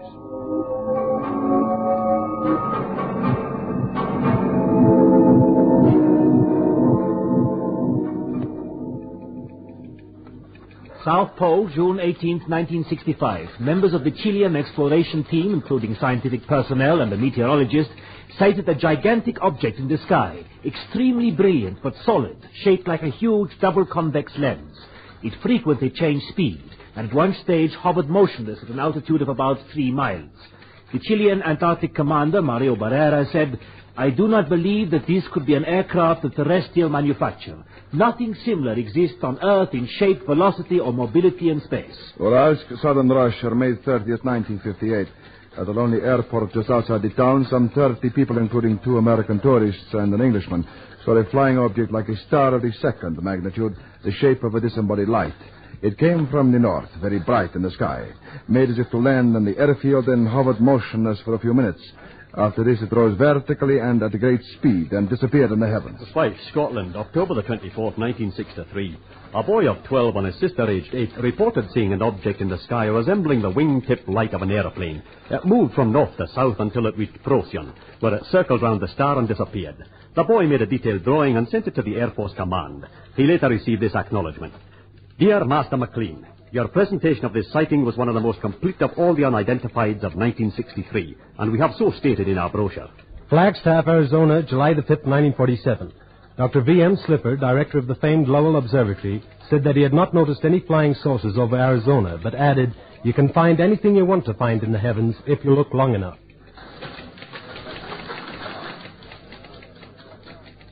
You can find anything you want to find in the heavens if you look long enough.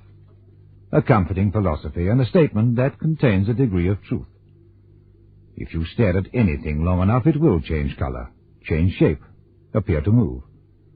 But from the vantage point of 1968, this comforting phrase is inadequate.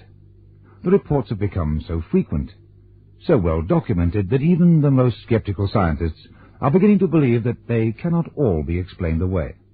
The most recent report comes from the middle New York state community of Ithaca, where no less than 800 unidentified flying objects have been sighted since October last year. But there was one incident that impressed even the most hard-boiled reporters who covered the story.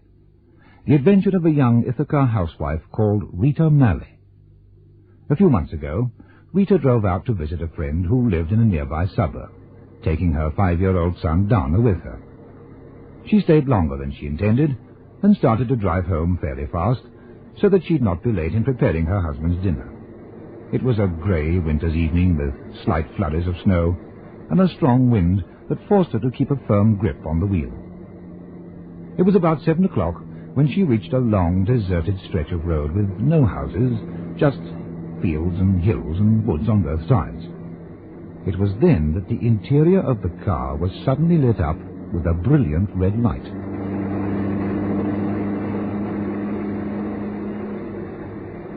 Funny.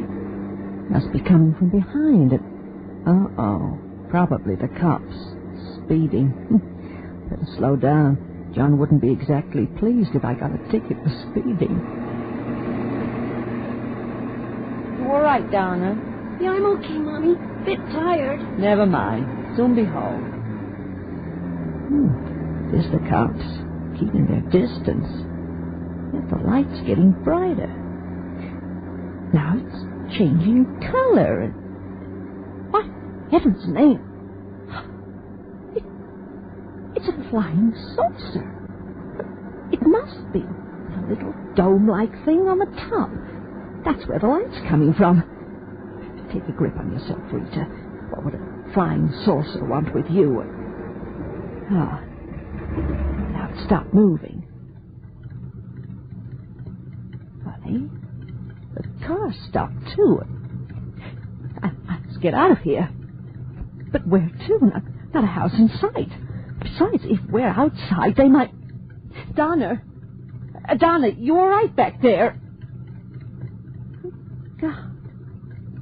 He looks as if he'd been hypnotized.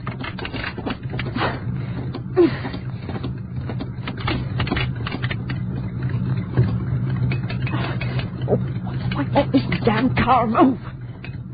It's still going, but... Wait a minute. I am moving. Sideways. Oh, this is ridiculous. The saucer's moving, too. must have taken over control.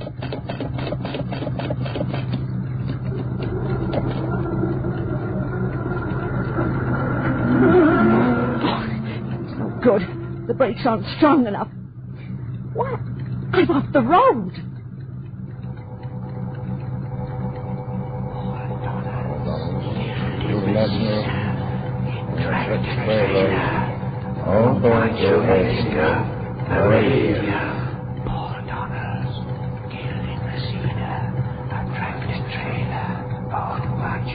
Oh, Donald's killed, but I just... You're sure? We're not making it time. Stop the car.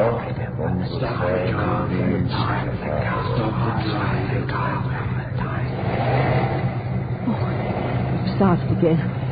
But I've still got no control. Oh, well, at least we're back on the highway. The source is just ahead. Ah, there it goes.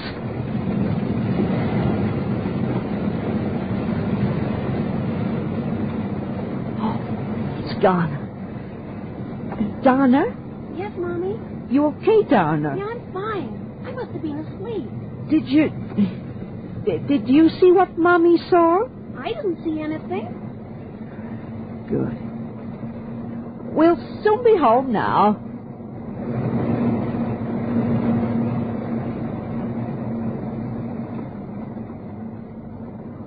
Rita Malley drove home and tried to explain her adventure to her skeptical husband. Then she broke down. That night, she woke up screaming and heard the low, quivering hum of voices all over again. The next day, they received a phone call from an old school friend of Rita's, Marion Donalds. She told Rita that her brother, Paul, had been killed in a tractor accident near Messina.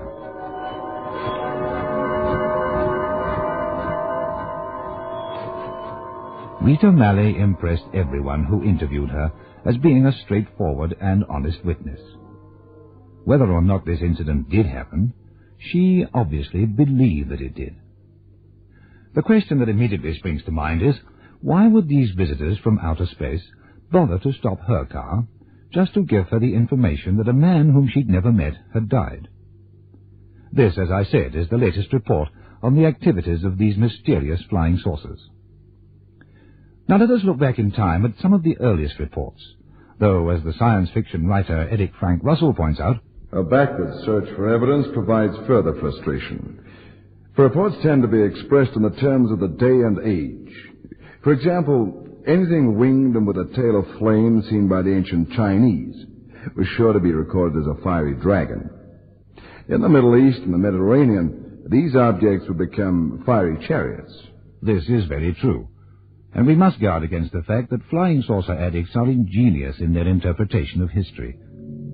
They date the earliest reports of unidentified flying objects from the days of Ezekiel the prophet.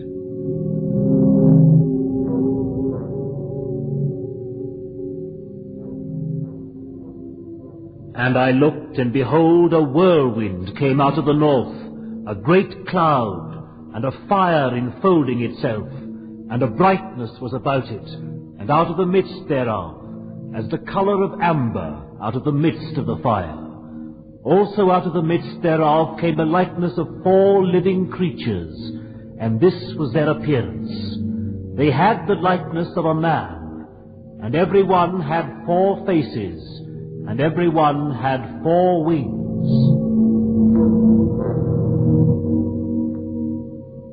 Now as I beheld the living creatures, behold, one wheel upon the earth. The appearance of the wheels and their work was like unto the colour of beryl, and they had one likeness, as it were a wheel in the middle of a wheel. As for their wings, they were so high that they were dreadful, and their wings were full of eyes, round about them 4. And when the living creatures went, the wheels went with them. And when the living creatures were lifted up from the earth, the wheels were lifted up. Amazing what you can read into the Bible.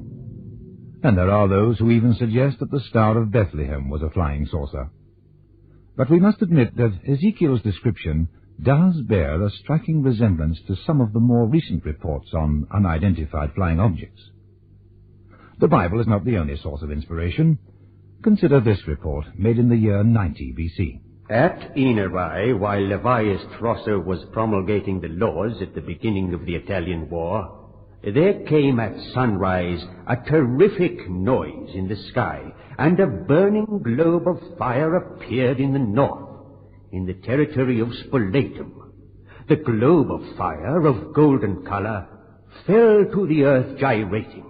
It then seemed to increase in size, rose from the earth, and ascended into the sky, where it obscured the sun with its brilliance.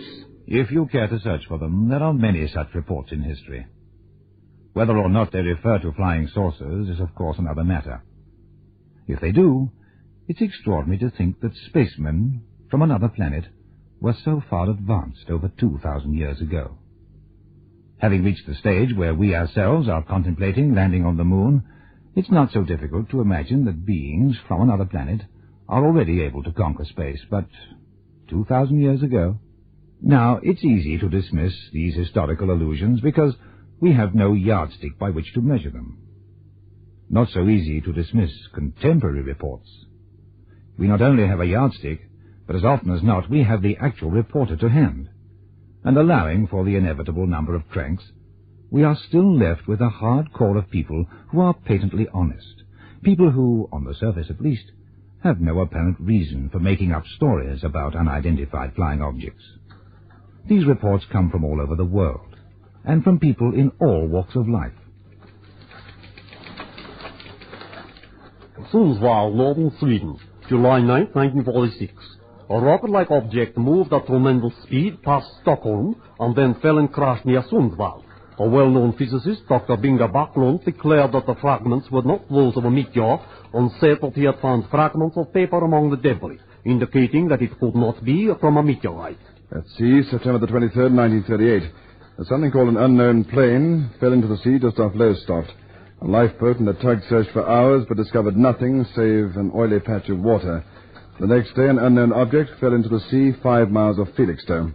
Again, an oily patch was found, but no wreckage. At the same time, a radio report from Boulogne said that another strange air machine had dropped into the sea off Langate. During this period, no planes were reported missing. Ray Demick, a business executive, reported that he saw at a military installation near Mexico City the wreckage of a flying saucer powered by 2 motors. The craft was some 46 feet in diameter, built of a metal resembling aluminum, and contained the body of a pilot 23 inches tall who was killed in the crash. Yes, I agree. The last item starts off plausibly enough, but the imagination boggles at the idea of little men from outer space, a pilot 23 inches tall. But what should we expect?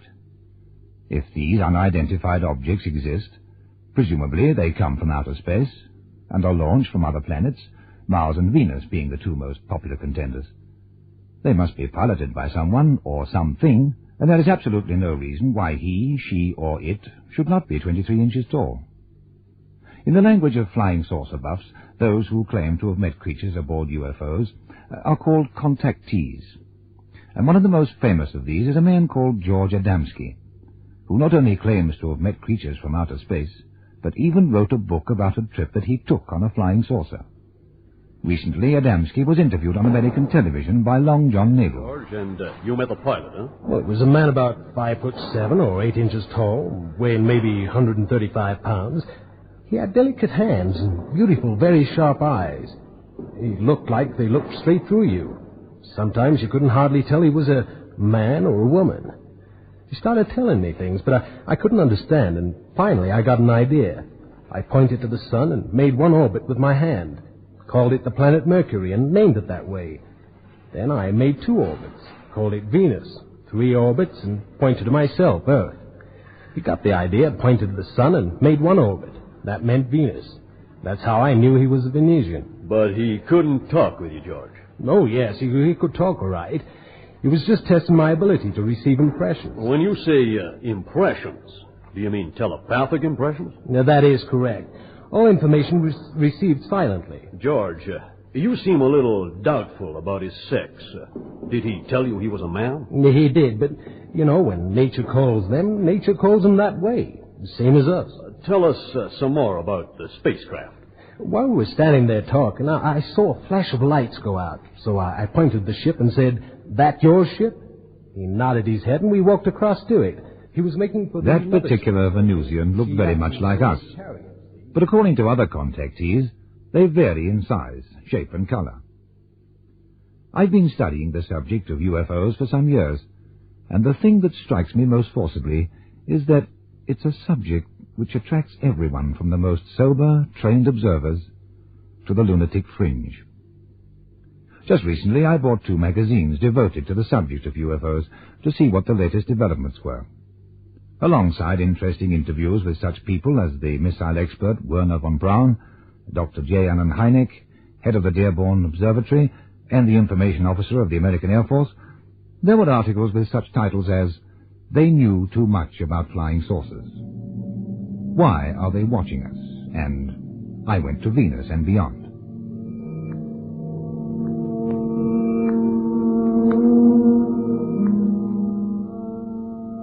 One day, I was standing painting an outdoor advertisement board, and all of a sudden, I was just gone. I just wasn't there. I went out of my earthly body and was taking my astral body to Venus to appear before the galactic command at the great central sun. It was in a tremendously beautiful white building. Out of which shone a brilliant light, and out of this light came a voice. "Will you agree to be the savior of the world?"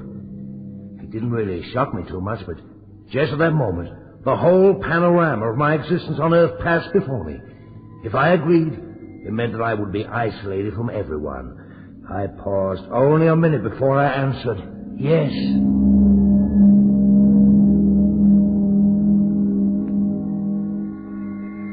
Thus wrote Alan Noonan, self-proclaimed new messiah, who described the capital of Venus as a city of spirals, a place with no streets. But what is more interesting is that he stated that the Earth was hollow, with great openings at each pole, and the higher Venusian command has bases inside the Earth. Now, this ties up with the theories of Charles Fort, H.S. Bellamy, and the redoubtable Paxson C. Hayes. Hayes discovered the mummified remains of an ancient Mongoloid race in Mexico, and he stated that this race had lived in caves 9,000 feet deep, some 23,000 years ago. Unlike the Sausterians of today, they were large people, some 7 feet tall, and according to Hayes, their ancestors inhabit the center of the Earth. He believes that our atomic explosions disturbed these people, and that they are now anxiously watching our progress from their flying saucers. But more convincing, more disturbing than the theories of Hayes, is a strange document published towards the end of the last century. I, Olaf Janssen, swear that this is the true story of the voyage to the inner world that my father, Jens Janssen, and I took to the hollow interior of the earth. So help me God. These 2 unsophisticated fishermen, Olaf and Jens, accidentally found the opening to the hollow inner world between 2 icebergs in the North Pole. Fearful but curious, they sailed on.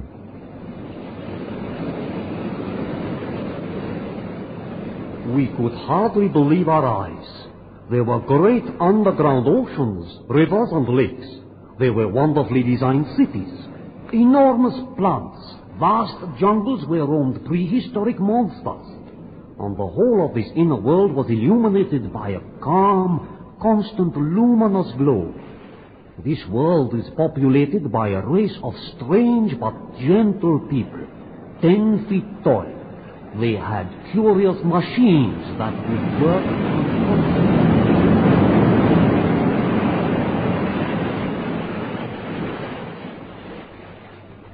Yes, you've guessed it, flying saucers. But the curious thing is that the Jensens described many aspects of this subterranean civilization that it's difficult to imagine 2 simple fishermen dreaming up. It's a fascinating document that makes disturbing reading, even if one does not believe a single word of it. Where do these unidentified objects come from? The center of the Earth? From Mars or Venus? Or even a planet that is so far unknown to us?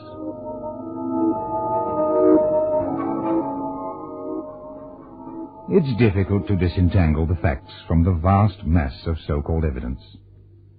The American Air Force's Project Blue Book, set up by the government to analyze and investigate the nature of UFOs, has received over 11,000 reports since its files were opened. July 19th and 20th, 1960 at 9:30 p.m., St. Louis, Missouri.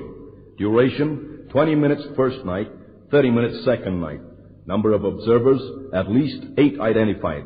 Number of objects, 1. Observer reliability, indeterminable, but so many persons saw the object on both nights that overall reliability must be assumed. Shape, descriptions vary from round to wheeled-like, but had one common factor.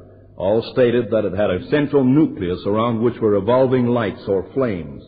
Color, bright red, varying in intensity. Sound, none. Altitude, very high.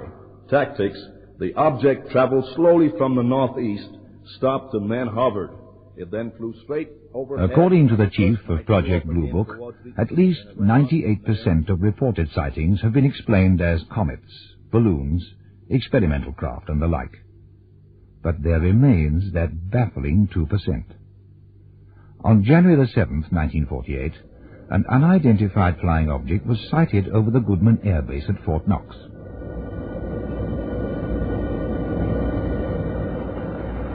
Control tower to flight leader. Control tower to flight leader. Come in control, over. Captain Mantell, an unidentified object has been sighted from the ground by military and civilian observers. Have you seen anything? Over. No, I've seen nothing. What's it supposed to look like, over? It's been described as an ice cream cone topped red. Command would like you to investigate. Over. Very well, control. Can you give me a bearing, over? The object is flying at an altitude of approximately...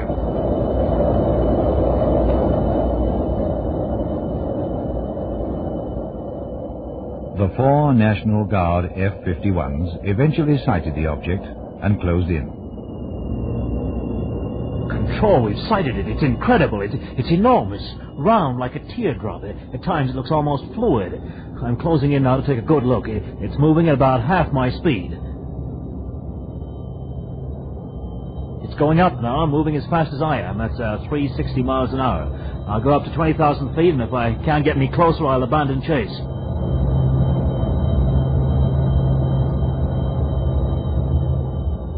The time was 15:15 hours. That was the last radio contact made by flight leader Captain Mantell with the Goodman Tower. Later that day, his body was found in the wreckage of his plane near Fort Knox.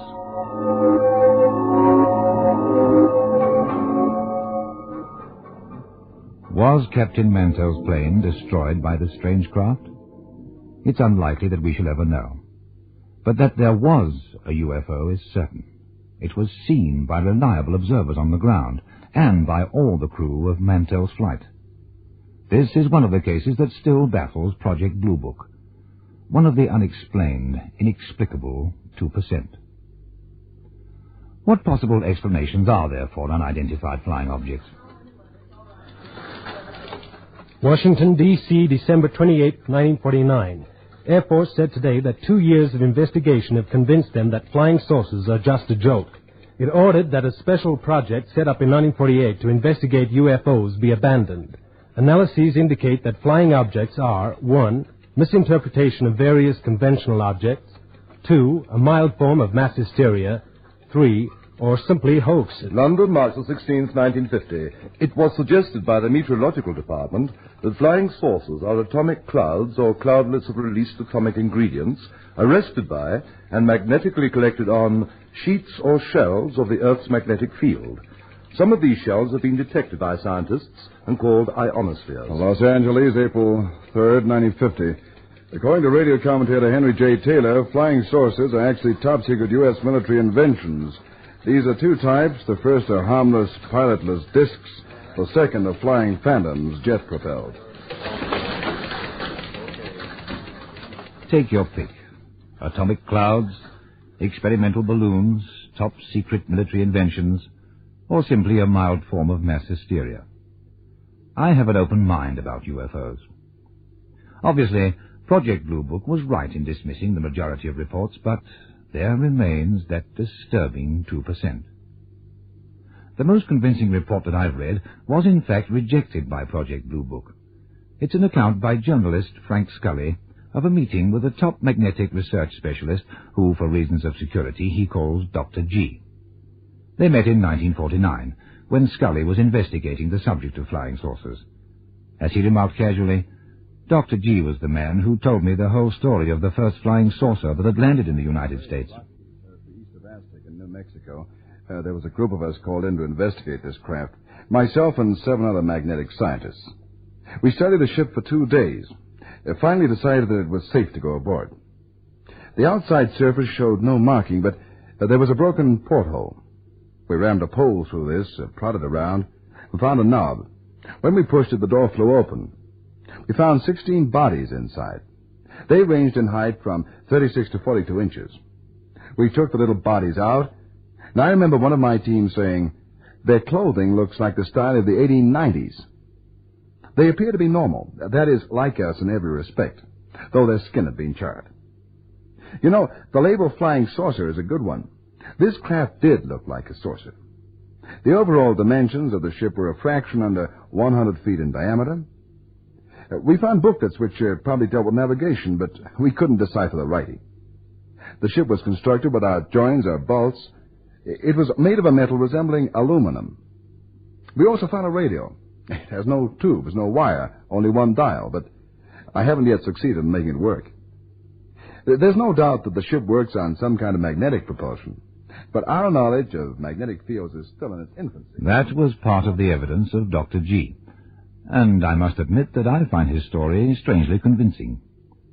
But the question remains, where do flying saucers come from? And why are they hovering over our planet?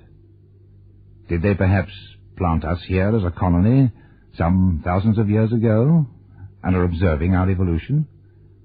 Do they covet our natural resources and wish to conquer us? Is their planet dying and thus they need to find somewhere else to live? Or are they simply observing us as specimens? Do they perhaps come from the center of the earth, where they boast an advanced civilization that they do not think we're ready to share with them? Who knows? But it seems likely to me that one way or another, these unidentified flying objects will somehow affect the future of this planet. Until then, they will rank among the most significant of our unsolved mysteries.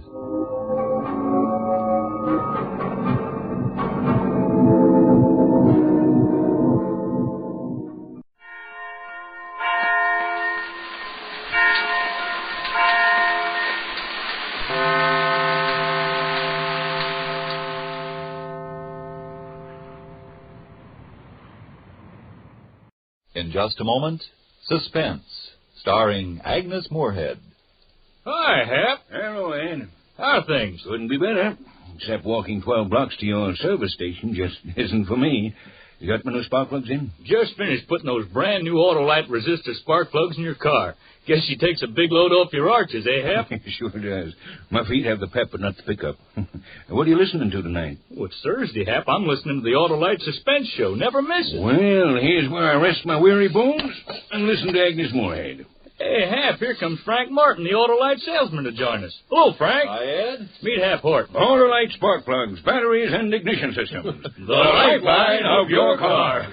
Well, thanks, Mr. Horton, for the assist. And wait until I give you the real lowdown on those brand new Autolite resistor spark plugs Ed just put in your car. Say it later, Frank. Here comes Agnes Moorehead.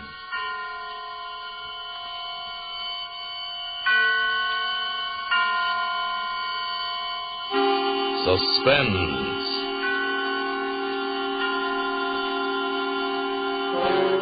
Autolite and its 60,000 dealers and service stations bring you radio's outstanding theater of thrills. Starring tonight, Miss Agnes Moorehead, in a tale well calculated to keep you in suspense. Today, everybody's switching to Autolite, and tonight, Autolite takes pleasure in presenting Anton Lita's production of the famous short story, The Yellow Wallpaper, starring Agnes Moorehead.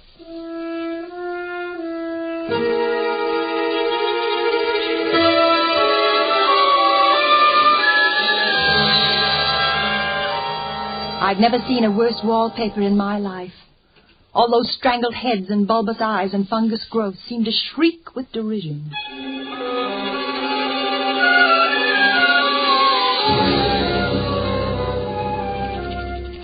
When we came to this house, the minute I saw it, I made up my mind secretly to start writing again in spite of them. But I don't dare let John know I'm keeping this journal. It's difficult being married to a doctor. John's an excellent doctor, I'm sure, but he's so inconsistent about me. He says I'm not really sick, that I'm only a little run down from caring for the baby, that I have a temporary nervous depression. Yet he prescribes phosphates or phosphites, I don't know which, and tonics and exercise. And he absolutely forbids me to work until I'm well again. He hates for me to write a word. But writing is such a relief to my mind. I can write down things, tell things here that...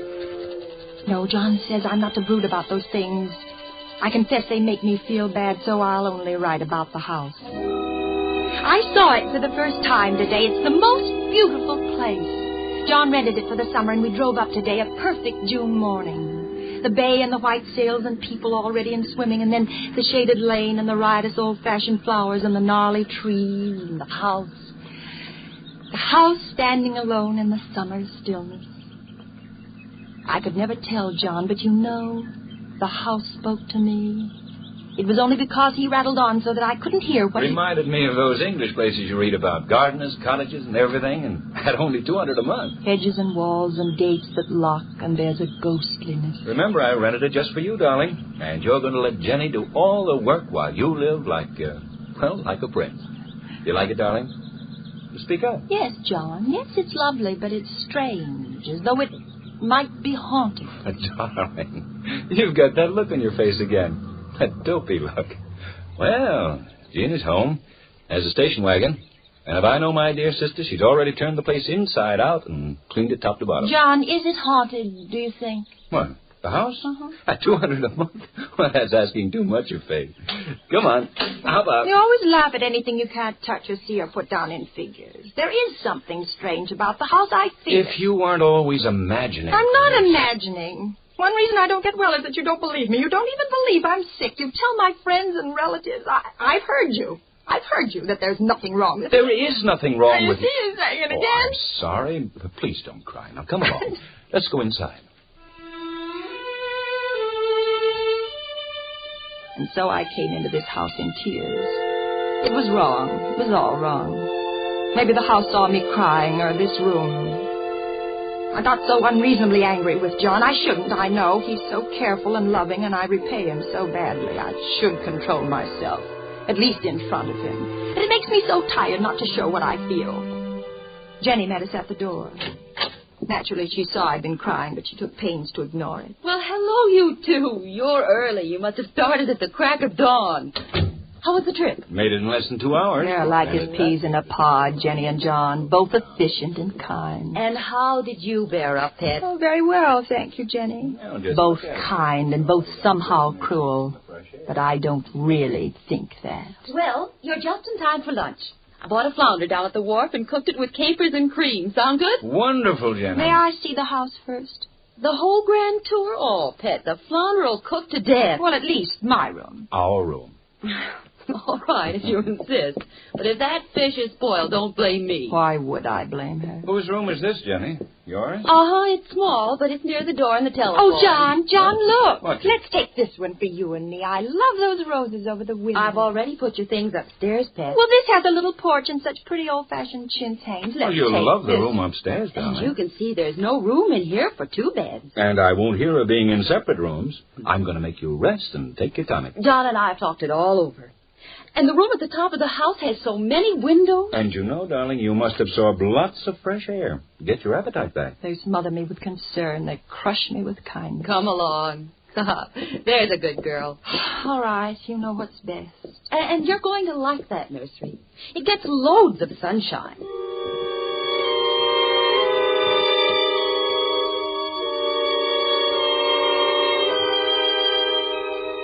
Up the steep, narrow stairs, 2 stories up to the very top of the house.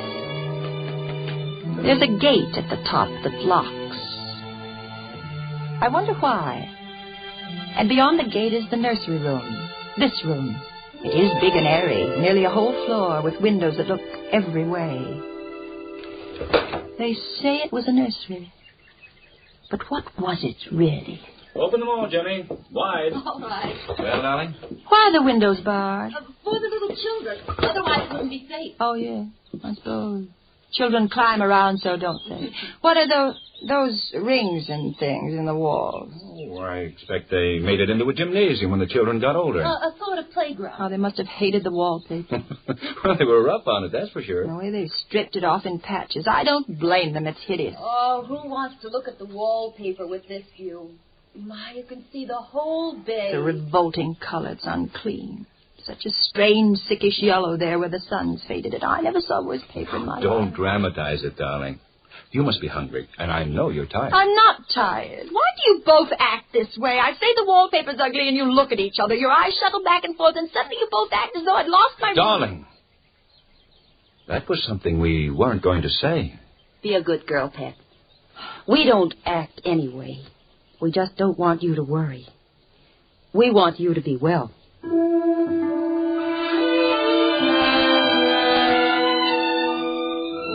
It's true, that's all they want. John laughs at me, of course, but one expects that in marriage. And he says I have foolish fancies, and he sometimes can talk them away, but not this time.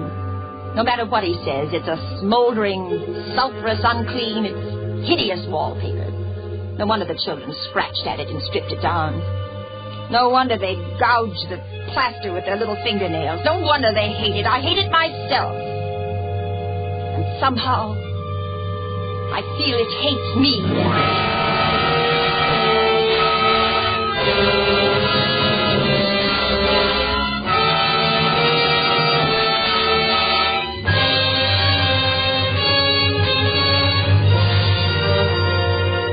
Suspense, Autolite is bringing you Miss Agnes Moorehead in the yellow wallpaper. Autolite's presentation of radio's outstanding theater of thrills, Suspense.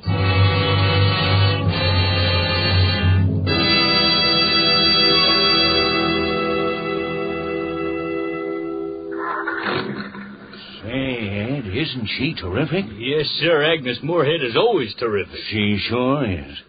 Say, car sure sounds good. I couldn't resist stepping on the starter. Yeah, these new Autolite resistor spark plugs sure make this a contented car. Yep, and you got the first set in town. Well, right now you can get Autolite resistor spark plugs almost anywhere in the United States. It's sensational. Why, no other spark plug will give and maintain such performance. Sounds like a good sales story. Where did the name resistor come from, Mr. Martin? Autolite worked with leading car and truck manufacturers, and they ignition engineered a 10,000 ohm resistor right into the Autolite spark plug. That permits a wider spark gap setting and maintains it far longer than any other spark plugs. Mm-hmm. Actually, Mr. Horton, when you replace your narrow gap spark plugs with a set of wide gap Autolite resistor spark plugs, you can tell the difference in your car. That's right from the book, I'll bet, Mr. Martin? Well, guess so. But here's the simple lowdown. As a result of the wide gap in the resistor spark plug, your engine idles smoother. You have better luck with lean gas mixtures and save gas. And within established limits, you reduce spark plug interference with radio and television reception. Yes, and today you can get the resistor spark plug from almost any of Autolite's 60,000 dealers. That's the biggest spark plug news in years.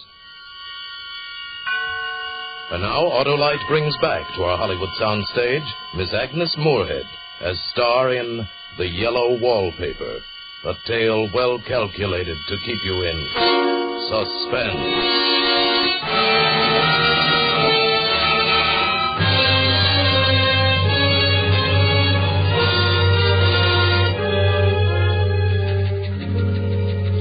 We've been here 2 weeks, and I haven't felt like writing again since that first day. I'm sitting by the window now, up in this frightful nursery room. There's nothing to stop my writing as much as I please. John is away all day, and sometimes even at night if he has a serious case. I'm glad my case is not serious. But these nervous troubles can be depressing all the same. I cry at nothing and cry most of the time. John doesn't know how much I suffer. He knows there's no reason to suffer, and that satisfies him. I suppose John was never nervous in his life. He laughs at me so about this wallpaper. No, I won't let you have your way, you silly goose.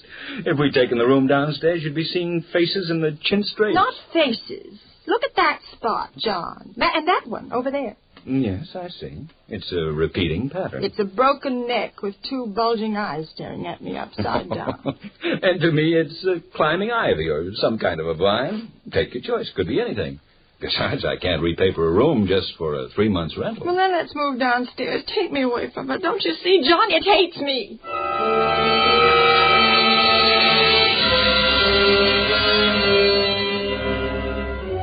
I wish I'd get well faster. Just use your will and your good sense, I'm darling. afraid. But you're so much better. When I married you, I meant to be such a help, and I'm only a burden. You are a help to me. You're my comfort. I can't even be with my baby. It makes me so nervous. Will I ever be well enough to see him again? Of course you'll be well. If you try. Then I'll try, I promise. From now on, I won't look at the wallpaper, and I'll stop seeing things out of the windows. Out the windows? I see people walking up and down the paths and in the arbors. I know it's silly, and it's only in certain lights when I look at the wallpaper from the bed that I see. See what? Nothing. Nothing. No, you're right. There's nothing except a pattern.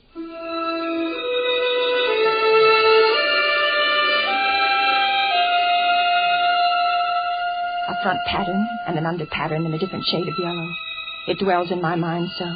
I lie on that great immovable bed. It's nailed down, I believe, and follow that pattern about by the hour. And then where it isn't faded and when the sun is just so, I see a strange, faint, formless sort of figure lurking, waiting behind that front design.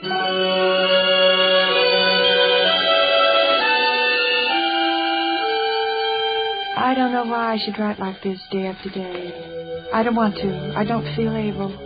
And I know John would think it absurd, but I must express what I feel and think in some way. It's such a relief. There are things in that wallpaper that nobody knows about but me. You know, there's a woman stooping down and creeping about behind that pattern.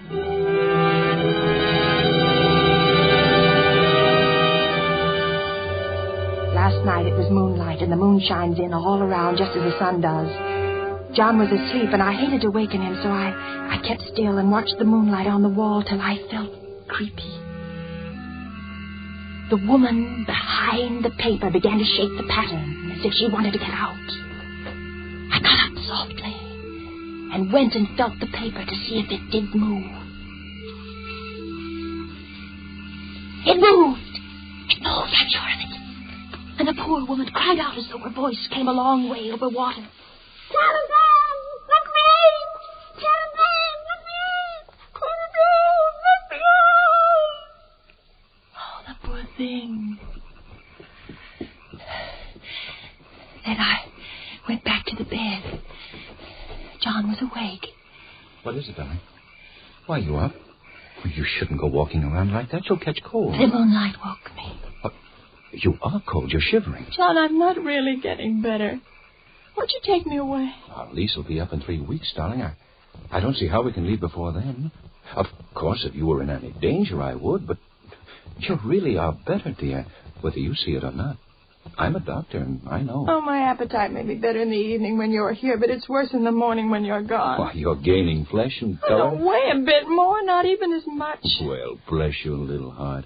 You shall be as sick as you please. But let's go to sleep, huh? And talk about it in the morning. You won't go away? How can I, dear? And why should I, since you're better? Better in body, perhaps, but darling, in my health. For my sake and your sake and for the sake of our child, I beg you not to let that idea enter your head. Not for an instant. Can't you trust me as a doctor when I tell you it's a false and foolish idea? Answer me, darling. Don't you trust me? Yes, of course I trust you, only... What? I'm sleepy. Let's go to sleep. But I didn't sleep. I lay there for hours trying to decide if the front pattern and the back pattern moved together or separately.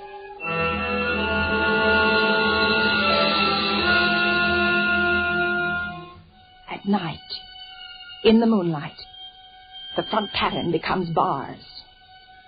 And the woman behind it shakes the bars. Yes, she shakes the bars as she creeps around.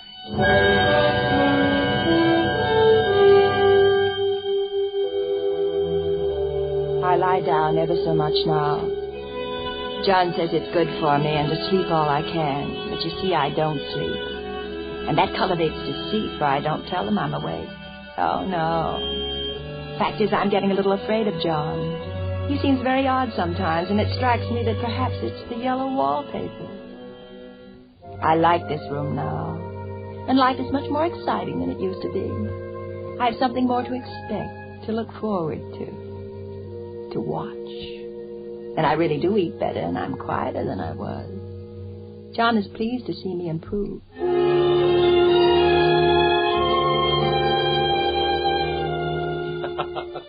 You see? You're flourishing like a weed in spite of your wallpaper. Yes.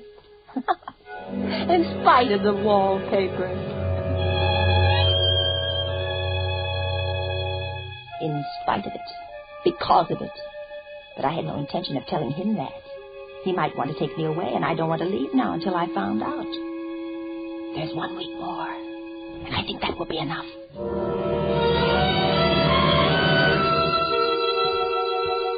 There's a funny mark on the wall low down near the mopboard. A streak that runs around the room, goes behind every piece of furniture except the bed. A long, straight, even smudge, as if it had been rubbed over and over and over. How was it done? Who did it? What did they do? Round and round. Round and round. Round. It makes me dizzy.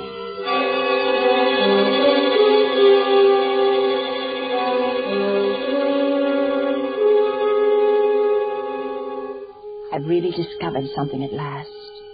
There are a great many women behind the pattern, and sometimes only one, and she creeps around fast, and her creeping shakes the pattern. She's trying to climb through and can't because the pattern strangles everything. But she does get out in the daytime. I know because I've seen her. When a car comes, she hides in the blackberry vines. I don't blame her. I'd hide, too. I always lock the door when I creep by daylight.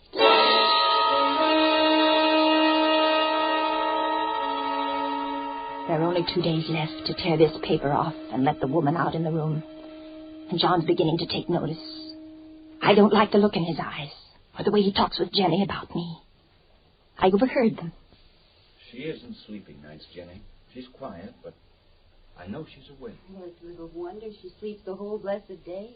Well, maybe I ought to call in another doctor. No, it's just stubbornness, John. She's determined to prove you're wrong. I suppose you're right. Oh, I'm sure she'll improve.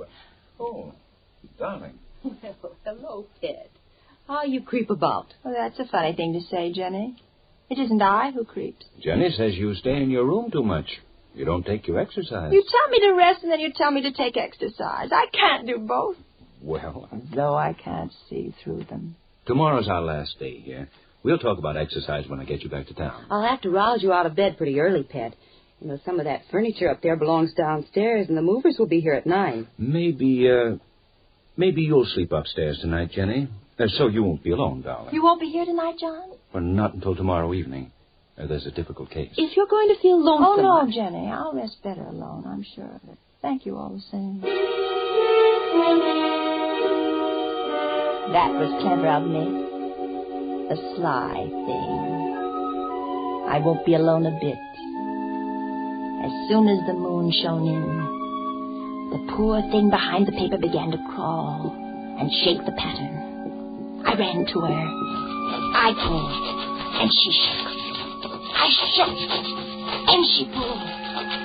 And my morning we'd peeled off yards and yards of yellow wallpaper, a strip about as high as my head and half around the room. When Jenny came up in the morning, she looked at the wall in amazement. You know why I did it, Jenny? Just to spite the vicious thing. Why are you so surprised? Oh, I'm not. Why, I wouldn't mind doing it myself. But you mustn't tire yourself, Ted. She wouldn't mind doing it. Why don't you come downstairs and lie down?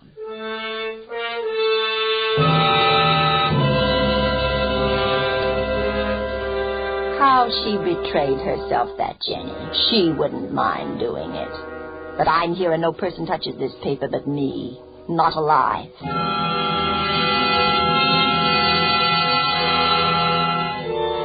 I've locked the door and thrown the key down into the front path. I don't want anybody to come in till John comes. I want to surprise him. And I've got a rope up here. Even Jenny doesn't know that. If the woman gets out from behind the pattern and tries to run away, I can tie her securely to one of the rings in the wall. There she is. There, see how the pattern moves, like wallowing seaweed. Oh, it'll strangle her unless I help. Wait, I'll help you. I'll peel off the paper all I can. Wait, be patient. You push. You push it, I'll pull. Oh, it sticks horribly to the plaster. I can get it off with my teeth. Oh, it hurts. But I'm getting it. Wait, just a little bit more. I'm getting it. A little bit more.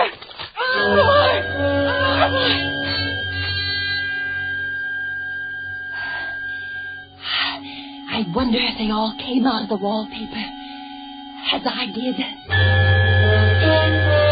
I think they did, but I have you securely tied by my rope now.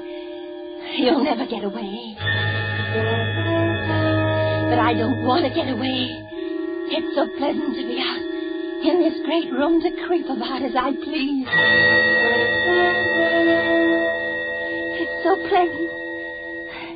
But I suppose I'll have to get back behind the pattern when night comes. That will be hard to do.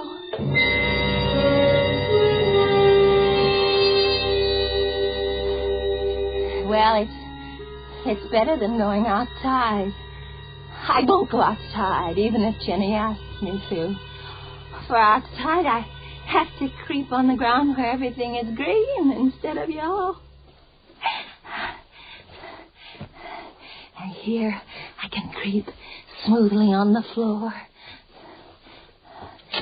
Listen, she's coming now. Darling, open the door. You hear me? Open the door. Oh, it's John at the door. Open the door, darling. Open it, please, dear. How he does pound and shout. No use, Dr. John. You can't open it. Open it, do you hear me, dear? Open it! Jenny, bring me the axe. Oh, no, he'll break down that beautiful door. John, dear, the key's down in front of the house under a plantain leaf. My darling, please. Down by the front door, John. Open the door, for heaven's sake, open it. I can't. The key's downstairs, John. It's under a plantain leaf by the front steps. It's under a plantain leaf, John. Go and see. You'll find it if you look. You'll find it. There. He's gone to look. The wallpaper has stopped laughing. The evil thing. Now I can creep slowly, smoothly on the floor. Round and round, round and round and round. And my shoulder just fits into that long smudge on the wall so I can't lose my way. Oh, he's coming back. He's running on the stairs. How astonished he'll be. Darling. Oh, my dear, what is it? What's happened? I've got out at last, John. Out? Yes, out in spite of you and Jenny. I pulled down the paper. I shook the pattern and pushed and pulled it down. It stuck horribly. But you'll never put me back. You'll never put me back. You're so pale, John. Why do you close your eyes? Watch how swiftly I creep around in this lovely yellow room.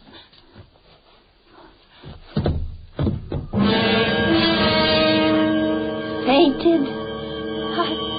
Now why should that man have fainted? But he did. And right across my path by the wall, so that I have to creep over him every time. Round and round and round and round and round.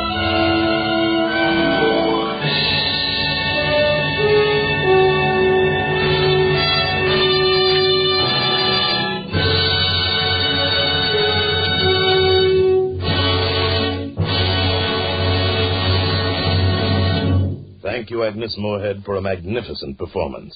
Miss Moorehead will be back in just a moment. Oh, what a show. That Agnes Moorehead's really some actress. Well, I guess I better head for home and Mother Ann. Okay. Oh, say, Mr. Martin, can you give me those simple words of yours again? My boy Billy pesters me with slogans. You bet, Mr. Horton. When you replace your narrow-gap spark plugs with a set of wide-gap Autolite resistor spark plugs, you can tell the difference in your car. For example, your engine idles smoother. You have better luck with leaner gas mixtures and save gas. And within established limits, you reduce spark plug interference with radio and television reception. So, switch to Autolite, because Autolite means resistor spark plugs. Ignition-engineered spark plugs. Autolite means batteries. Stay full batteries. Autolite means ignition system. The lifeline of your car.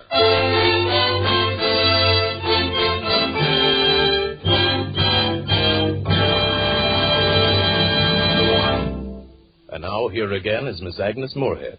It's always a great pleasure for me to appear on Suspense. I've thoroughly enjoyed this appearance this evening.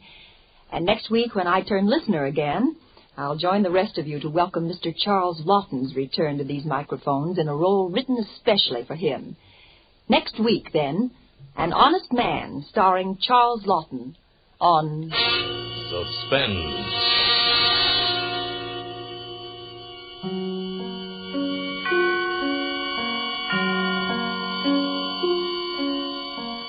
Agnes Moorehead may soon be seen in the Warner Brothers production, Johnny Belinda.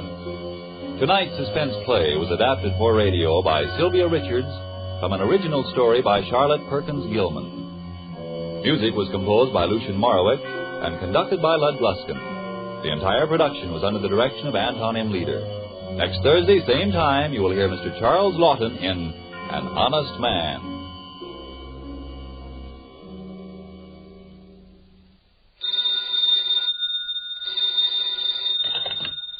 This is the Autolite Suspense Show saying good night. Switch to Autolite. This is CBS, where 99 million people gather every week, the Columbia Broadcasting System.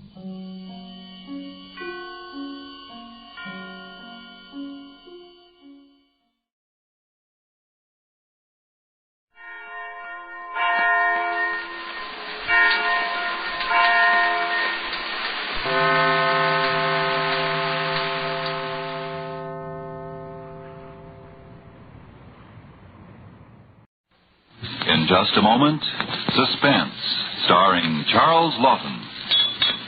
Hi, Billy. Hi, Dad. You're working kind of late on your bicycle, aren't you? Yeah, the old bike hasn't been getting going just right. Boy, did I puff up 2nd Street this morning. Just like the car, Billy, till I had that new Autolite Stay Full battery put in. Well, my boy, you just keep at it. I'm going in and coast along with Autolite batteries, spark plugs, and ignition systems on the Suspense Show. Dad, if you want to listen to the Autolite show, you'd better stay out here in the garage with me. Why? Mom's got her bridge club in tonight. What? Why, she doggone well knows I want to hear Charles Lawton. By all the drinks my Stay Full battery doesn't need, Take it easy, Dad. Here comes Charles Lawton.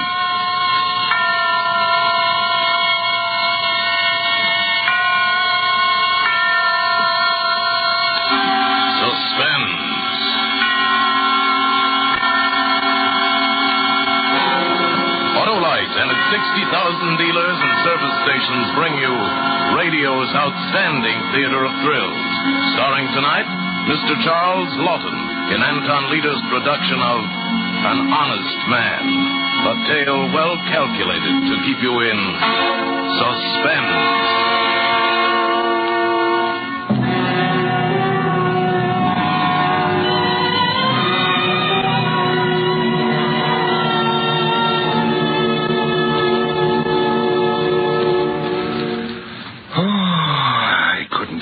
I lay in bed that night listening to the stillness and loneliness of the empty house and tried to bring my mother back to me.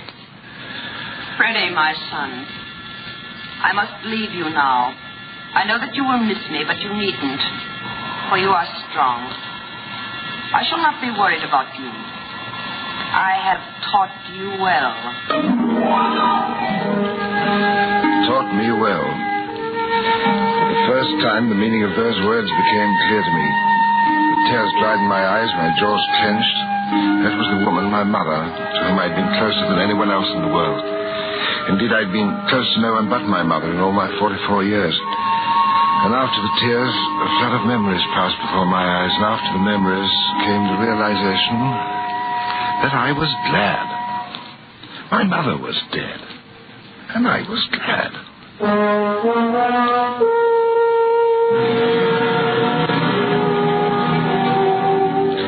All the next day at the store, I worked in a sort of a haze of happiness and well-being.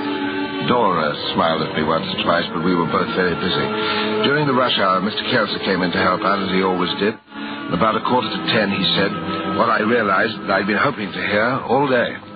You got your day's receipts totaled yet, Freddie? I'm just finishing them now, Mr. Kelser. Yeah, well, I think I'll knock off. When you get through, just put the money in the safe and lock it. I won't go to the bank till afternoon. Yes, Mr. Kelser. You can both close up whenever you're through what you're doing. See you tomorrow. Yes, Mr. Kelser. Good night, Mr. Kelser. $123.14. Check. Mr. Kelsey sure trusts you, don't he? He should after 26 years. 26 years? You've been working here that long? Sounds like a long time when you said, but it doesn't seem that way to me. Well, I guess it's quitting time. Oh, boy, are my feet tired. 26 years. You going to put out the lights? You want me to? Oh, I'll do that. Okay. Well, I'm leaving. So long. Miss Dora. Yeah? May I ask you something? Sure. What is it? Well, oh, isn't it a beautiful night? You sure that door's locked? Oh, yes. I was just wondering. I was wondering if you'd mind if I walked home with you. It's a little out of my way. Well, sure. Why not? Oh, but say, don't you have to get home to your mother? Oh, gee, Freddie, I'm sorry. That's all right. Must have been a terrible blow to you. Yes, it was. And you taken care of her all that time. 26 years, but you mustn't think that was a hardship, you see. I owe everything in the world to my mother. Everything that I am or ever will be. Oh, I know what you mean. I always say a person's mother... Dora, I've never told this to anyone. Say, I've been meaning to ask you, the way you always call me Miss Dora, and I mean, the way you talk, it's so refined. Really? I bet you had a real good education once, didn't you? No, not formally. But you see, my mother was a governess, and she always tried to give me the same advantages as she would the children under her care. My mother was a highly educated woman. Well, I knew it must be something like that. Anyway, you don't have to call me Miss Dora. I mean, seeing we're kind of old friends. Say, what was it you was going to tell me before? Oh, that was something about my mother. Something she taught me. I'll never forget it as long as I live. You happened to remind me of it when you remarked how Mr. Kelsey trusted me. Well, what was it? Well, it was just before my 11th birthday. There was a motion picture that I wanted to see very badly. It was something about cowboys, I think. But my mother said we couldn't afford it, and so I took 10 cents from her purse, and she found it out. What'd she say? Well, she whipped me. It was the only time she ever did, until I could hardly walk. She said I'd done the worst thing that anyone could ever do, that I had been dishonest. I was a thief. You dishonest. Oh, that's a laugh. I never knew anybody more honest in all my life. Well, look at the way Mr. Kelsey Yes, always... but only because of what my mother taught me. I've been grateful to her all my life. That I always will be. Oh, yeah, I know what you mean. Well, they say honesty's the best policy, and I guess it is all right. But now, you take Tom back. What about him? Well, I wouldn't exactly say he's dishonest, but he's sure having a lot more fun than you or me. But, Dora, I'm sure you'll agree that there are more important things in life than just having fun. Oh, sure, of course. I didn't mean it like that. And what I mean to say is, you couldn't admire a fellow like this Bass, could you? Tom Bass? Oh, I should say not. Thinks he's so smart with his wisecracks and his cheap jokes. I wouldn't give him the time of day. Is there anyone, that is to say, any man you do admire? Nah, not me. Oh, I admire you, of course. Do you really? For sure. But if you mean, do I go out steady with anyone? Have you ever thought of the kind of man that you would go steady with? My dream man?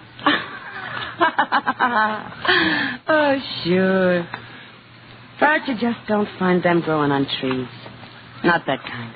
What kind, Dora? Oh, when I say dream man, don't get me wrong. I don't go for those glamour boys. I've been around enough to know better than that. You just give me a nice, easy-going fellow with a steady job. that sounds like a description of me. And a little money put away in the bank. That's the kind of fella I want. Did you say money? Well, sure. A fella's never going to get very far if he doesn't have a little laid aside for a rainy day. Oh, yes. Isn't that right? Yes, I suppose that is right. But how much money do you think such a fellow ought to have? Oh, $1,000. You know, just something for kind of a little nest egg. Yes, of course, yes. Well, here's where I live. Thanks for the walk. Dora? Yeah? If you were to find such a man... Who? A man with a steady job and money in the bank. Oh, him. I mean, would you consider, would you... Would I what? Oh, I get it. Well, sure, if I thought I could make him happy. Oh, I know you would. Why not? Well, till death do us part.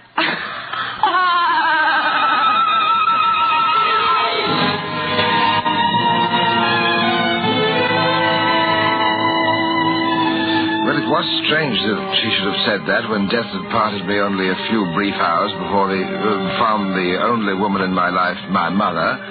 And now so soon after there was another woman, but if she was there, that $1,000, that stood in the way. With all the expense of the funeral still to be met, I knew that it would take me at least 2 years to accumulate such a sum.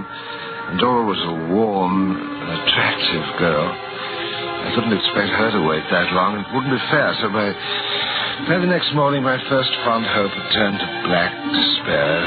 I hardly noticed Tom Bass when he sauntered into the store. Hiya, honey. What do you know that's new?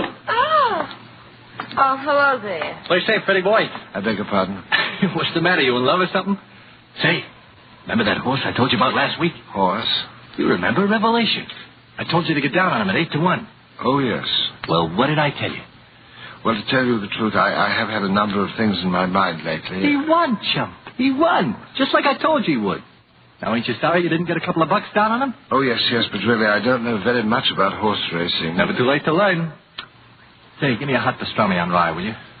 Mustard? Yeah. A little lettuce? No, skip that. You want it to go, or... I'll leave it here. Say, how come a guy like you ever learned to make such good sandwiches? They're the best in town, no kidding. My mother taught me. Is that a fact? My mother taught me everything I know. Yeah? Say, it must be good to feel like that about your old lady. I haven't seen mine for 10 years. Here you are. Thanks. Is your mother dead? No. I just took a powder when I was a kid. I couldn't stand it around there anymore. You couldn't stand it around your own mother? Yeah. All she ever did was yap, yap, yap. Why didn't I do this? Why didn't I do that? Finally, one day I told her what she could do, and I beat it. But how could she get along without you? What did she do? I don't know. Same old thing, I guess. Work in the laundry. Say, look, Freddie. Pay her for the sandwich tomorrow, okay? All I got's a 50. Well, if you won't forget, I did have to remind you last time, you know. I have to take it out of my own pocket. You're a good guy, Freddie. Say, in fact, you know what? I think I'm going to let you in on something. Oh? Freddie, listen. I got a tip so hot it's burning the seat of my pants. Avalanche in the 3rd at Santa Rosa today. Strictly a drugstore job. What? They're going to give him the needle. I got it from his trainer myself in person. Avalanche can't any more lose that race than I can sing High C. You know what the odds are? 100 to 1. 100 to 1. 100 to 1. That's what I said. Do you mean to tell me this? If someone were to bet $10 on this horse, they'd win back 1,000? You ain't just bird calling. You put a tenner on that beetle, and you'll have $1,000 in your hot little hand by tonight. Oh, I wish I could, but I don't have $10 or anywhere near it. I don't get paid until tomorrow, you see. Out of 5. Oh, out of 5. Here you are, Dora. Thanks. Freddie, what's the matter? You can always lay your hand on a 10 when you want it, can't you? I can? How? No. That's Mr. Kelsey's money. Oh, not till tonight. What Mr. Kelsey don't know, he can hide him. I couldn't do anything like that. Okay. I'll be back. But think it over, friend. 1,000 Skinnaroos, and that ain't horse feet. 1,000 Skinnaroos.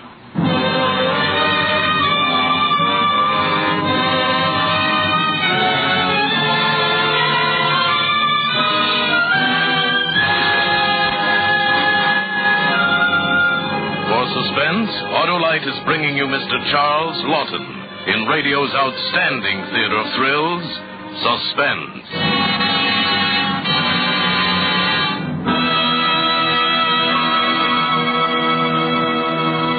Dad, I don't know what's coming next, but this story's got me in the mood to expect anything. Yeah, anything but invite a woman's bridge party in on Thursday night. Still peeved at Mom, Dad? Well, Cheer up. This car radio's operating hunky-dory, thanks to your new Autolite Stay Full battery. Besides, Mom's partner probably just trumped her ace. So, let's listen to Frank Martin, the Autolite announcer. Yes, the new Autolite Stay Full battery needs water only 3 times a year in normal car use. This greater liquid reserve practically eliminates one of the major causes of battery failure. Car owners tell us it's the greatest battery ever built. The greatest battery ever built. Money cannot buy a better battery for your car. You know, Billy, the boys over at the service station tell me that these Autolite Stay-Fulls are really setting up some long time between drinks records. Yeah, Dad, I guess it's like having a camel under your hood, huh? Oh, better than that.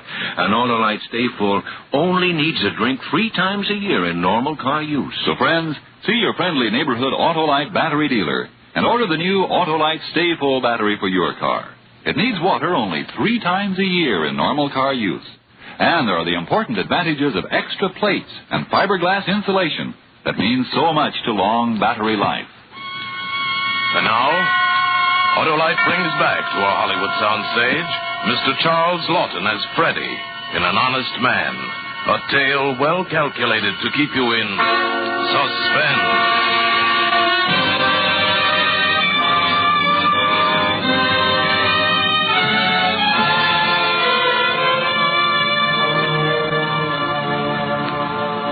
Well, of course, I could think of nothing else all morning. My mind was in a whirl. $1,000 with $1,000 I could propose to Dora. I could propose to her that very night. At the same time was the appalling thought of what I'd have to do. I would have to take $10 from the cash register. $10 that was not mine. That would be stealing. I would be a thief. But as I thought, I wondered. Perhaps Tom Bass was right. It wouldn't be stealing if I put the money back, and by tonight I'd have the $1,000. I could put it back. But that was it. That was the difference. For I'd taken the money from Mother that time. I had no prospect of replacing it, but this way, so the next time I went to the cash register to make change, I slipped $10 out of the drawer and put it into my apron pocket. After that, I found I was perspiring and my hands trembled, so that I nearly cut myself a dozen times working at my sandwich board. And I saw Tom Bass coming through the door. Tom. Yeah? What's the matter? Tom. I've got the $10. $10? Oh, yeah. Hey, now you're getting smart. Give it to me. I'll place it on that. But Tom, are you sure? Are you absolutely sure? I tell you, the nag is in at a walk. I got a few skins down on this one myself, don't forget. All right, but when will I get the money? 6 o'clock tonight, the latest. I'll bring it around myself. Give me the 10. Here. You won't forget, will you? Forget? With $1,000 in my kick, how could I forget? Relax. You got nothing to worry about. Freddie? What was you and Tom talking about just now? Oh, he was just telling me about some horse or other. Well, you better be careful how you talk to him about horses. Why do you say that? Well, that's the way he makes his living, ain't it? I should rather imagine it is. Oh, Dora. Yeah? Would you care to, that is, when we're through work, would you care to go somewhere with me this evening? Go where? Oh, why, Freddie. Are you asking me for a date? Yes, I suppose I am. Oh, Freddie, that's real cute. I might even take you up on it. You mean that you will go? I might. I'll tell you at quitting time. Why can't you tell me now? Oh, something might come up. What could come up? I don't know what could come up. Anything could come up. One of us might drop dead.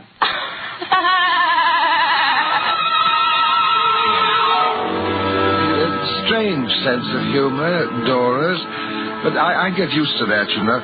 Anyway, she had practically said yes to the date, so I passed the rest of the afternoon busy with thoughts of the good fortune that was awaiting me. At 5, Mr. Kelsey came in, and shortly thereafter there was a rush of customers that took up all my attention, so that it was with something of a start that I looked at the clock and saw that it was nearly 6:30. But Tom had said 6 no later than 6. Still, it was quite understandable that in a transaction of such magnitude, he might have met with some unforeseeable delay. So I tried to compose myself to remain calm and to wait, but the minutes and then the hours passed. By 9 o'clock, I was in such a state I could hardly conceal it, and yet I had to. And then suddenly at 9:30, I saw him. He was walking rather hurriedly, I thought, along the opposite side of the street, and throwing caution to the wind, I dashed from behind the counter and out of the door. Tom! Oh, hiya, Freddie. For a minute there, I didn't recognize you. I'm so sorry to trouble you this way, but it was so late I thought you might have forgotten. No, I didn't forget. Did you have the money with you? Look, Freddie, I've been meaning to come in all evening and tell you about that, but I didn't know how to say it. Say what? It's getting so you can't trust nobody nowadays. Believe me, kid, I feel as bad about this as you do. Well, Tom, what that happened? lying trainer, he never done a thing to that horse. The bum come in last. Mean that we lost it. My money's gone. Yeah. Lost. Oh, don't take it too hard, kid. You stick with me and I'll have that 10 back for you, double and triple by the end of next week. You know, somebody wins, somebody loses. You know, take it easy now. Mother, help me. I'm a thief. I turned back to the store automatically, but even now I could hardly grasp the full extent of the catastrophe which had overwhelmed me. All I knew that tomorrow was payday, and if I could only prevent Mr. Kelsey from finding out until what then... What happened to you? What was that, Mr. Kelsey? You looked like you seen a ghost or something. You went charging out of here a couple of minutes ago. Oh, yes, I thought I saw someone I knew, someone I'd known as a child. Oh, yeah. That happens to me all the time. Is it? Well, it's pretty late. You can both beat it if you want to. I'll check the receipts tonight myself. Hey, what you doing? I dropped a knife. You want us to go? Yeah, you might as well. I'll be here late anyway. I'll close up. Well, that sure don't make me mad. Gee, I've been ready to drop for the last hour. Mr. Kelsey, I'd be glad to check the receipts for you. You don't have to. Yeah, I know, but I got an auditor coming in tomorrow. I got to go over the books for the last 6 months. Seems I got some kind of beef with the tax people. Oh, come on, Freddie. Let the boss do a little work for a change. Anyway, I thought you had other plans for tonight. Yes, I did, but, Mr. Kelsey, I'd rather you let me do it, really. It wouldn't be any trouble. Well, if that's the way it is, I'm leaving. Shove me over that adding machine before you go, will you, Dora? Yeah, sure. Night, Mr. Kelsey. Night. Dora? Good night, Mr. McWilliams. What's the matter with her? You two been having trouble? Oh, no. Mr. Kelsey, I do not like to have you checking the receipts all by yourself. I don't like it either. But it's got to be done. You run along now. See you tomorrow. But I don't want you to do it. Look, Freddie, thanks for trying to help, but just leave me alone, will you? I got a lot of work to do tonight. No. Stop. Hey, what's eating you? I told you once... Now, I've always done it before. It makes me feel that you don't trust me. You see... Freddie, what kind of way to talk is that? I've been trusting you for 26 years, haven't I? Why should I stop tonight all of a sudden? Mr. Kelsey. 118.37. Hey, that's funny. We're $10 short. See, I knew what he would say next. I knew that I had to stop him before he said that awful word. $10 short. Now, how could... Freddie, what are you doing? Freddie?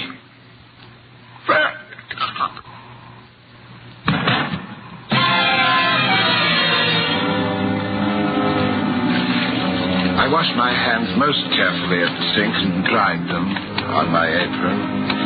Then I bent over Mr. Kelsey, or rather, Mr. Kelsey's body, and I removed from his pocket the sum of $32.50, the exact amount that would be owing to me in salary on the following day. Of this sum, I put $10 in the cash register. Then I left the store and went home. It was all right now. Everything was all right.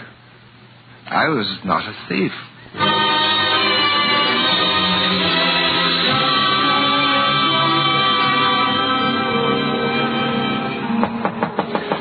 I was so exhausted when I got home and just dropped in my bed. I must have fallen asleep that way because I was fully clothed when I was awakened some hours later.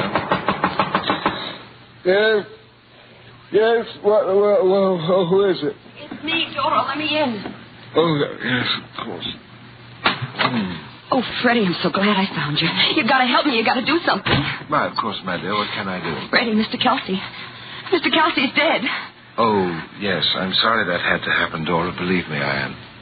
How can you stand there and be so calm about it?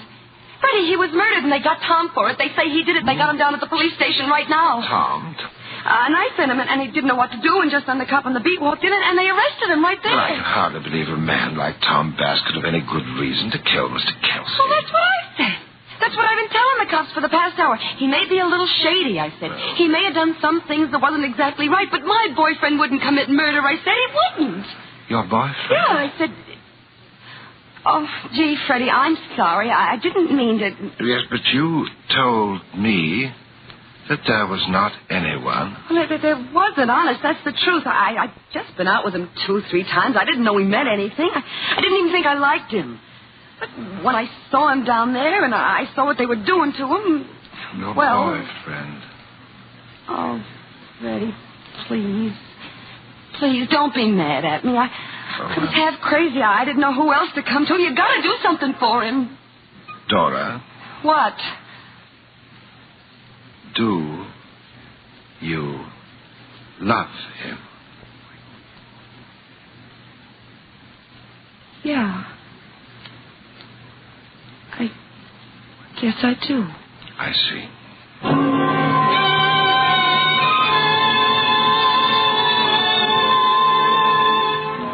I left her there and started for the police station. Tom Bass meant nothing to me, of course. Meant less than nothing now. But, of course, Dora, that was something else again. I didn't know exactly what I should do, but the sergeant helped me to make up my mind. Well? I understand that you have a prisoner here who is accused of killing one Henry Kelsey. That's right. You his mouthpiece? Oh, no. I was an employee of Mr. Kelsey's for 26 years. Mac Williams? Frederick Aloysius McWilliams. Yeah, we know about you. But you got nothing to worry about. We got our man. You have all the evidence you need? Of course we got all the evidence we need. But why would we be holding him? We caught him red-handed. And he's got a record since he was 14 years old. Dear me. But supposing that I had positive evidence that the prisoner Tom Bass did not kill Mr. Kelsey. This had better be good, I'm warning you. Tell me, it would be dishonest to withhold that information, wouldn't it? You're doggone tootin' it would. I mean, you see, it would be like stealing, wouldn't it? I mean, it would be stealing. It's stealing another man's life. But are you trying to kid somebody? No. I've never been more serious in my life. All right, if you know so much, who did kill Kelsey? I did.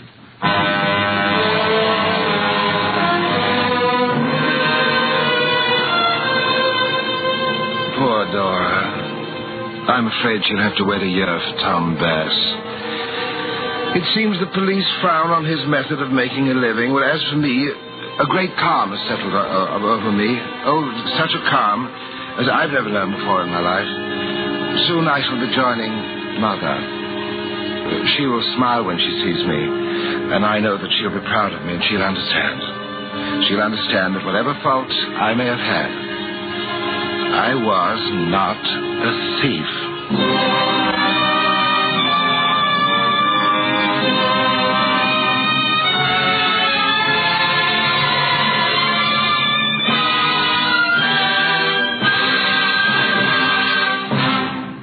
you, Charles Lawton, for an extraordinary performance. Mr. Lawton will return in just a moment. Say, Billy, Charles Lawton was certainly in the groove tonight. I'll say. Hey, Dad, here comes Mom. I just thought you two'd be out here puttering, you and your bikes and batteries, with Charles Lawton on the Suspense program, too. Mary, did you listen to Suspense? Why, of course I did. You're always talking about your Autolite stay-full batteries, so I thought I'd listen to Suspense and get the real bag. Well, what about the Bridge Club? Oh, they came early so we could all listen to Charles Lawton. My guests are just leaving now. Well, Dad, I guess we men can't win. What do we do now? Why, finish your evening right, gentlemen. Listen to the Autolite announcer signing off. So remember, folks, Autolite Stay Full needs water only 3 times a year in normal car use. That's another reason why everybody is switching to Autolite Stay Full batteries. Autolite means batteries. Stay full batteries. Autolite means spark plugs. Ignition-engineered spark plugs. Autolite means ignition system. The lifeline of your car.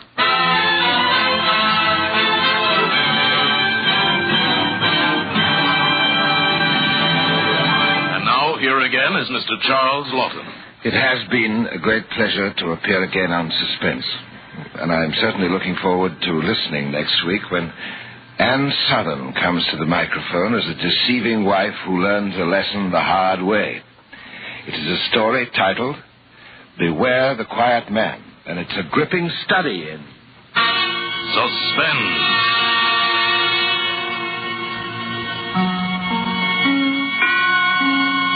Charles Lawton may currently be seen in Paramount's The Big Clock. Tonight's suspense play was written by Robert L. Richards, with music composed by Lucien Moraweck and conducted by Lud Gluskin. The entire production was under the direction of Anton M. Leader. Next Thursday, same time, you will hear Anne Southern in Beware the Quiet Man.